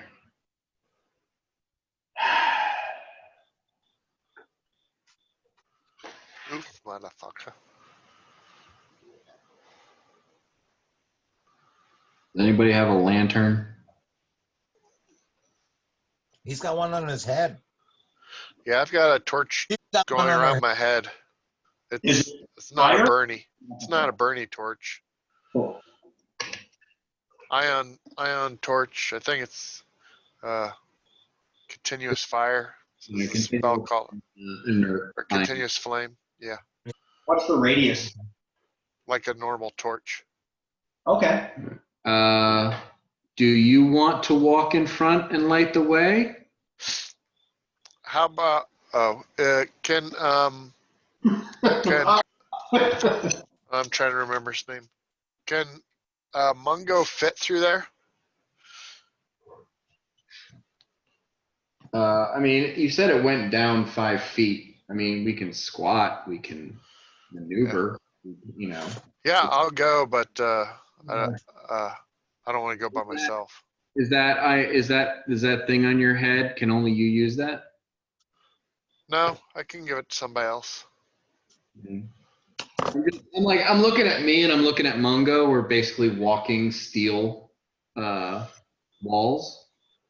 And Yeah, I'll trust you with it. not- I would trust you with it. So All right. I can. And I like start trying to grab it as it's zipping past your head, but my I grab it and hand it to you. Good move to go with the lawful good guy and not the lawful Yep. evil. That's a good call. so like how do I? Just kind of throw it up by your head. All right. Yeah. Is it working? Is this thing on? I mean, I don't think it attaches to one person. I think anybody can use it. It's pretty. Yeah. I'm just asking because my character would. Right. Yeah. All right. So I start leading away. Looking to Ratbag for direction. Cool. Ratbag, do you inform the party that they need to move very, very, very carefully, aka stealth check, even if they're not good at that sort of thing, to not alert the nest, as it were? Yes. Okay. So everyone's going to need to give me a stealth check. That stealth check will be good until you reach the first chamber that Ratbag reached. And did he use the word nest when he said this? Yeah, No. I think that was specific, Okay. but we don't know Somewhat that. less enthralled with this idea and a little bit more creeped out.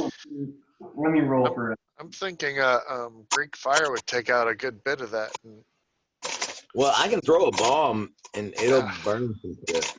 yeah, people maybe. I got 12 bombs a day. I need to go this way. Where's my black one? Okay, so I got a 1. Number got a 2. And Abe got a 6. Yeah. And Ben got a 6 as well. 25, and I'm hanging back further than people when they go in because the word nest was used. Don't worry, they're making a bunch of noise. Yeah, I know that I basically have no shot at avoiding. No, that's what I'm saying. I'm kind of trying to hide that I'm even with you guys from that perspective. So are you guys continue on the way though? Let's figure out a marching order. Yeah. I'm in front with Ratbag, who's directing me where to go. Ooblik is 20 feet behind whoever's in the back. Okay, so Ooblik has not entered the cavern yet. Cool. I'm using it like the little side bit as cover so that, I'm like kind of standing back to see what there's a nest. Who wants to be behind me or Mungo? I don't mind. All right. You probably want to keep an eye on your Ioun. Yeah. I'll say that. So Jacob, you have the torch? Yeah. Yeah. Okay, great. But I want to be out of the torchlight and in the low light. Okay. So a fair amount behind. All right. So we move in. Let's just, this is kind of our marching order. Let's say we get to there, and then Ratbag, you need to tell me. Yeah, We're going. turn right. Turn right. Person, guy right. So I'm going to do this one square at a time. You tell me if something happens. Once you get to that square, I'm going to tell you that something happens. So as soon as you enter the web, it starts to tear and it starts to vibrate. Give me a base just intelligence check, just you, Jacob. 11. You may as well fucking run. Like at this point, like it's starting to vibrate. Sure, you could maybe try to get through a little bit more stealthily, but you look back at the crew that is with you and you're like, okay, cool. So it's kind of useless for me to just kind of like work my way through this. And if you want to, if it's within your character, right, you can just start tearing at this shit like you have a machete in your hand. As we move forward, and I see that this, I'm gonna turn back to Mungo and I'm gonna ask him, you hold up and protect the rear. He gives you a big old thumbs up and a one-tooth grin. So kind of moves up a little bit.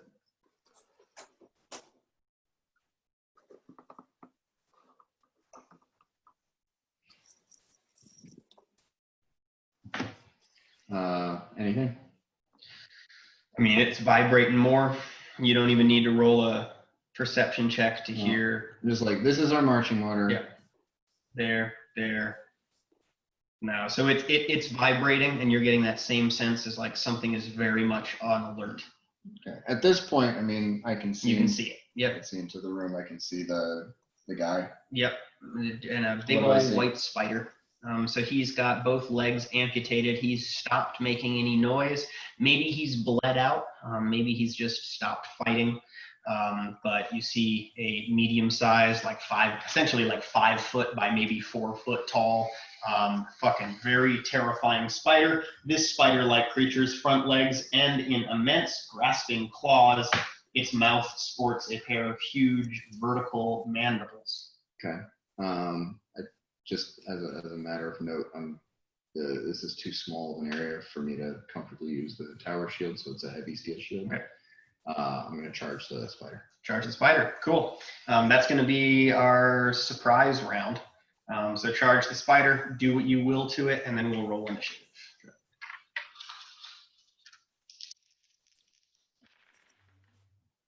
Okay, so that is going to be a 22 to hit. Absolutely, you did it.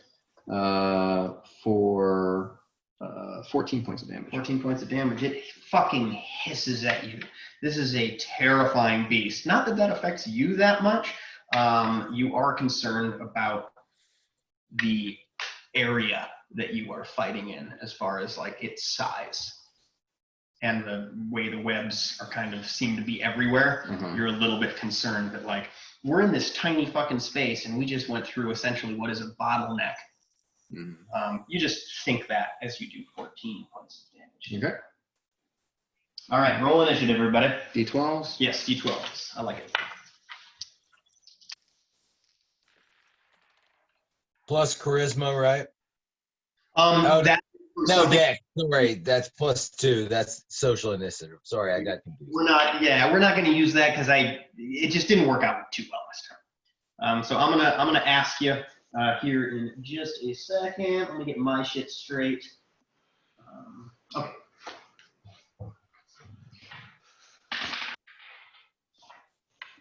All right, cool. Anybody over a 20? All right, anybody over a 15? 15. 15? 17. 17, nice. All right, let me just get on my. Okay, cool. Anybody over a 10?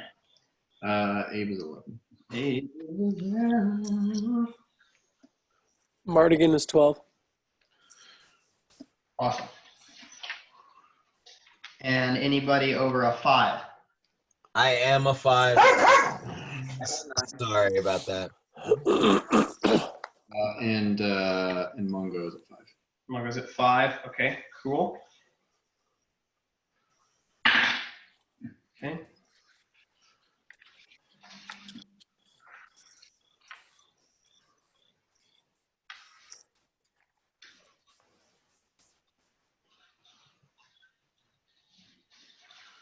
Sure. God, there's so many of you. All right. Chill facts. You just heard your buddy maybe make a battle cry, maybe not. I'm not clear on whether or not he does that, but you got a pretty clear idea that he ran up and fucking whacked something. I can't really move. Can I move past Strat Bag? You can, yeah. A friendly square, you can move past it normal. I'd like to move to the mouth opening Okay. and look up. So you see pretty much what you see here. You see that dude, his roll a perception check actually on that guy, if you can. 16. He's breathing slowly, raspy, heavily. His face looks as though he's kind of giving up. His eyes. I'm mainly looking up Looking when up. I get to the mouth opening. Yeah. So the spider web continues up. It gets a little bit more wispy as it gets towards the top of this particular chamber. It's all rough. It very much looks like it was dug out by probably these spiders, and it only gets up to about 15 feet. I don't see any other spiders at the moment. Unfortunately, no. Can I make a standard action, or was that it? You can make a standard action. I will shoot a blast. I'm guessing I'm within 30 foot. Yes. Be a range touch, and I will hit. That will probably hit. 24. Oh gosh. Yeah, absolutely. That will do 13 points damage. 13 points of damage. The same.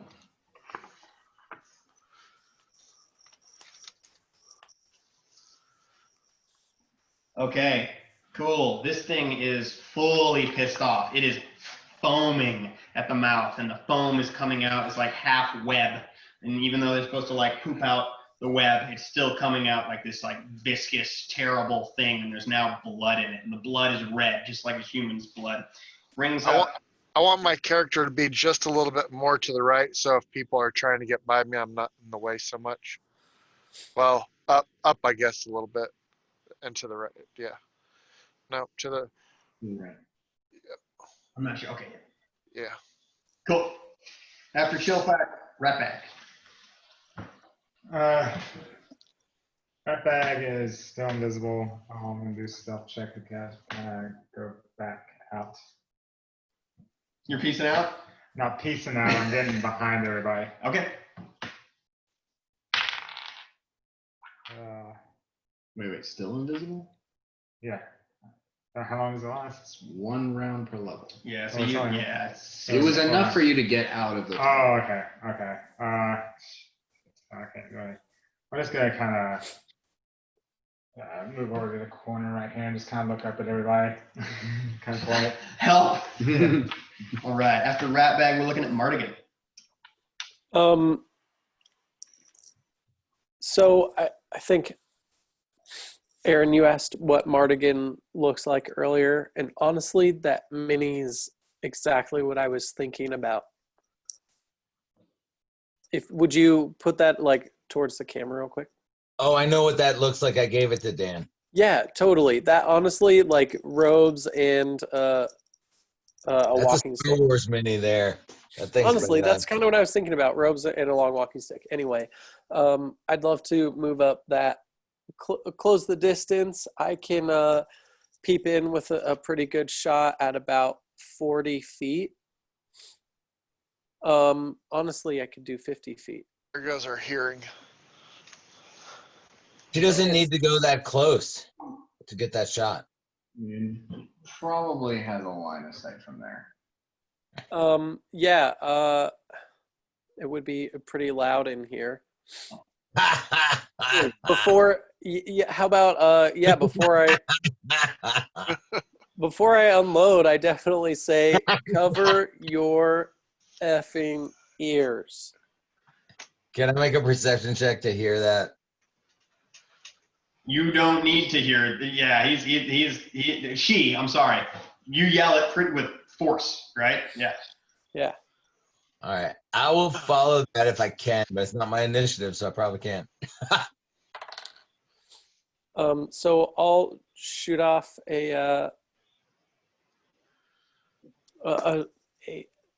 just a nice solid carapace busting lead bullet.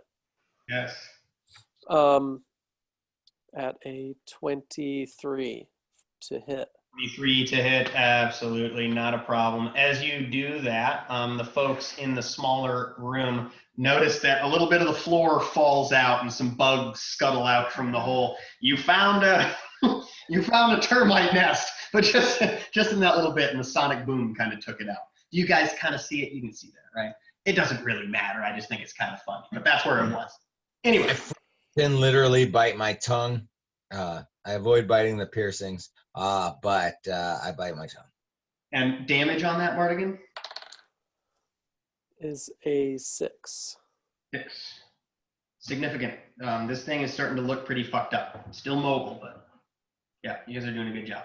All right, do I need a roll to like, say like, that guy think not good idea, make big boom. You can say that. Yeah. So, Like that. Nah. What? what the fuck? You can role play whether or not you're able to hear that in that moment. Brings up Fen. Fen's gonna get a little bit more in the middle so that he can run triage if he needs to.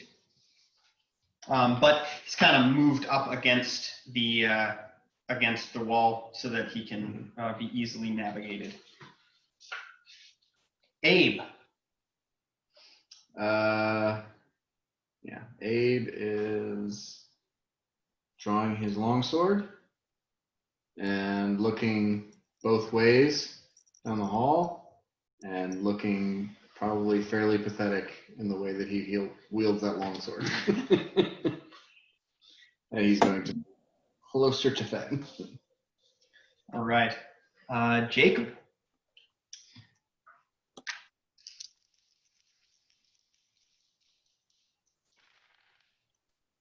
That is an 18 to hit. Yep, absolutely. And that does 16 points of damage. This thing is on its last leg of 8. Yeah, not doing well. You got it down to 1. Okay. That's the maximum damage I could have done. Which is, I mean, this is a fucking CR4 creature, and it hasn't even got to go yet. Yeah, so that's it for. Yeah, I'm not even gonna move. Speaking of this CR4 creature, it turns to you, and it's gonna try to hit you.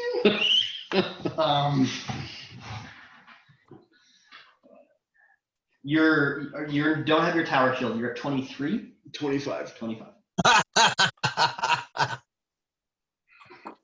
Okay, it's all the same. Okay, so That shit takes me so many rounds to get up that high. Charge, but then I got my action, so I'm no longer at 25. all right, so just for me, orange is going to be.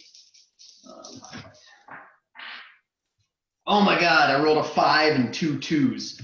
Swings, misses, swings, misses. That's about it. Brings up Ooblik. All right, so I'm gonna move my move, get cover from that little jetty, not cover from our direction, cover from the other hallway. Well, not that one. I think I can move all the way to that other one, right? And I want to during that move, grab a tinder twig from my little like matchbox that I got like right tucked in here, and my imagine him with like a pocket fucking everywhere and like slings and shit all over himself, and of course the big gauged out earrings and piercings everywhere and all that shit. But anyway, take a tinder twig, light a fucking torch, toss that fucking torch around the corner. If there is a big spider web, I would like to aim for the spider web, but otherwise I just throw it randomly, kind of to bank on that wall if I can get it that far. Okay. Cool. Roll a ranged attack. Bombs. Nice. Well, that's because it's just a touch attack to a square. So that's not bad. 24. Where exactly would you like to put it? Yeah, that was about what I was thinking. So it'd really reflect off those walls and maybe burn some spider webs. So it's going to reflect off the wall. It's going to initially affect those 2 squares. This is going to set the entire fucking cave on fire. Yeah. Oh, the entire cave? Yeah, the whole thing is covered in spider webs. Into a tunnel spider's lair. Oh, okay. Then I won't do that. I am smart enough not to do that. Oh, you already did it. Okay, sweet. That's awesome. You're not going to die. It's just going to be kind of fun. Everyone's going to take like 1d6 and then all the spider webs will be gone. It'll just be a good time. All right, so currently There's only spider webs You don't wanna on use, like, a fire. red marker for that or something? I have Oh, all it's these. definitely in character to be that kind of reckless. I like. Well, we all like to have a good time. Well, we're not trying to fuck people up, but hey, maybe the spider doesn't like fire. Okay, that kind of made it better. Yeah. I'm worried that the red permanent marker will eat through and get on the table. No? Okay, then I'm gonna go. I mean, red permanent, the Still black magenta. Sharpie's not going through. Still magenta, but it's a little bit better. Sure. All right, Well, it shows up enough. Mungo. Mungo is, gonna walk over here, kind of turn back. He's doing what he was directed to do, guard the rear, but he does kind of look over his shoulder and looks at Abe and then looks at the tunnel. Go, you squish, you change in here.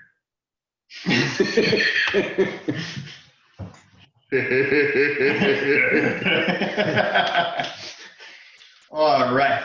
You guys hear a terrified scuttling and a really strange noise as two flaming solifigids come fucking bounding out of the fire. They are on fire. These are two white spiders that are on fire and like their carapaces are melting off. And that is all that they are able to do. They're in an utter panic. But Ooblik, you obviously are like, okay, well, this was a cool fucking thing that I just did. And you see them like just panicking, but they are right in front of you. Yep. All right, 1 second, edit that, and Chilfax. I will try to finish off the beast. If you hit, I hit. tell me how it is rended apart. It would crack and to pieces. Yeah, it's done. Good fucking job. That thing, if it had hit you, T1000 in the nitrogen liquid Yeah. nitrogen. if that thing hit you, it's not a good thing. But hey, it didn't, so it doesn't matter. Do you want to move it on? Yeah, I would. My main movement is going to be towards the guy, the body, but I mainly want to be looking around because I just don't. Even though I looked before, I just don't trust that there's not more spiders in here. But Yeah. that's where I'm heading. Yeah, you want to roll a perception check? I mean, if you want me to, but that's what my character would do. I'm just saying. Yeah, there's no spiders in here. Okay, that's cool. Once that spider goes down, as a free action, I can Yeah. just yell out, "Fen, we need a medic." Fen, we need a medic. Okay, Fen says, oh, wonderful. Well, I'm on the way. Rep it. Let's see. So I definitely noticed these things coming, right? Well, they're on fire. Yeah.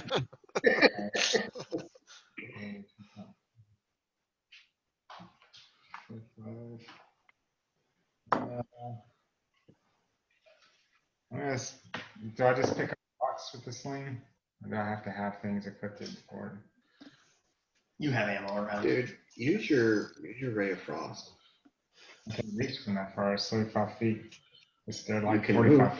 Oh, I guess I don't want to. I want to stay behind this big guy. Yeah, I I guess. mean, if you Do a want to stealth use, check and then I'll move. Stealth check and move. Okay. Yeah. You move half movement with a stealth check.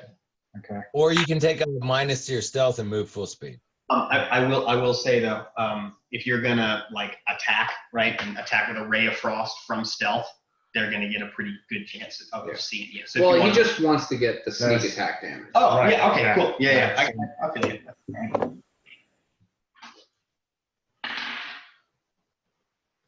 They've got to be fairly distracted. Yeah. They're getting a -10. That one doesn't see you. That one doesn't see you either. Yep. You're good. All right. Well, the second one doesn't have line of sight on it. Yeah. That Motherfucker. I know. Okay. So I got a 1 on that. Do you want him to roll for fumble? If you roll another 1, you deal the damage to your hands. Yeah, so roll damage. You wonder. What happened? My stealth too? Yes. No, you can see yourself. You're not going to sneak attack 1. yourself. 2 points. What happened? A lot if you took your own sneak attack damage. He got frostbite. He's I'm about gonna to make a perception on that one. Oh, I might notice that. A like, 19.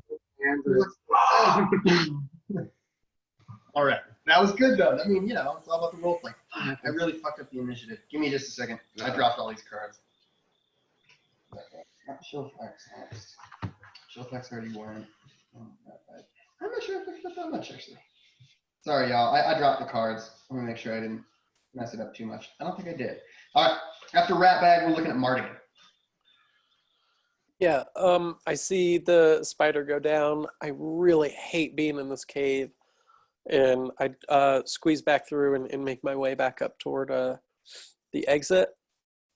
I'm assuming I'm assuming I see Ratbag with these burnt hands. That seems like combat is back this way as well. Man, once you get to here, If you want to fight yourself. it's on fire. I'm sorry? Once you get to there, you can see a spider that's on fire. You still can move another 10 feet if you so choose. Yeah. As part of that move action, or excuse me, I'll do a free action reload of the musket as I'm moving back through. And Ratbag is pretty small. Yeah. Can I comfortably let something fly over his head? Yes. Yeah, totally. He's not engaged in combat. You're good. Be farting in his face. And if that's within 40, I'm having trouble seeing. Yeah. It's within 40. Yeah, you're Okay. well. Okay, so I'll attack the spider I can see that's on fire. That would be a 14. A 14 to hit. Yeah, 14 to hit. That touch style. Oh, it's touch? Yeah, you do it. Yeah. Sweet. Oh, nice. That's touch attack. I didn't realize. Yeah, the bullet style touch attack. And that's 11. 11 points of damage. Significant. This thing is I mean, it's fine, but like you can hear it. It obviously knows that it's more than just the fire that is hurting it. Ratbag, you lost hearing in your right ear. But provided fantastic So we can cover. hear that ringing very easy. And that Right. I didn't hear before. He's gonna make his way.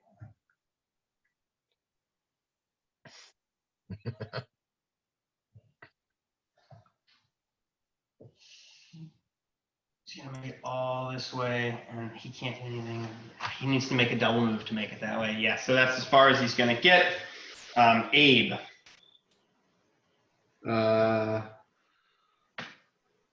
Abe, hearing the sound of battle coming this way, is going to decide that he is instead going to follow Fen this way and see if he can provide assistance. Well done. Jacob. Jacob, hearing the sound of battle this way. 30, 35, 40.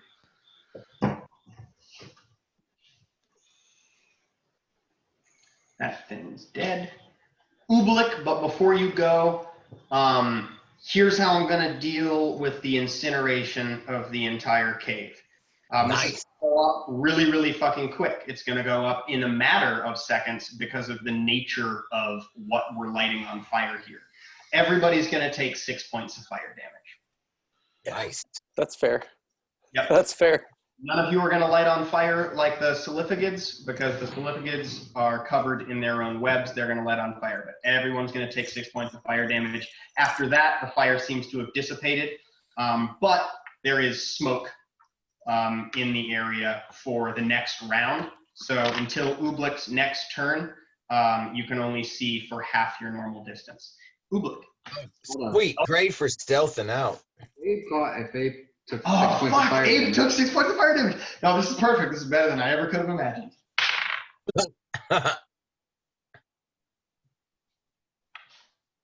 Abe made his save. Oh, thank fucking God.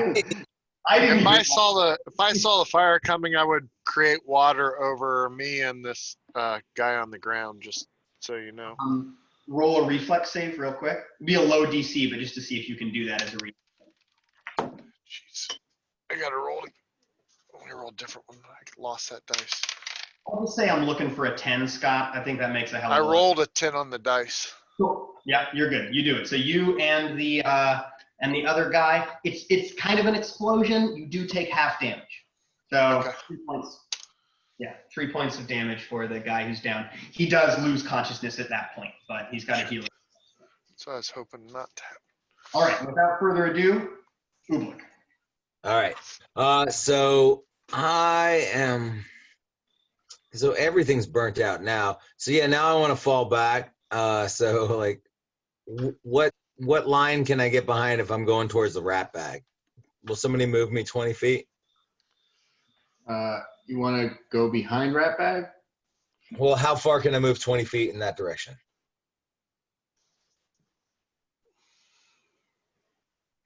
All right, so I would like to do that. Pull out that, like, grab that mutagen right off the little pocket right over here. I mean, I'm covered in pockets everywhere. And grab that one out of that pocket, and while I'm moving, and consume my mutagen. And if I guess I can make a stealth, even if I'm gonna have a minus and shit, I might as well make a stealth. But I guess there's not really anything I can hide behind, so never mind. That's my turn. It's a good turn. It's a good turn. You didn't take any damage. It's always a good turn. You don't take any damage. Mungo. Points of damage from myself. Aside from that, I would like to make a note. I love that.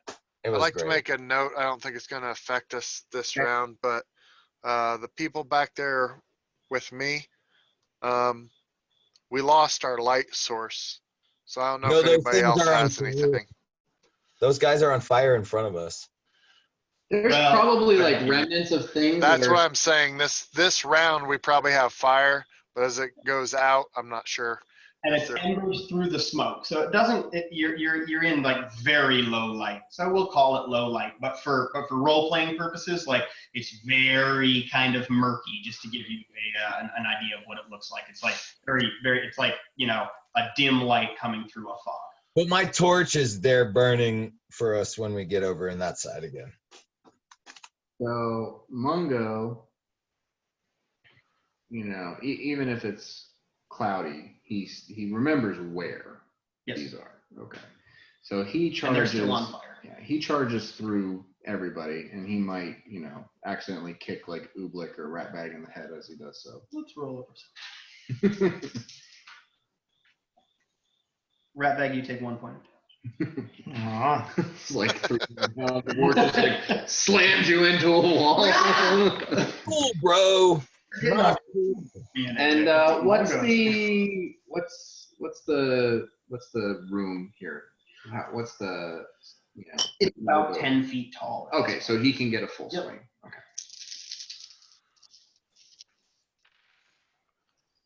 All right, that's not great. On a charge, that is a 16 hit. Not gonna do it. No. Okay. That damage is nice, though. Yeah, he charges forward, comes down as hard as he can with the butchering axe, and it bounces off like chitinous hide and slides to the ground. All right, this guy's gonna take a 5-foot step, and they're each going to attack Mongo. All right, with full bite. All right, so the first one bites and then claws you twice. Damn, what's the AC? 20 because he charged. Okay, gotcha. Well, he is hit with 2 claws, but luckily for him, he is not Bitten. Yeah.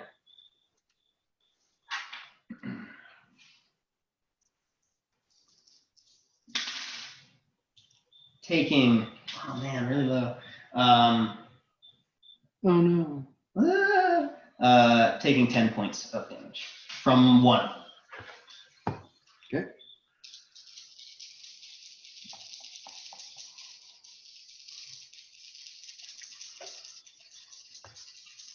The second one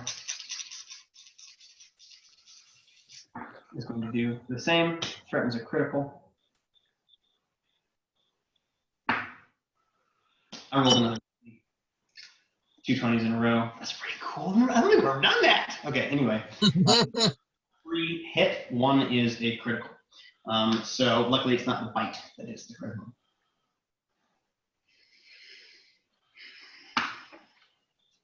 All right. The bite does 13 points of damage. Roll a fortitude save, DC 17. 14 points of damage. Mm-hmm. Fuck.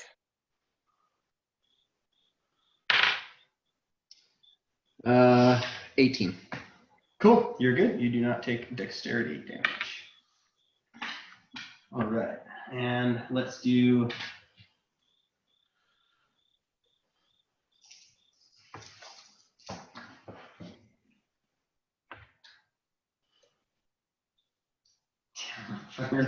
Really shitty. And including the crit with the claws, we are looking at 20 additional points of claw damage. Okay, Mungo is dead. How much Oh no damage? no wait 20. He is negative 13 of a 14 Constitution. How much damage did he take? Did I lose track of something? He took 6 points of damage. Yeah. From the fire. Yeah. He took 10 more points from this one's first attack. Yeah. That's 16. Yeah. Then he took 14 points from this one. That's 30. Yep. And he had 7 hit points left. Well, So 20 brings him down to negative 13 of a maximum of negative 14. Oh, I love it. I love that he's not dead. I just love that he's not dead. All right. That is going to bring up Chillfax.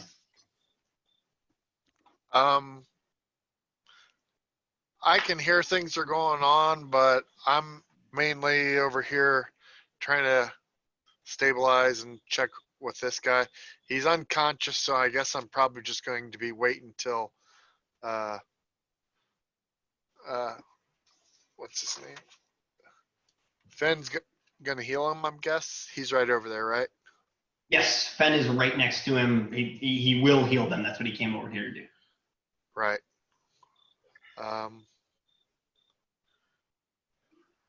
I'm guessing she would just stay there. Cool. Ratback. Let's try it again, shall we? You're going for the same one? Yeah. 'Cause you can see them both now. Well, this one, I mean, that one definitely doesn't know you're there. Yeah. And now that one's kind of in the way of that one, so.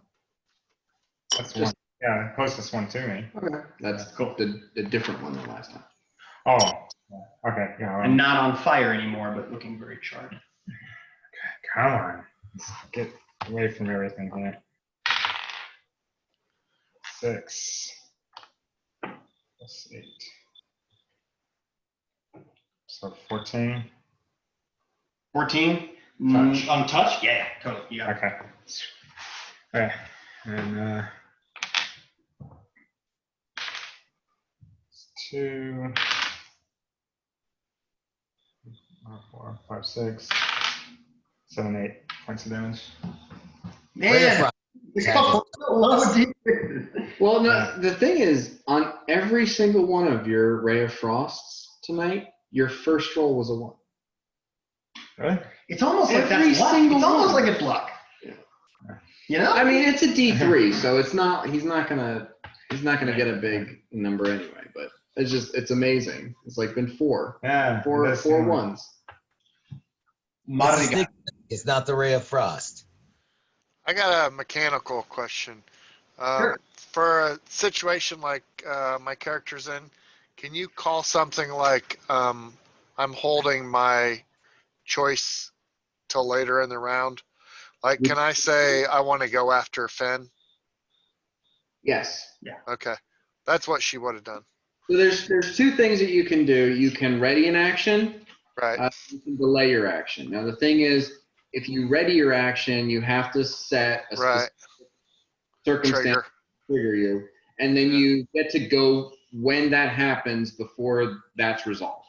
Gotcha. You delay your action, then you can go, but you have to wait until the end of someone's round.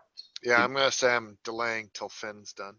Okay. Or I put his action. initiative after Fen. Yeah. All right. Mardigan.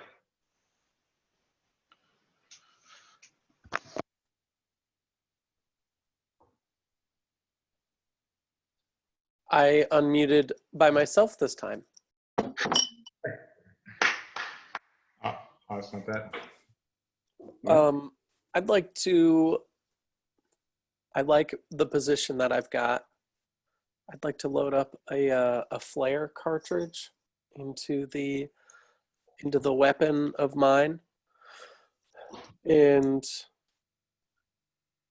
I'm assuming that the creature over the orc closest to me is kind of blocking the second one.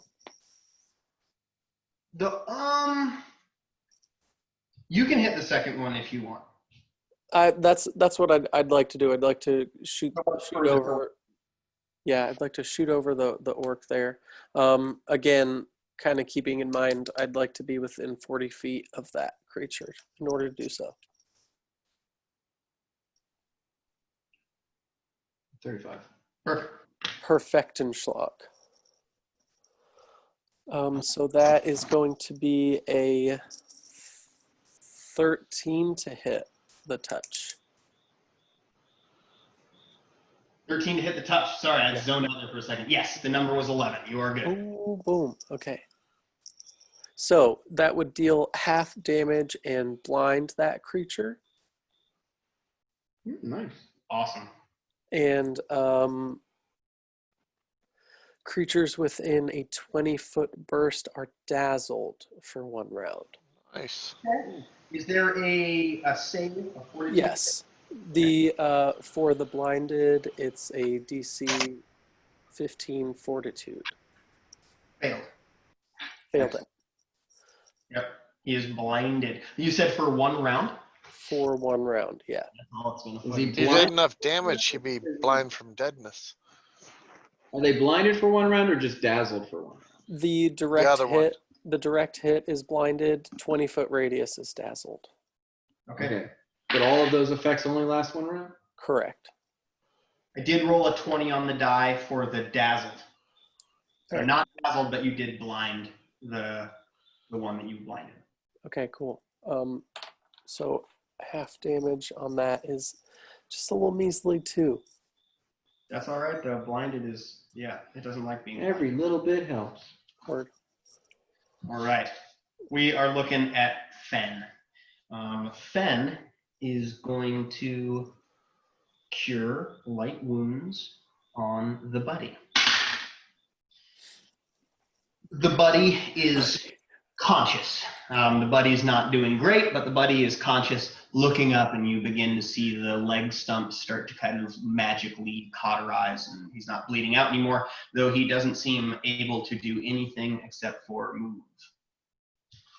At this point, with the sounds of combat, thinking he might be needed, especially hearing Mungo's cries of battle cease,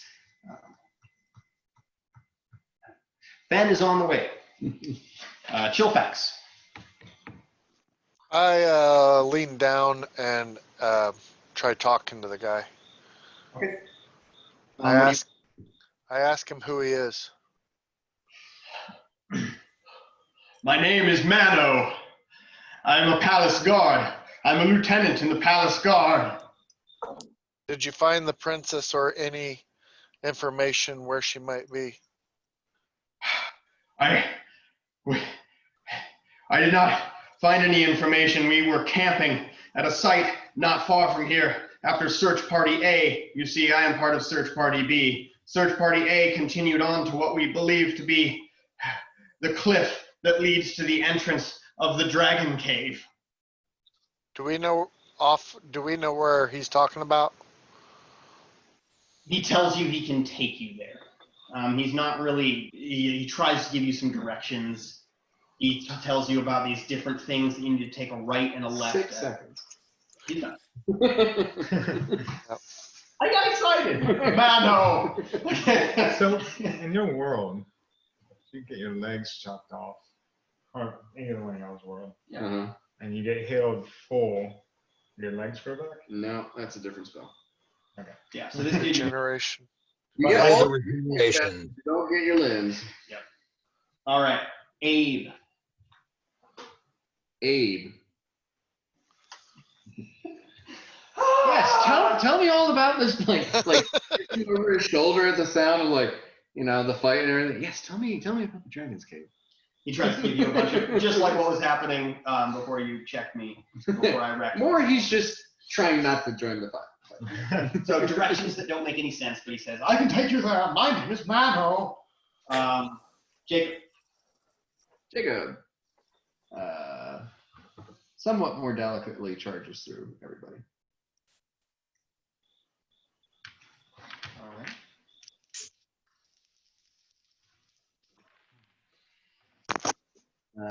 Is going to be a 19 to hit. Oh, man, you did it. Okay, 16 points of damage.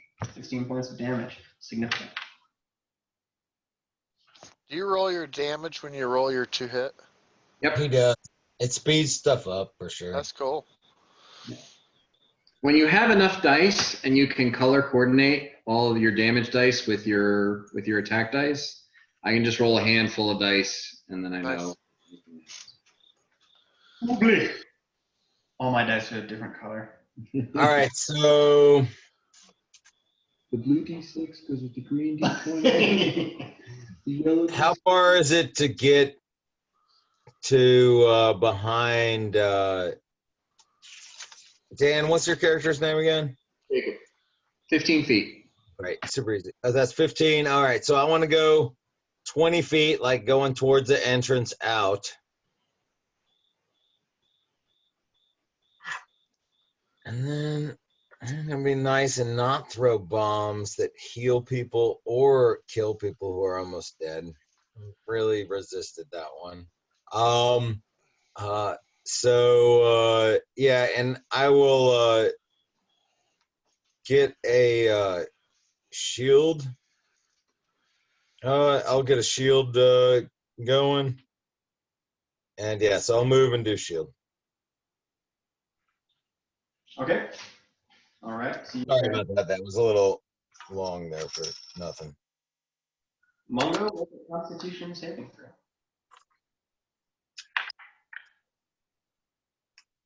He's gonna fit. Natural.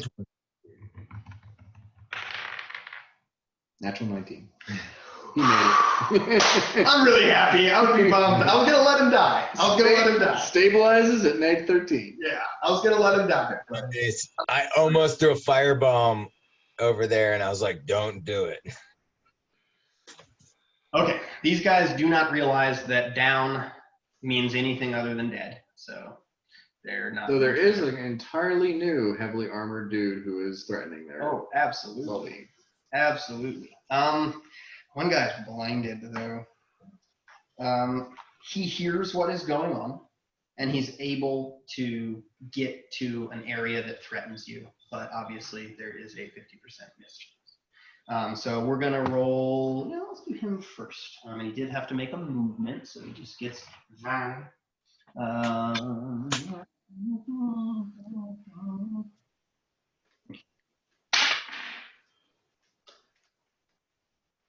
And you're 25. I charge, so I'm 23. He hits you. Okay. Well, maybe. Well, maybe.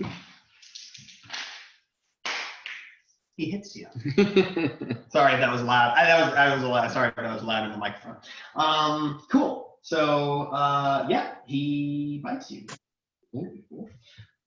So let me roll that real quick. And I roll 1. So you take a whopping 4 points of damage, and you roll a fortitude save. That is a 16.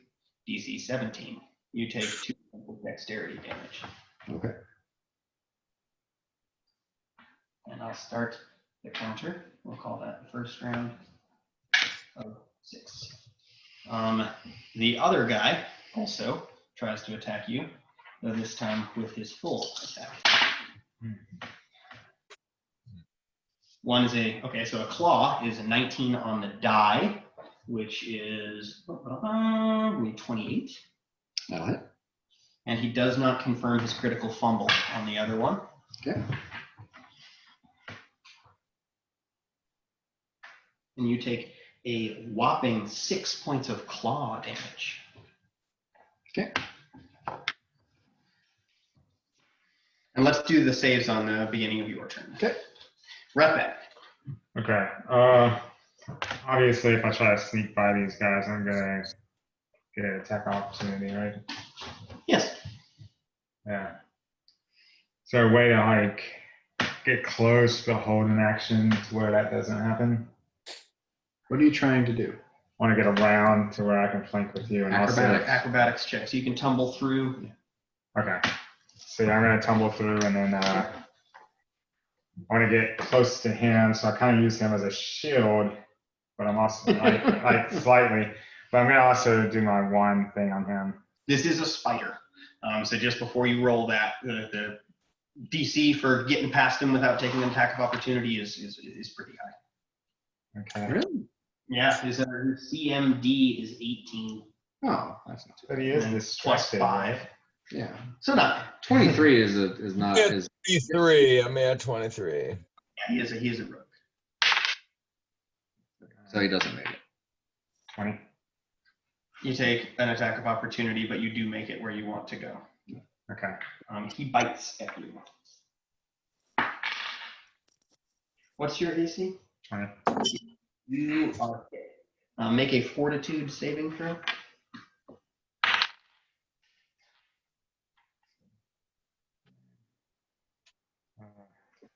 12. Take 6 points of damage and 2 dexterity damage.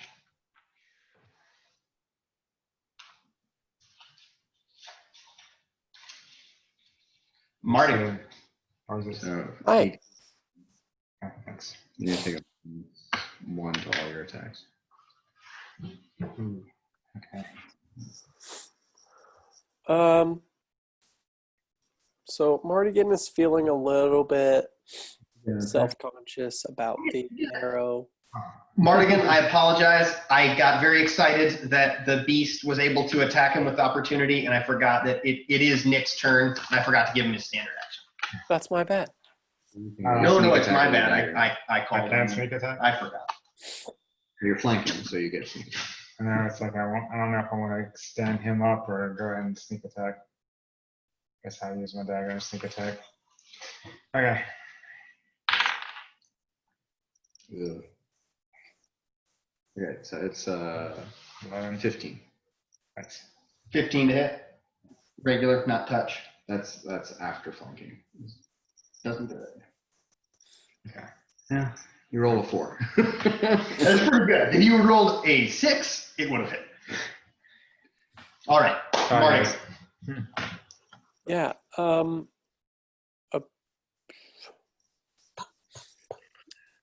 Feeling a little self-conscious about the narrow passages that we're in. There's a slight hesitation, really trying to find the best line between these two spiders. And I do really think that between the one I'd blinded, I'd like to shoot at that one again, just without a special flare, but reloading with a standard lead pistol. Within 30 feet would be fantastic, as point blank offers a little edge that way. You need to get a little bit closer because you cover from the wall from where you were, but you should be fine now. Perfect. Thank you. Oh, that is not gonna fly. That's gonna be a Yeah, we'll take him as blinded for this turn because I fucked up afterwards. Yeah. that's gonna be a 13. 13 touch? Yeah. Yeah, definitely. Absolutely. And he even takes like negative. Shit. Yeah, because he was blinded. I forgot to take the little tag off him, so you got him you got him blinded. Oh my god. Yep. And that'll be an additional 3 points of damage. 3 points. 4 for being point blank. All right. He's bleeding. It starts to sound like one of those goats. All right, Fen, making his way through.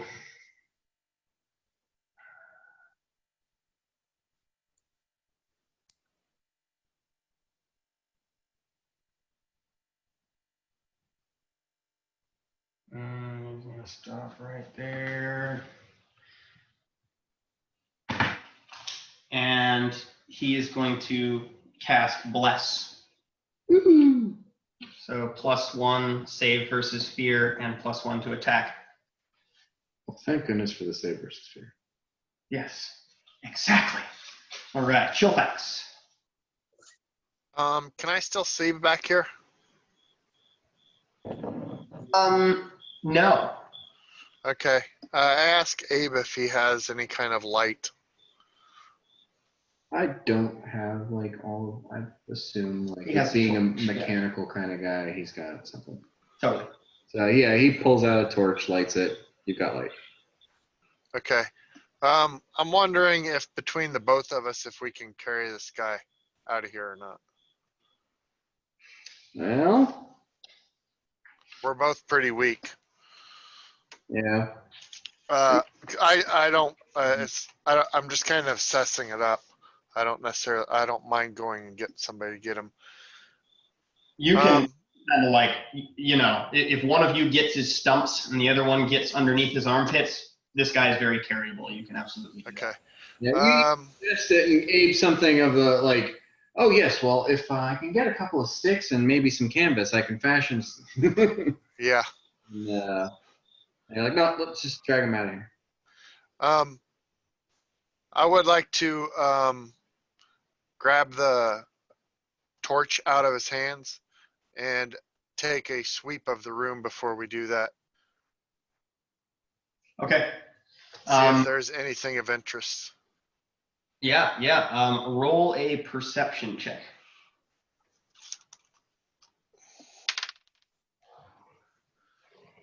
16 plus 25. Yeah, totally. So kind of at this point, it's not really underneath him anymore because you're doing this as you're like kind of thinking about picking him up, and he's moving a little bit to make himself more easily gettable and bracing himself for that. In the dust, there is a long sword. As you look at the long sword, you realize that it is of exceptional quality. It is at least masterwork. I'm going to open up my side pouch and put it in there so it's easier to carry this guy, and Cool. it will be. Cool. So that's what we'll be doing, is trying to get that guy out of here. Abe is going to be helping Assist. Jacob.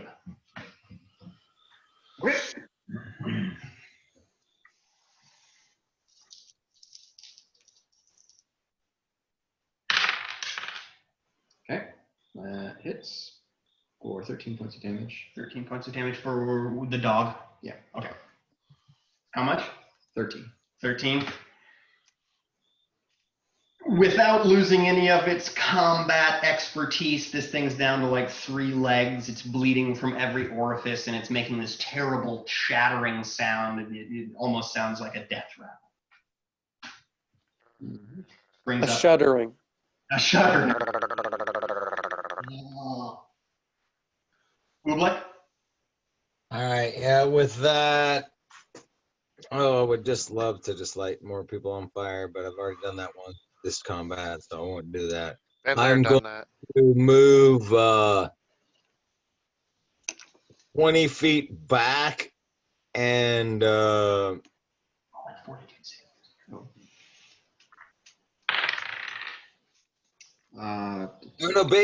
no, what I want to do is I want to move back behind the line of my companions, because then still I know, but not that far, because I want to keep the corpse to be, hopefully not, of our orc buddy. I'd like to keep him in range, and if I get a fucking chance to throw a fucking healing bomb over that way, I would like to hold my action for that. You'd like to hold the action rather than doing it now? Hold the standard action. Yeah. I want to move to get myself to where maybe it might move to where people move out of the way, but I'll probably just waste my whole action. Yeah. Okay. So your trigger is going to be when you can get line of sight on the orc buddy. Not line of sight, when I cannot heal the fucking little Yeah. critters. Yeah. Okay. You hold that action. Like I said, it's probably a wasted action. And these dudes are going to lash out at Dino Buddy is going to lash out at you, Jacob. Mm-hmm.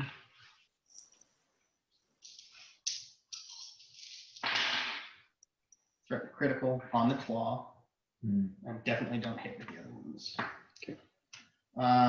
You're up to 25 now. Yes. I do confirm the critical, but it's D4s, so I wouldn't really worry too much about it. Okay.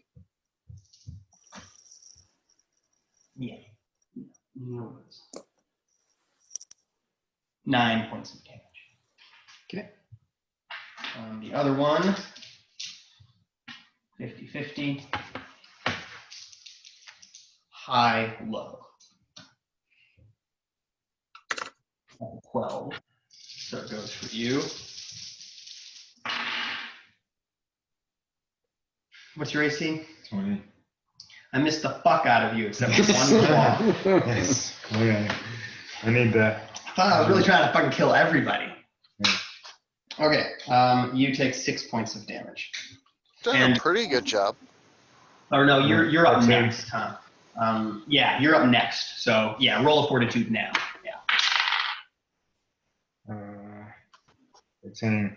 13. You do take 2 additional points of dexterity damage, but you feel the aura of that sickness start to fade.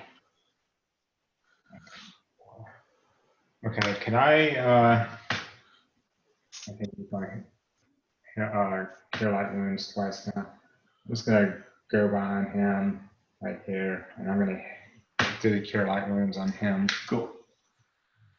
So I gotta check and see if I can do it first, right? What? Use You the cure. use magic Oh yeah, device. you gotta use. Nope. Nope. It's like, stupid thing won't work. Come here. Come here. Is that 2 rolls, 1 to emulate the ability and then 1 to make it work? Well, he's a rogue, so he can't use a. No, I am a use magic device individual as well. I'm an alchemist. So I just was asking from that perspective. What was it? What was the question again? To do the first roll to emulate the ability, and then the second roll to do the spell, assuming I don't already know it in formula. No, that would be for a magic, like a wondrous item. For Okay, so just 1 roll for a use magic device. yeah. To activate a wand or a scroll, it's just 1 roll. Okay, cool. I thought it was 2. Nice. Alrighty, brings up Mardigan. Hi. Still looking over the shoulders of everybody. I honestly, I'd really like to move to the entrance even further. And that, yeah, perfect. And that reloading along the way. Cool. And taking a shot at the shuddering Yep. It's obvious arachnid. that one's looking really shitty. Yeah. And that will be a, just keep getting lower and lower. A 12. A 12 will do it. And at that point, like, I believe your lowest damage will, can you roll low? Can you get any lower than a 3? I mean, I rolled an 8. Can I get lower than an 8? A 3? Yeah, I mean, he's got 3 hit points. Like, I think you just tell me how his head blows off, you know? Oh, well, really, it was more like a cave-in kind of thing where it all just kind of sunk into a bloody, like a crushed kind of pumpkin, like a rotten pumpkin. Brutal. At the end of October. And they've got human-colored blood, so it's just like really just, oh God. And they've got bone-colored carapaces. It just looks, it's a slaughter fest. Oh, All right, so that one, I'm feeling sick. I puked 3 minutes ago. It will be Fen. And Fen is able to. That's going to be just fine. And he is going to cure moderate wound. At this point, can I use my held action to throw my healing bomb at Fenn's face with a touch attack to that square, and then heal the other people radius? You didn't put the shield in front. Yeah, I guess at this point you could bomb Rat Bag. Rat Bag or Fenn, either one of them, and then heal the other people's splash. Well, Rat Bag's pretty fucked up, right? Oh yeah. Oh, you are? Oh yeah. Yeah, you want to aim. Oh yeah, we'll bomb you then for sure. Yeah, let's All right. first, and then Fen will continue Yep. with his. Oh yeah, that's a 19 on the die, so that's a 25. So hold on, 2d6 plus 5, and then 5 splash heal for everybody else. Splash heal is fucking awesome. All I gotta say. Except for you gotta wait so long. Nice, 2 6s on the die, so that is gonna be 17 for you, Rat Bag, and then 5 for the fallen comrade, and for Fen, but Fen is fine. Running back up. I'm gonna. Fen took 6 from fire damage. All right, so Fen is going to. Can I offer a free action and give my wand to him? That would be a move. Okay. Fen is going to cure moderate. Not bad. 15. 15. Okay. That brings him up. Nice. Laying down. Cool. He is- Back from the brink. For the second time, but this time it was an enemy. Yeah. But it was the Verbiage. product of something else. Chillfax. We're just trying to move him out of there as far as we can go. I got a question. Is that sword that I found his? Yes. Okay. As far as do you want to ask him? If you ask him, he Yeah. says yes. I do. I just tell him I've got his sword. Okay, so Abe's helping Jacob. Yeah, what are you gonna do? Well, now that Mungo is awake. Yeah. And you're blessed. Yeah. If I don't roll terrible, I'm gonna hit. So that's a 21 to hit for 14 points of damage. Absolutely, totally. This thing is fucked up. All right, take him down, Ooblik. So actually, Mhm. just for the hell of it, since No, I don't go then anymore because I had the held action. I now So- go right before Fen. You go back towards Fen. I know now I move right before Fen because I held that throw the bomb action. And so now I am not there anymore. Now I am right He had- before Fen. We had His- held action. yeah, It wasn't. He didn't ready in action. Right. Well, So but I still threw the bomb at that point. Doesn't that make that my initiative now, or am I wrong? it is now after Fen. Oh, okay. No, right before Fen. Because that's when I went. That's true. That's true. Okay. All right, so it will be Mungo. I don't know how you want to play Mungo, but this thing looks pretty fucked up. Okay. Mungo is Mungo. So he's going to stand as a move action, Yep. incurring an attack of opportunity.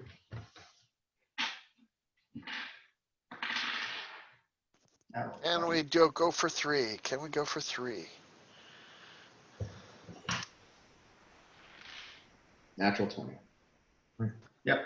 I don't even need you to confirm it, but if you want to confirm it, fucking by all means. I want to confirm it because I want to tell Aaron Yeah. the obscene damage that he does on this attack.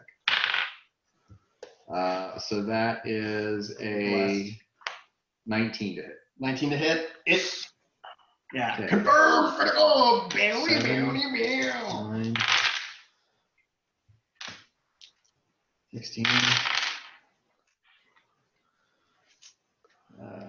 So it's 21 plus 36. Points of damage. That thing doesn't exist anymore. It like plane hops in some weird way. Like you rend time and space apart. Okay, y'all, at this point, not to bogart too much of your time, it is 12:08. Would you like to go search the other room? I will tell you what you Yes. find in there. Okay. I think so. All right, you guys ready? And I'm just going to let you identify it as well, because you got a couple guys who are kind of magic-y, and we're just going to go ahead and do that so that this fight can become worth it. All right, you have a +1 dagger. There you go. Oh, okay. All right, so write that down. You have a +2 breastplate.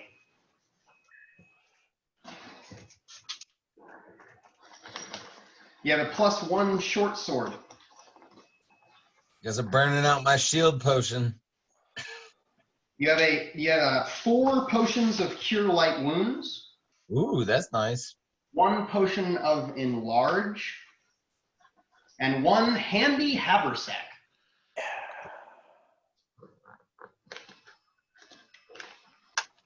That was the hardest encounter besides the boss fight in the whole game, and you didn't even need to go there. So thank you for humoring me.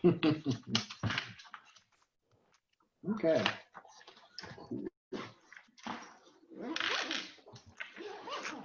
So who's taking that haversack? We're gonna draw rock, paper, scissors. Arm wrestle you for it. I'm gonna take Rock, that. paper, scissors.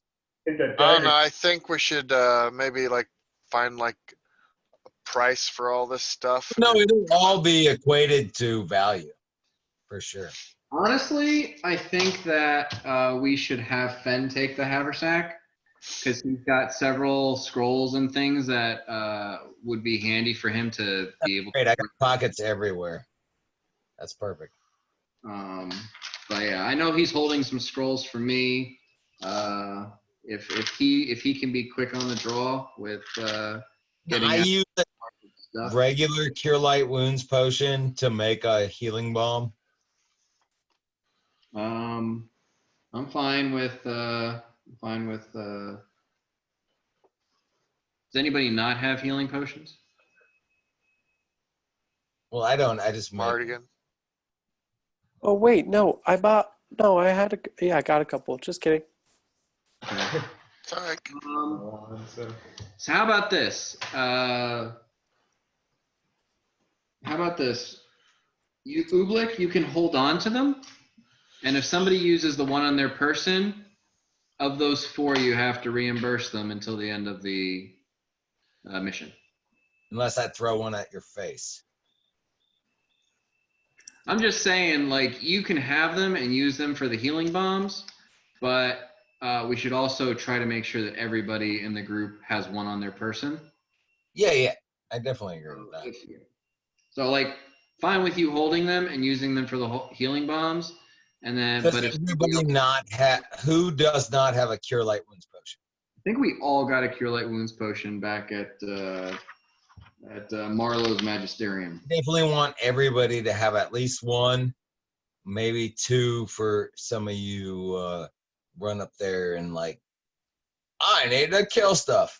So Your light wounds potion. Oh, okay. So, yeah, 3 to Ooblik and 1 to Fen. okay, sounds good. Does anybody want the breastplate? Actually, Fen would probably be good for the breastplate. Let's do that. Do we know what armor he's wearing? I'm not sure, but I kind of put that in there because I think that's better, at least as good as anything you guys should have. Yeah, clerics can use medium. That's about the best medium armor you can get. Let's tentatively say that goes to Ooblik, unless he tells us he doesn't, or not Ooblik, Fen. Yeah, we know what you mean. And unless he already Wears baggy pants and shit with lots of pockets in it and piercings and tattoos. He doesn't wear that kind of stuff. I mean, I'll take the short sword. I don't have any magic weapons, and there's a chance that we What could. type of weapon is a short sword? Is it a simple weapon? It is a martial weapon. Yeah, I'm not proficient with martial. Does anybody have any reason why? I mean, My only weapon right now is my stick and torches and of course bombs. Why carry weapons when you have bombs? Yeah. All right, so I'm gonna hold on to the short sword. I might just choose to sell it when we get back into town. I'll split the profits with the rest of you. Oh yeah. And I do bring up the fact that potion that I made for Rat Bag should come out of the profit for the expedition. Walk from Rat Bag? What did you say? I'm saying you should get another dark vision potion commissioned by me for using yours to go put your neck out on the limb in the beginning. Oh, yeah. I've got one more. So. All right, never mind. Yeah. I say that real quick. As soon as you say that, I'm like, never mind. Real quick, y'all. Keep talking. I just want to mention it just before we go. I'm going to calculate some experience that is last session and this session, and just add it to your current total. So keep talking for a second while I add that. Wonder how What many does levels the we'll other get. chamber look like, by the way, the burned out one, or have we not finished that out? What's that? Oh, it's big. It's rough hewn. It's like their lair. There was Like a description of just corpses kind of thing. Yeah, there's like 2 like emaciated corpses and a couple of like skeletons that are turning to dust. Cool. Yeah. That's what I was looking. That's exactly what I was looking for.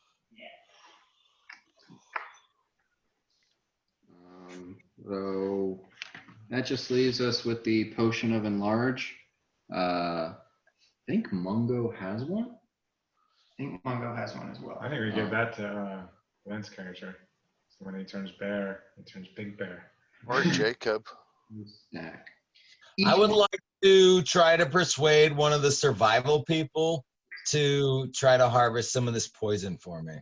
And I could assist some way, but I don't have survival. Did everyone hear that? 1,200 experience points each.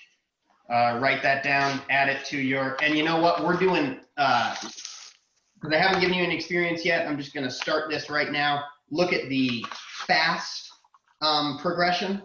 That's what we're working towards. So right now you should be at the base level for a level 4 on the fast progression. And you have now gained 1,200 experience points. And when you all kind of give me a thumbs up that you've written that down, I will be awarding bonus experience points. Okay, cool. All right, Jacob, you receive 100 bonus experience points. Okay. Mungo receives 200 for almost dying twice. 100 extra experience points for Ooblik. You can tell us why we're getting the extra? Never. Ooblik lit the place on fire, which is pretty fucking cool. Okay. You rode on a shield, which is pretty fucking cool. Okay. And I feel really bad for Mungo. And At that's least we know what to shoot for. well, it's going to be random, and I might stop doing it. This thing is new. I just really like the idea of action dice, but I want to try it with experience. Hey, Don't rub you the wrong way or anything like that. They're going to be like tiny little games. Like, you know, I don't want it to be like a thing. I can go to action dice for like really cool shit if we decide to do that. This is just something that I'm trying out. So if it rubs you the wrong way, you know, when you No. can. May Did I you say we share got 1,200 or 12,000? You said we had 1,200, right? Yeah. Okay. Okay, so we should have started at 4th level on the fast track, 6,000 experience. Right. Going to hit 5th level at 10,000 experience. Right? Yes. And like I said, this is all up for debate too, because if like, you know, once you get like to a certain point and it's just like, oh, you haven't hit 5th level yet, I might say fuck it to all of this and change my system. This is the one thing that's hugely. So and besides bonuses, we all have like 7,200 right now. Yes. So Trevor, one thing I wanted to bring up is one campaign I played in that was pretty fucking awesome. I played a horrible pixie. But anyway, nonetheless, is that, well, I guess all XP was given out on a piece of paper at the end where nobody knew it. But just like, I don't know if you want, yeah, I know you guys text a bunch and stuff, but so it could be kind of easy just to do your bonus XP and a thing where it wasn't even shared. I kind of like the sharing it for like what's entertaining the DM, but just figured I would just, you know, whatever. You know me, overshare. Yeah, totally. That's another thing too, because I don't want to, you know, we're all here to have fun. And if someone's like, you know, if I forget that I haven't given, you know, one player any extra experience points and everyone else has gotten some, that sucks too. So I'm going to try to keep, you know, in mind, and, you know, I don't want anyone getting way ahead or anything like that, because that would be unfair. I just kind of like the idea of like 1 or 2 people being like one level higher for like one session, and then you can use that to your advantage. If it doesn't end up making sense, then that's all good. It's just something. Cool. Second edition, the rogue was always like 3 levels higher because they gained so much more experience points because they were doing all the lock picking and doing all the shit, and they were fucking going up way faster. Yeah, see, I want to avoid that. But Yeah, just, exactly. I think it is what it is. It's okay. That's what happens. All right, guys. alrighty. Well, this was fun. Thank you all for coming. Yeah, All right, that was a lot of fun. Thanks, y'all. What, 3 weeks? 2 weeks from now, or yeah.